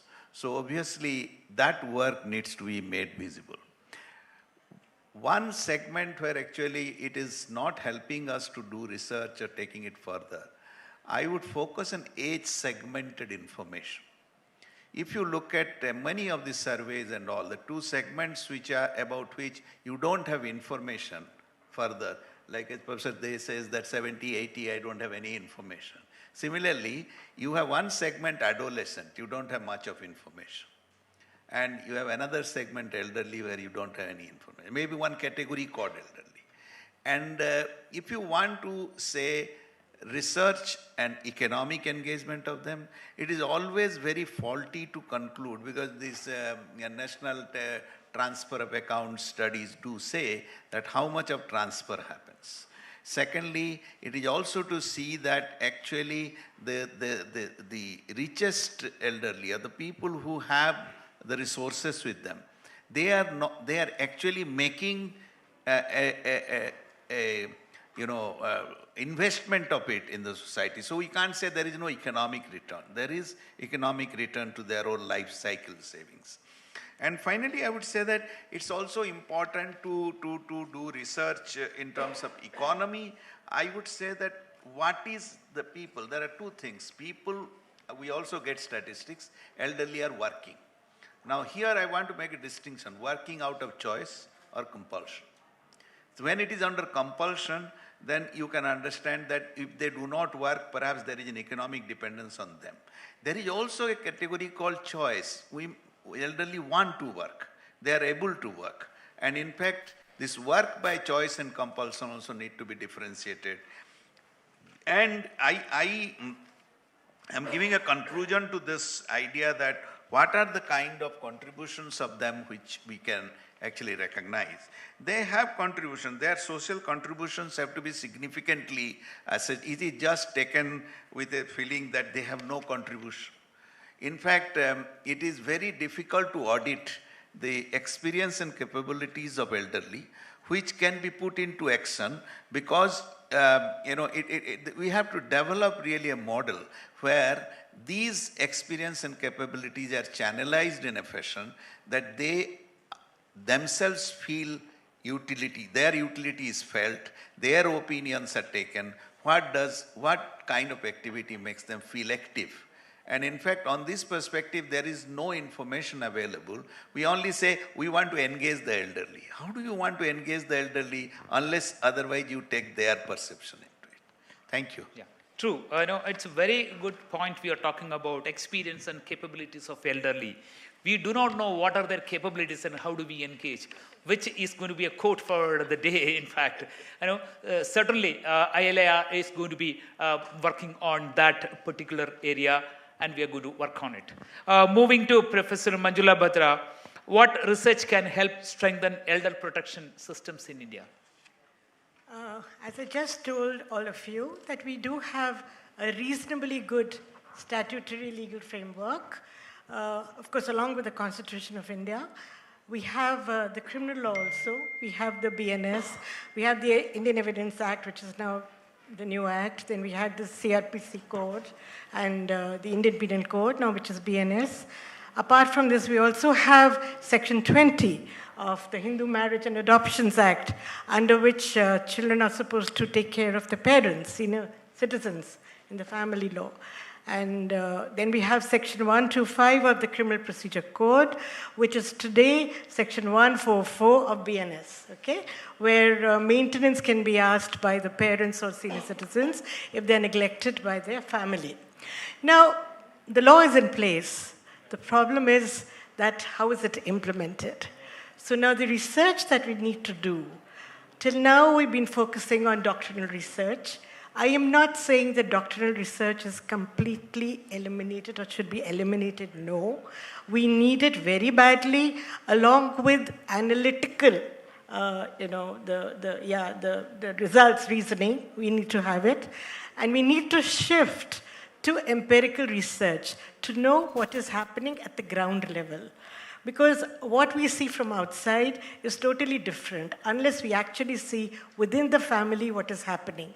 Again, I repeat, like a woman is being beaten up or killed, murdered. We've had so many cases of dowry deaths recently. So many cases of torture.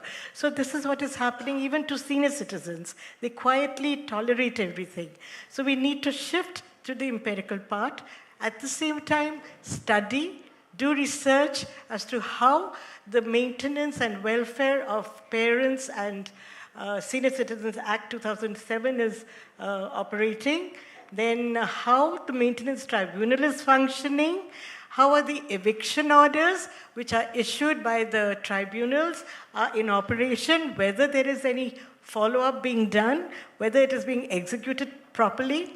This, along with the Supreme Court judgments and different High Court judgments, where especially the Supreme Court in its judgment has said that for property matters, the Maintenance Tribunal has got the authority to evict the children or any legal heir in the family if the question is of restoring the right of senior citizens or parents.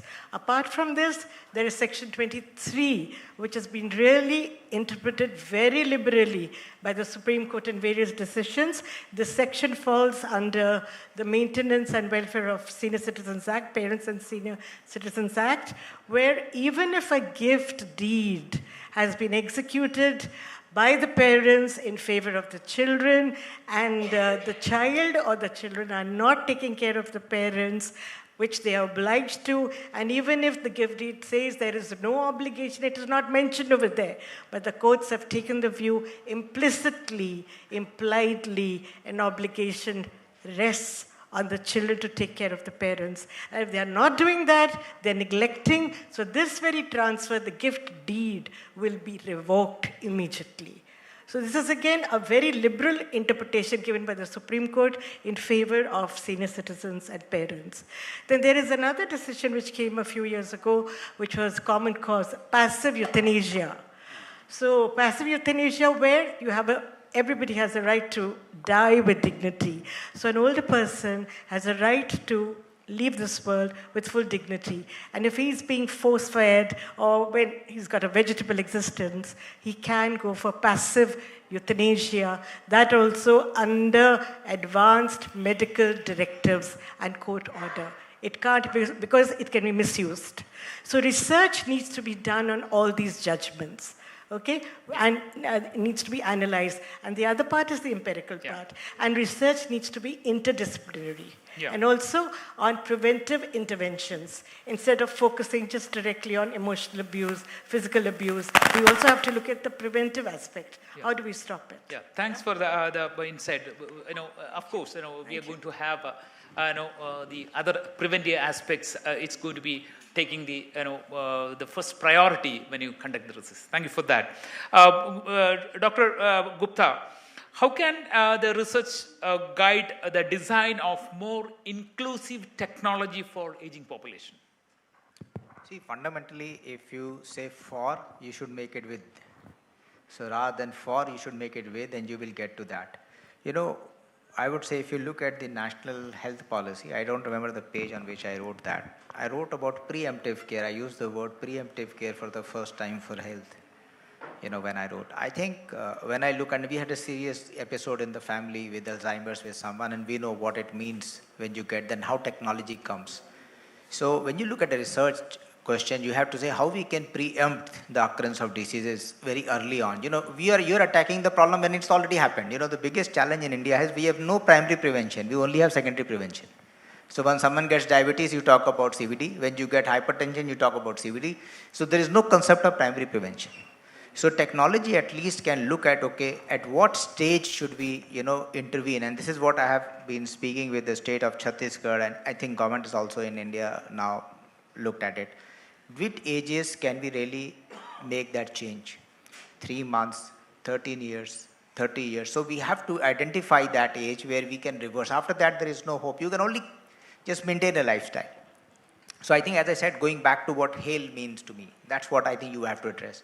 Longevity will get addressed. I'm not interested people live. I don't want to live 100 years if I'm going to be on bed. I prefer to die at 50. That makes sense because HAIL is most important. So you have to first identify what are those parameters. That's something that is very important. And technology can, always plug in to support your questions. But at what stage do you think it is the last stage for people to bring about that behavioral change for the lifestyle? So I think like we had lifestyle diseases, we'll have mind-style diseases. We have become so dependent on technology that you leave it, it is very difficult to leave a mobile phone and come. You can leave your spouse and come. So I think we have to understand and look at healthcare in a new scheme of things. And you have to see technology is inseparable. But at what time you should call it a day with technology, how many times you should, because I believe that this is also causing negative impacts on health. And that is something we will have to address. So when you look at questions, it is such a mind-boggling domain, For me to give a single specific answer is very tough, but I would say the most important for me, what is an age, and that will vary from individual to individual. Like I with a family history of diabetes and CVD and cancer, I would have a very different risk profile at what stage I should be doing what. Someone who has a healthy, family history, probably something very different to do. So I think this is something that you'll have to look at questions to answer. Yeah, it's wonderful. So preempting something, which definitely because the AI is taking place now, everything.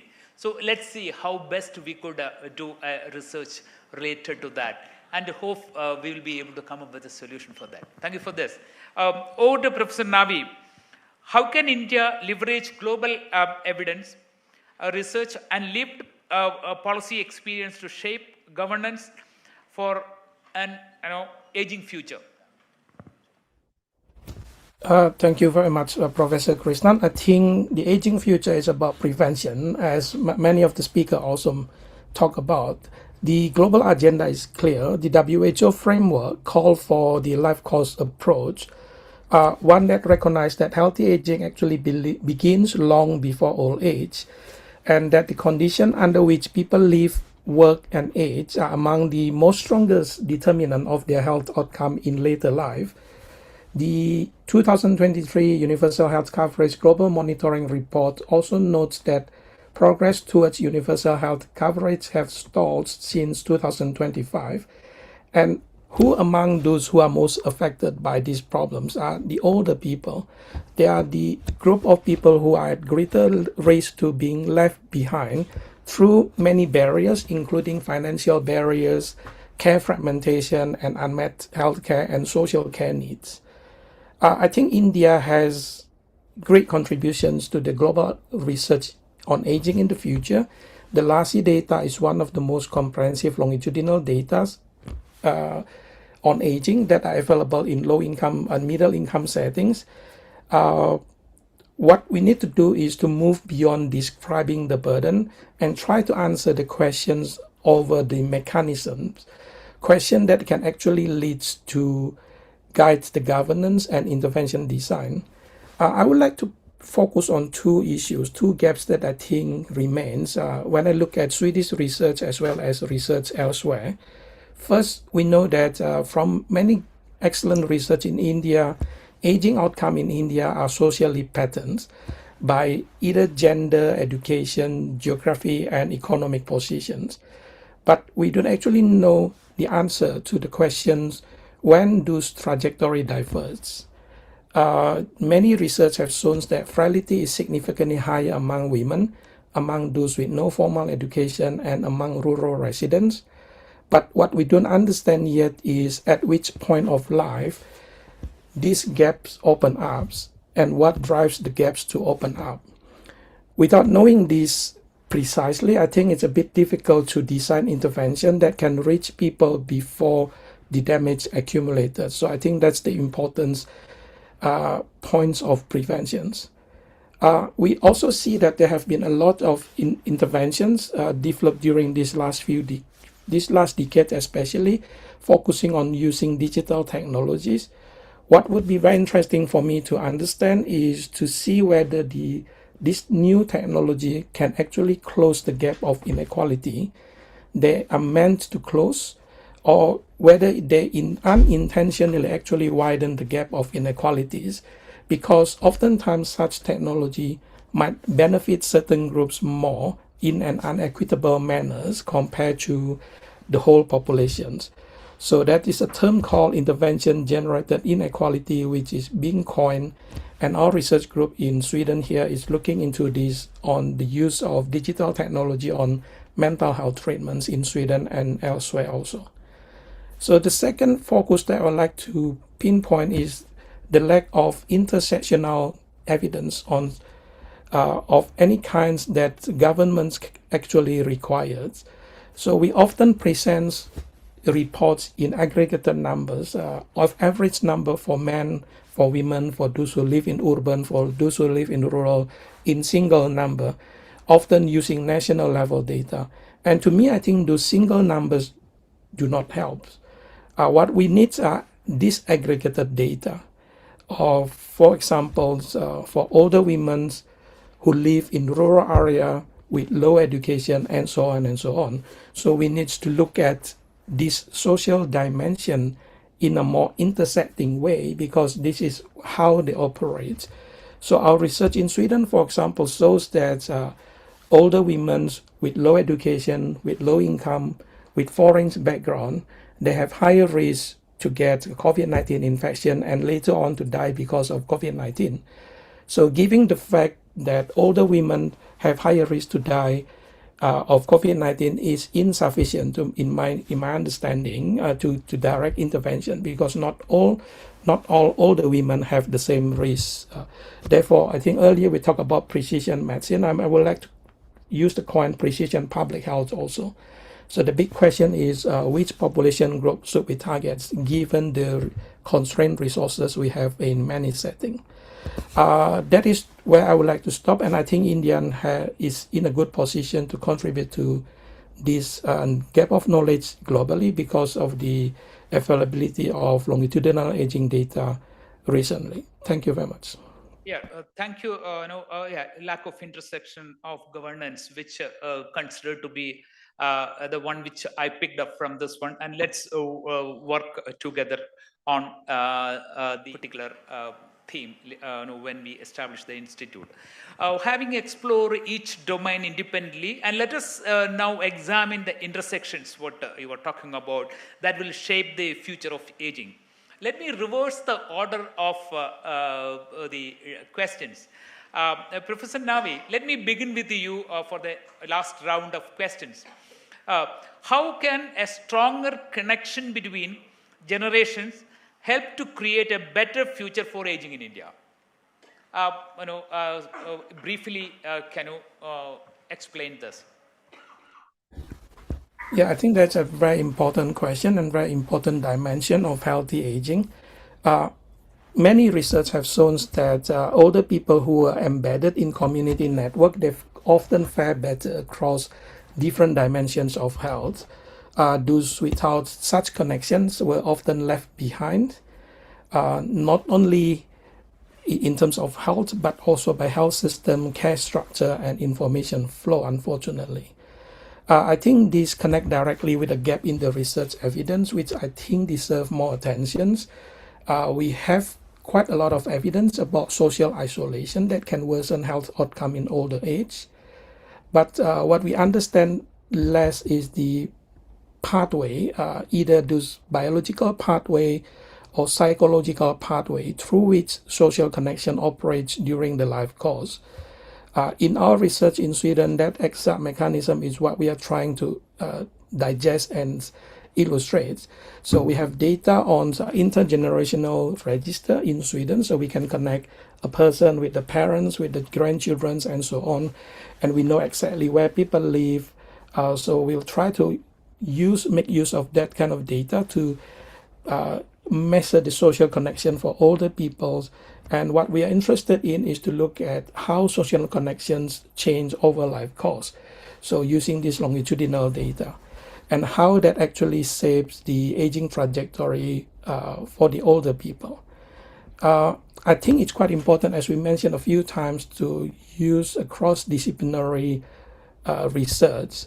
We are working, for example, with healthcare sectors, but we are also working with technology sectors, university in technology to develop technology to measure, for example, falls among older people. Sensitive technology can detect falls among older people, so we can prevent falls at earlier stage.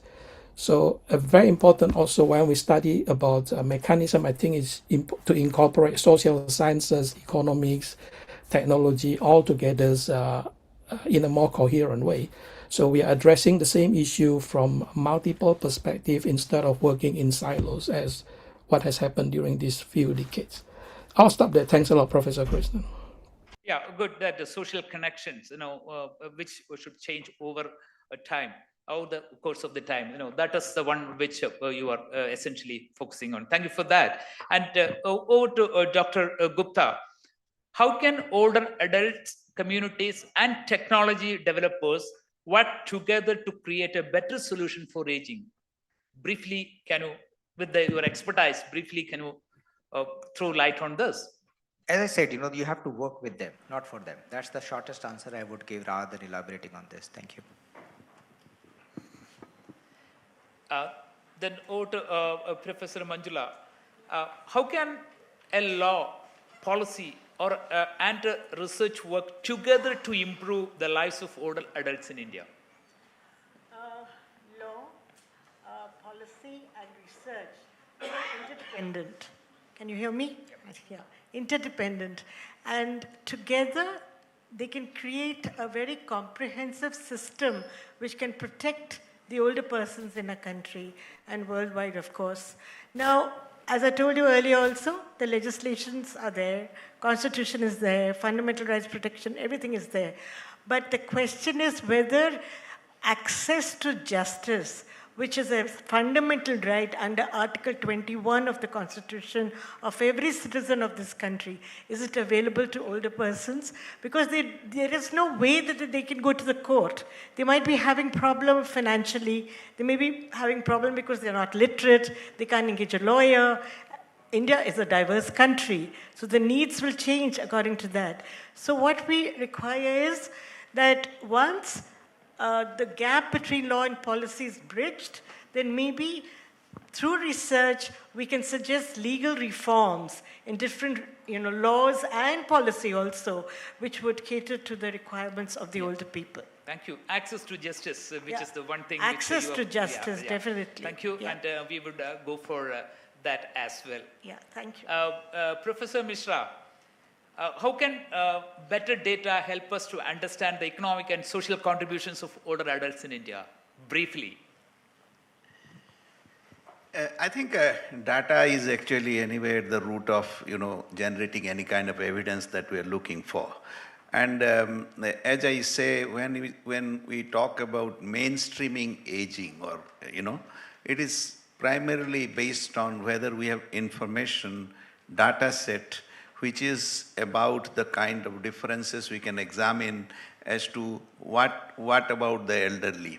And one of the things I want to highlight here, which is very important, is that when you talk about data perspective analysis in many of our socio-economic problems, we are so individual oriented. We actually take individual attributes. In fact, I often feel that as if like any kind of analysis we do, individual attributes are important. Whereas familial and household, because even till date, you don't see much of, a lot of talk about deprivation, a lot of talk about inequality, but do you ever see any evidence which is giving you a household interface? Because these elderly and their conditions which we are interested in, are we able to recognize from which homes they are, which households they are? Because this is a very important part. Because why? Well, there is a reason for which I am actually emphasizing on this. Because if you look at intervention, will you do intervention? Your intervention point is household. So whenever you go to intervene from any perspective, whether it is about providing, whether it is about evaluating it, whether it is about looking at differential situations. So that is one thing which is important to take note of. And data, I would say that, though data systems have improved, in fact, we have one problem in India particularly. We have more conflicting data. We have actually two resources. Now, of course, regarding aging, we have all in consensus, LASI gives us good data. But if you look at surveys and surveys of different kind, India has more conflicting data sets than constructive data sets. So obviously no data sets are actually complementing or improving on another, but rather creating a kind of a confrontation between them. So I think it is important, in summary, I would say that the data that is required is a life course perspective data, which is very important, which is like your longitudinal or something. Other is, it is important that more age segmented information set beyond the age of 60 is required, whether it is about economic activity, whether it is about health, anything else. Thank you. One thing which is striking me is family attributes are not exactly being captured in the studies, which certainly we will look into it. The last question of the session goes to Dr. Dey. How can data, technology, and research help to move aging care from a treating illness to preventing it and personalizing the care, which is of your domain? I was expecting this question to prevent disease.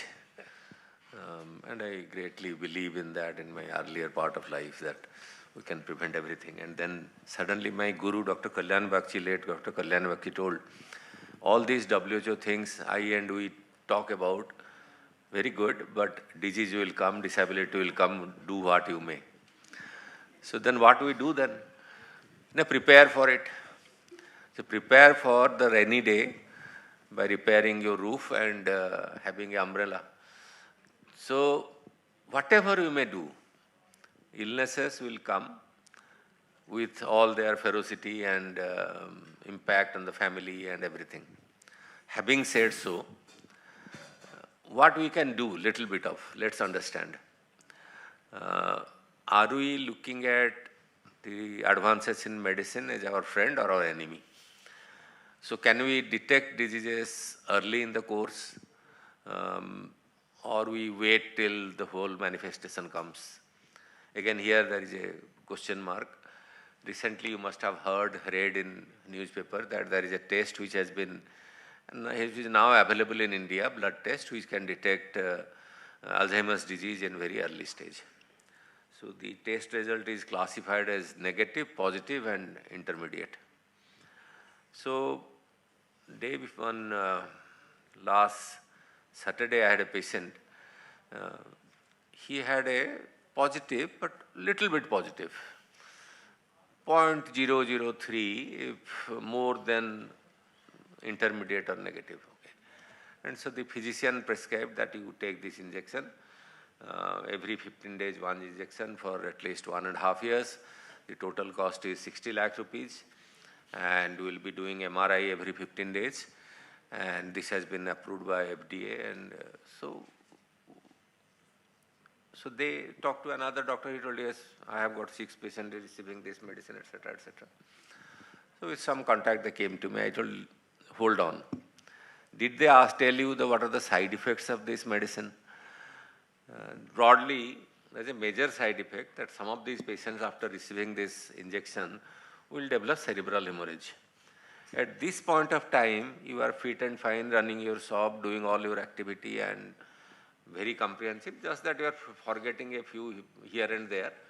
Otherwise, you are running your business, social activities. So you are now going to face a definitive risk of having a cerebral hemorrhage, diffuse, if you are one of those unfortunates. And who is fortunate, who is unfortunate, is very difficult to predict. So every 15 days MRI, and the MRI has to detect that amyloid hemorrhage, which is not a very common finding that the radiologist can detect. So somebody who has seen hundreds of them can say this is early thing is coming. Many years back, Japanese produced a vaccine for Alzheimer's disease, and they found in 6 months' time that this vaccine is causing a lot of encephalitis and people are dying. So I'm going to hold on till you have got enough data to say that why should I be the first person to kill you? Let others prescribe.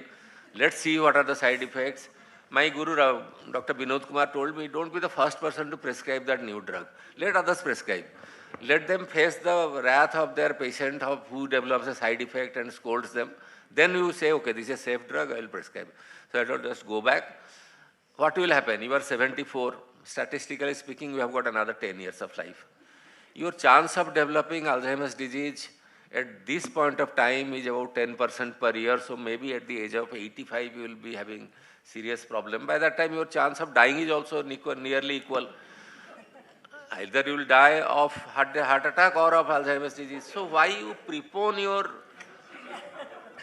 well-being by taking a drug whose side effect or safety is not yet proven? I am not against medicine advances. Probably among the government doctors, I will be the first one to, ex-government doctor, I will be the first one to write that medicine.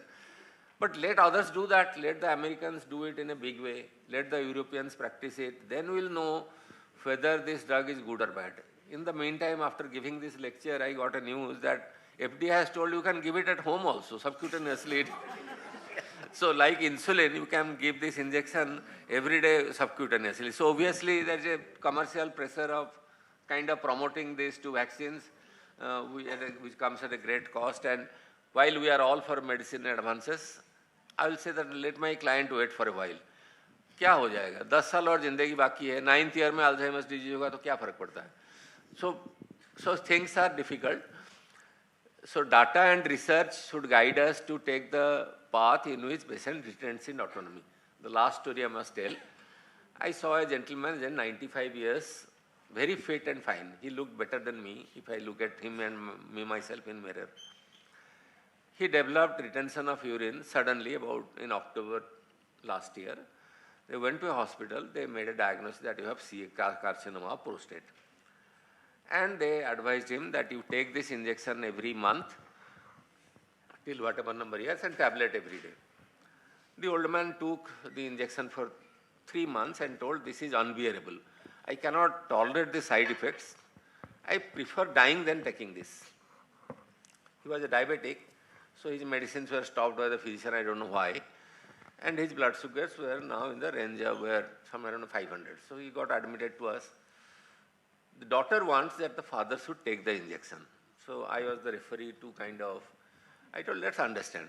He is 95, you are 50, I am 72. Our combined wisdom is less than his wisdom. 95 years of life, who was born in 1930s, 1931, lived past 30 years of his life without vaccine, without antibiotics. So obviously he has got some strength inside him. Now he has 95 with 40 years of diabetes. So allow him to live the way he thinks like. No, you don't know when he becomes sick what will happen. You are only pampering to his ego and things like that. I told, hold on. He has stopped the injection, but he's taking the tablet. His PSA has come down from 4,000 to 40. So what more you want? He's a clever man. He has understood at 95 that my enzymes reports have come down. My tablet is doing well. Why should I take the injection? So autonomy is important. So whether this autonomy is in conflict with family peace or something, that's probably one area one has to look at. Most older patients, in my humble opinion, do understand that the end has come, or they are very sick, how much should be done and how much should not be done, especially those are in 80s and 90s, they understand that things are not getting better. Having said so, these social and emotional things, data is important, we should be able to predict. One of my students did a research. I told, let's ask a question. We do a research telling that what are the predictors of death? Standard research question. I told, let's find out what are the predictors of life. So all those 85 plus were admitted acutely to our geriatric medicine department. Let's see their discharge outcome and their outcome after a month. So this girl did that work, very conscientious, hardworking girl. She did that work and we published the paper. There are no predictor. There is no predictor of life that if you are admitted with an acute illness to a hospital after the age of 85, whether you will walk from the hospital alive or you will be taken in a body bag, there is no predictor. I said, okay, let's see if somebody publishes it. And it got published in a good journal. Because telling that there are no predictors of life is also important. Everybody will say that if you have got diabetes, you have got heart disease, you are going to die. Okay, after the age of 85, having a heart disease or a kidney disease is a very common thing. It's a dal chawal wali issue. Kya farak padta? After all, the blood vessels that have carried blood for 90 years will finally get narrowed and little bit of dirt here and there. So how does it make a difference? So there are no predictors. No predictors of survival. Predictors of death are there. So enjoy while you are alive. Thank you, Dr. Dey. The concluding remark was excellent, with the emotional stories, and this one. Thank you very much. As we concluded the session,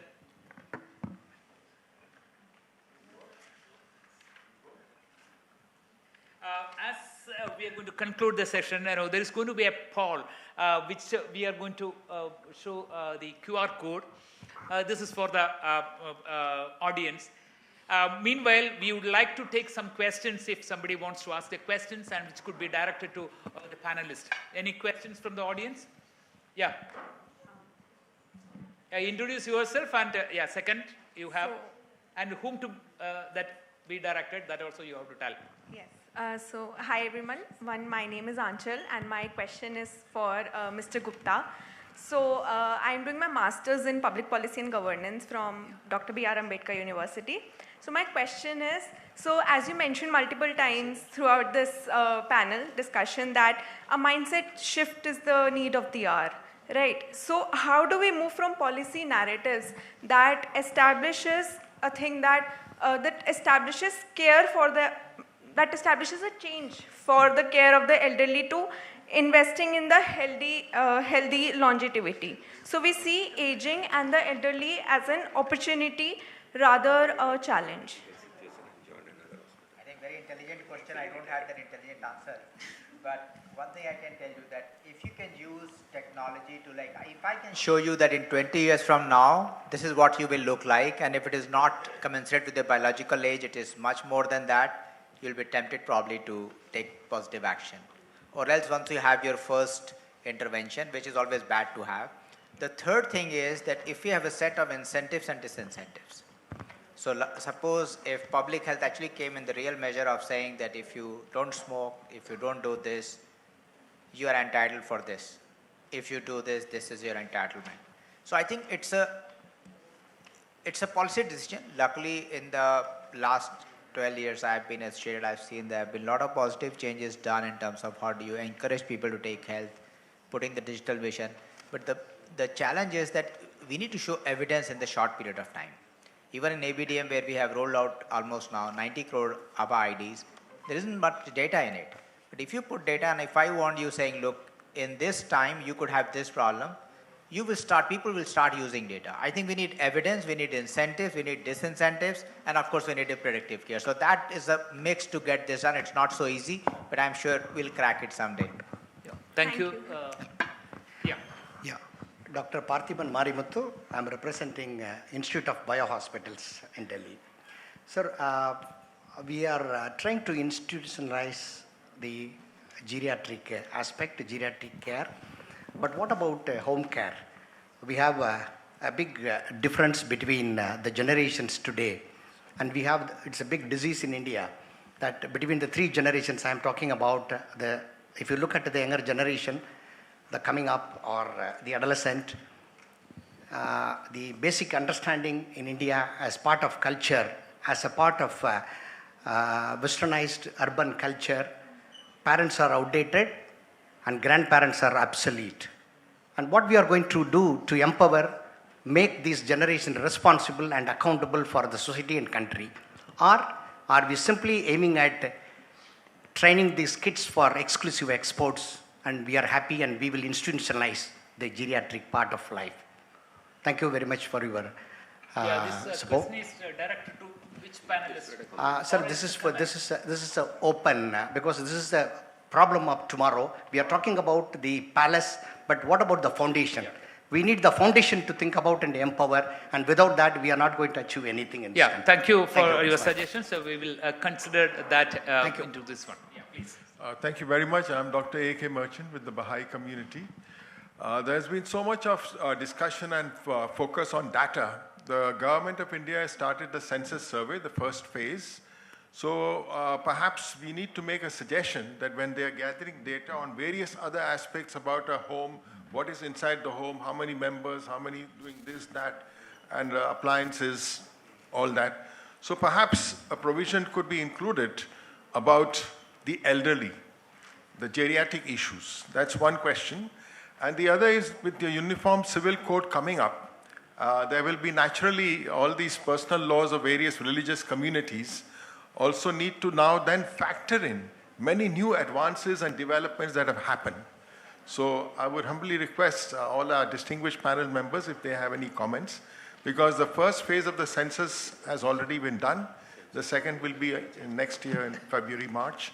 So perhaps this is the time. And you know, data manipulation is a very common thing.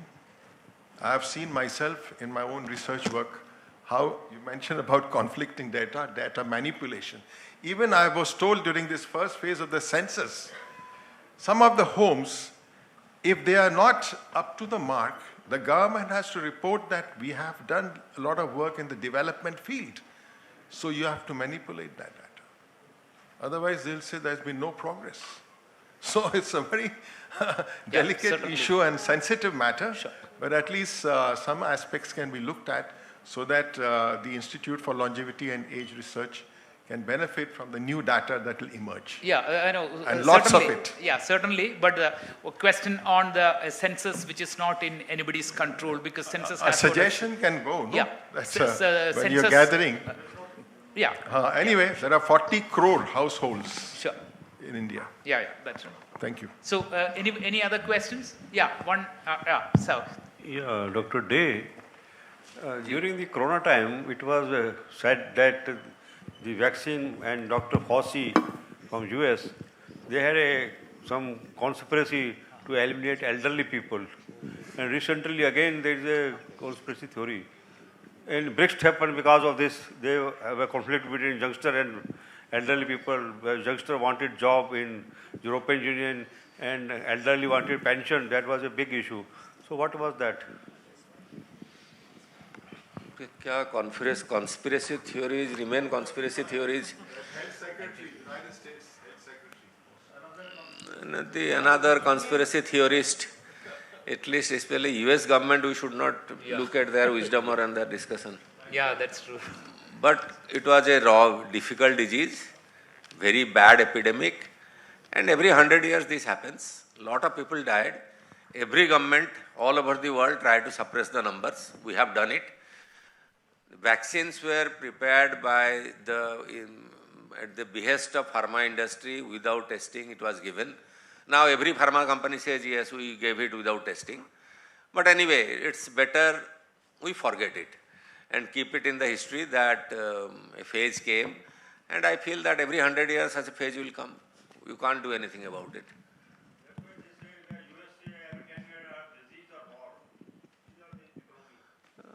That's what USA is. So please. I'm K.K. Rao Chaudhary, Energy and Environment Engineer. I would like to have some highlights on reversing aging. There has been extensive research which I studied, but I am forgetting the reference. Thank you.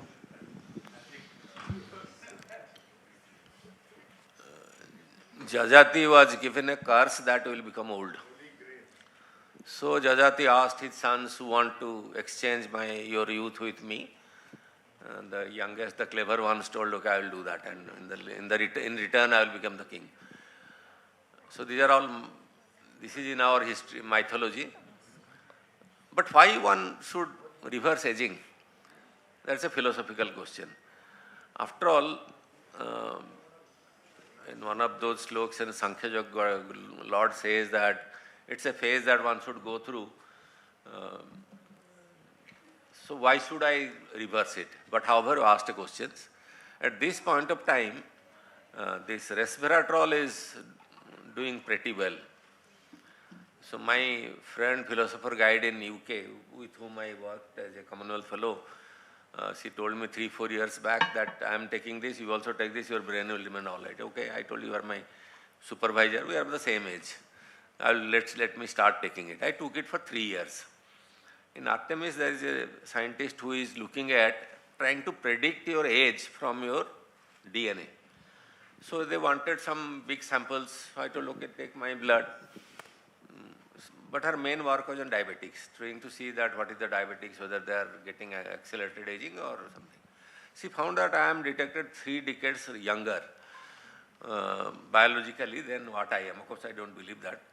So I thought, why this happened? After all, why my telomere length is still preserved?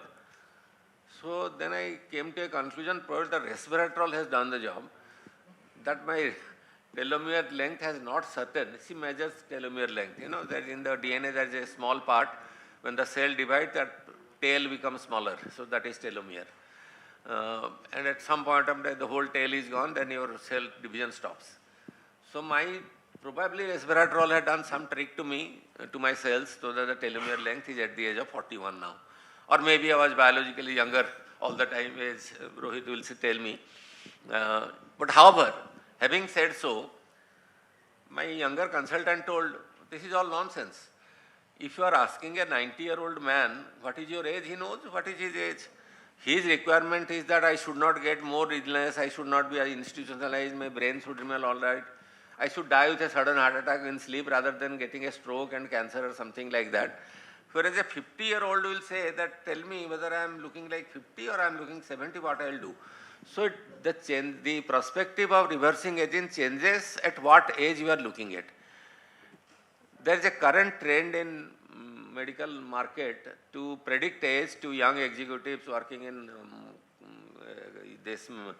multinational companies, to say that you are doing too stressed and you are aging 10 years older than your own age by these tests, and do these things and you will be younger.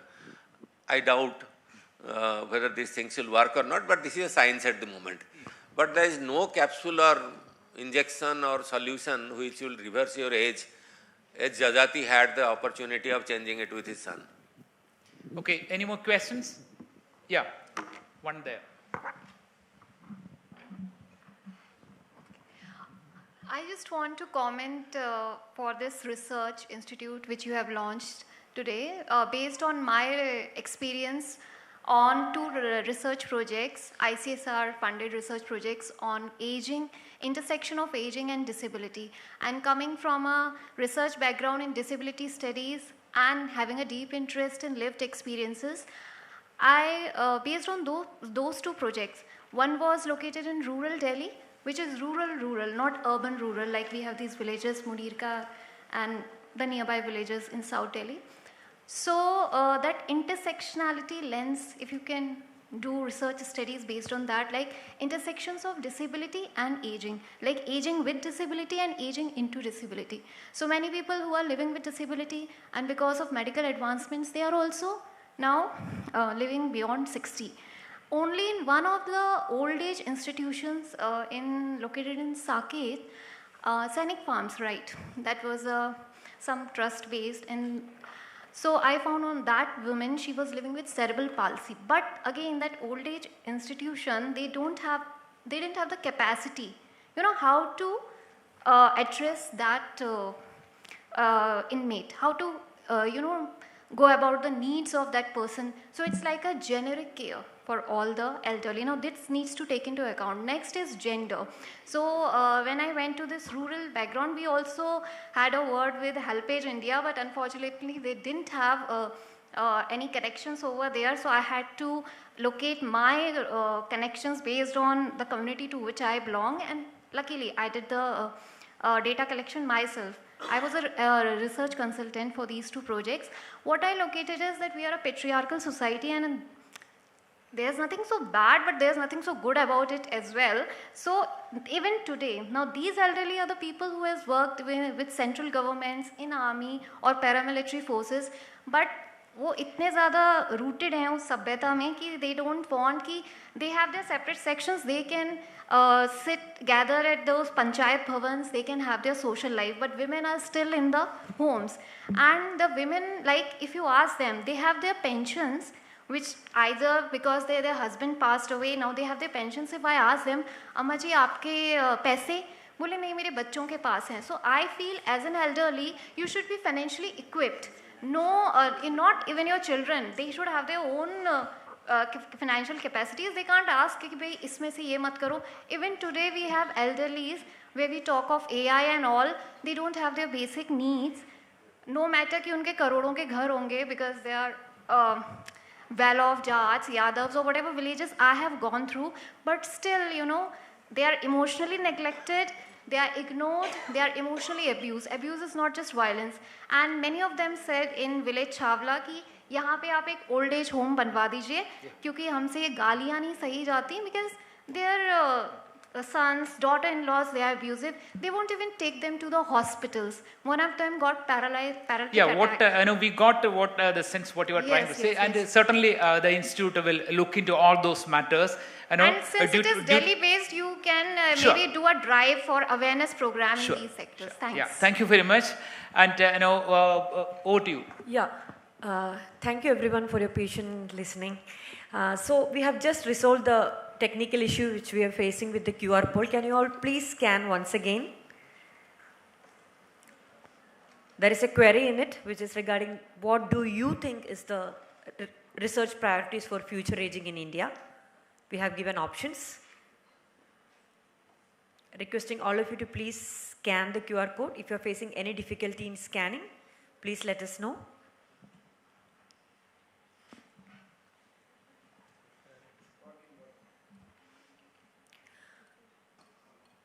Okay, while you are doing the scanning, we'll be getting the results and we'll be announcing it later. So now I invite Anil sir for presenting our panelists with the token of love from HelpAge.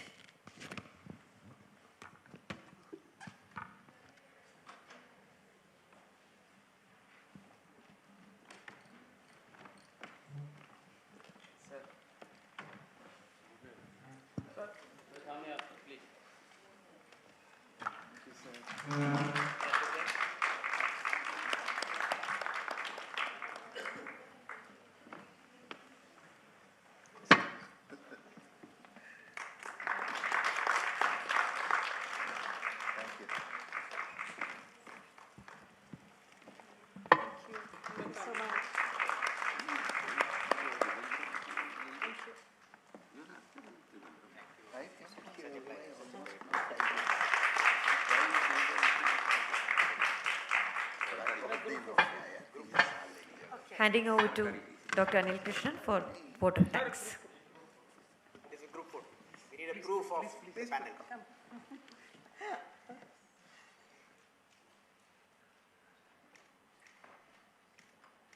Thank you. Thank you. Hi, good evening. As we come to the,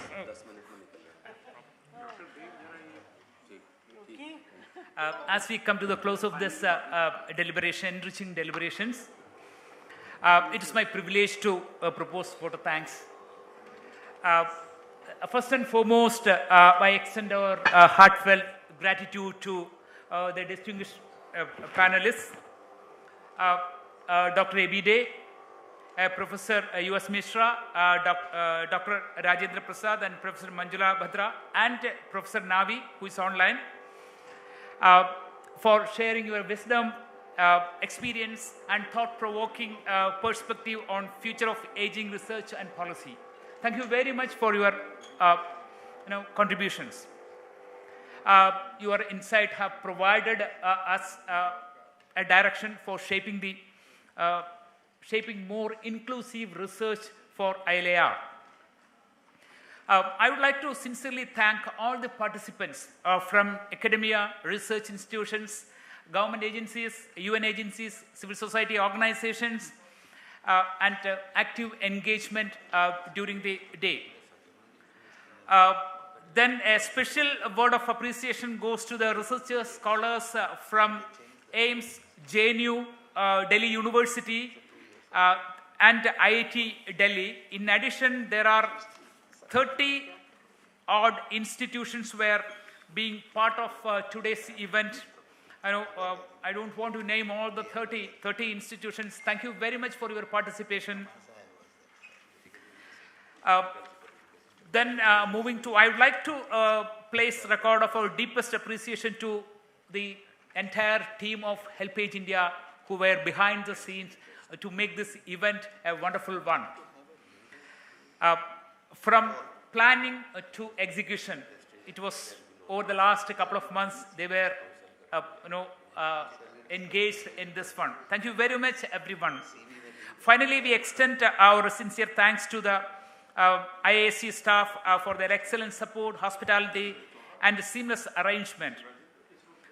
Thank you all for your participation, partnership, and commitment for advancing the agenda on healthy aging. We look forward to continuing our important journey together with everyone.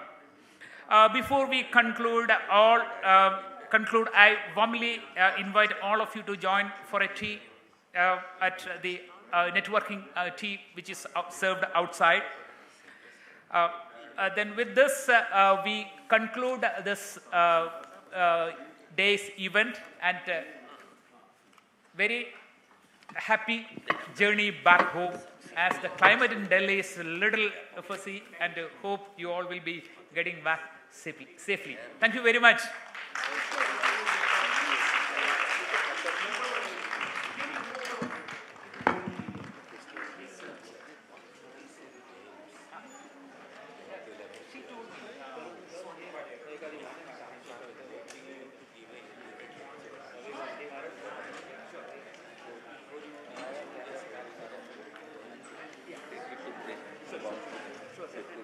To talk about these or whatever you want. Yeah, sure. On 11th. Thank you.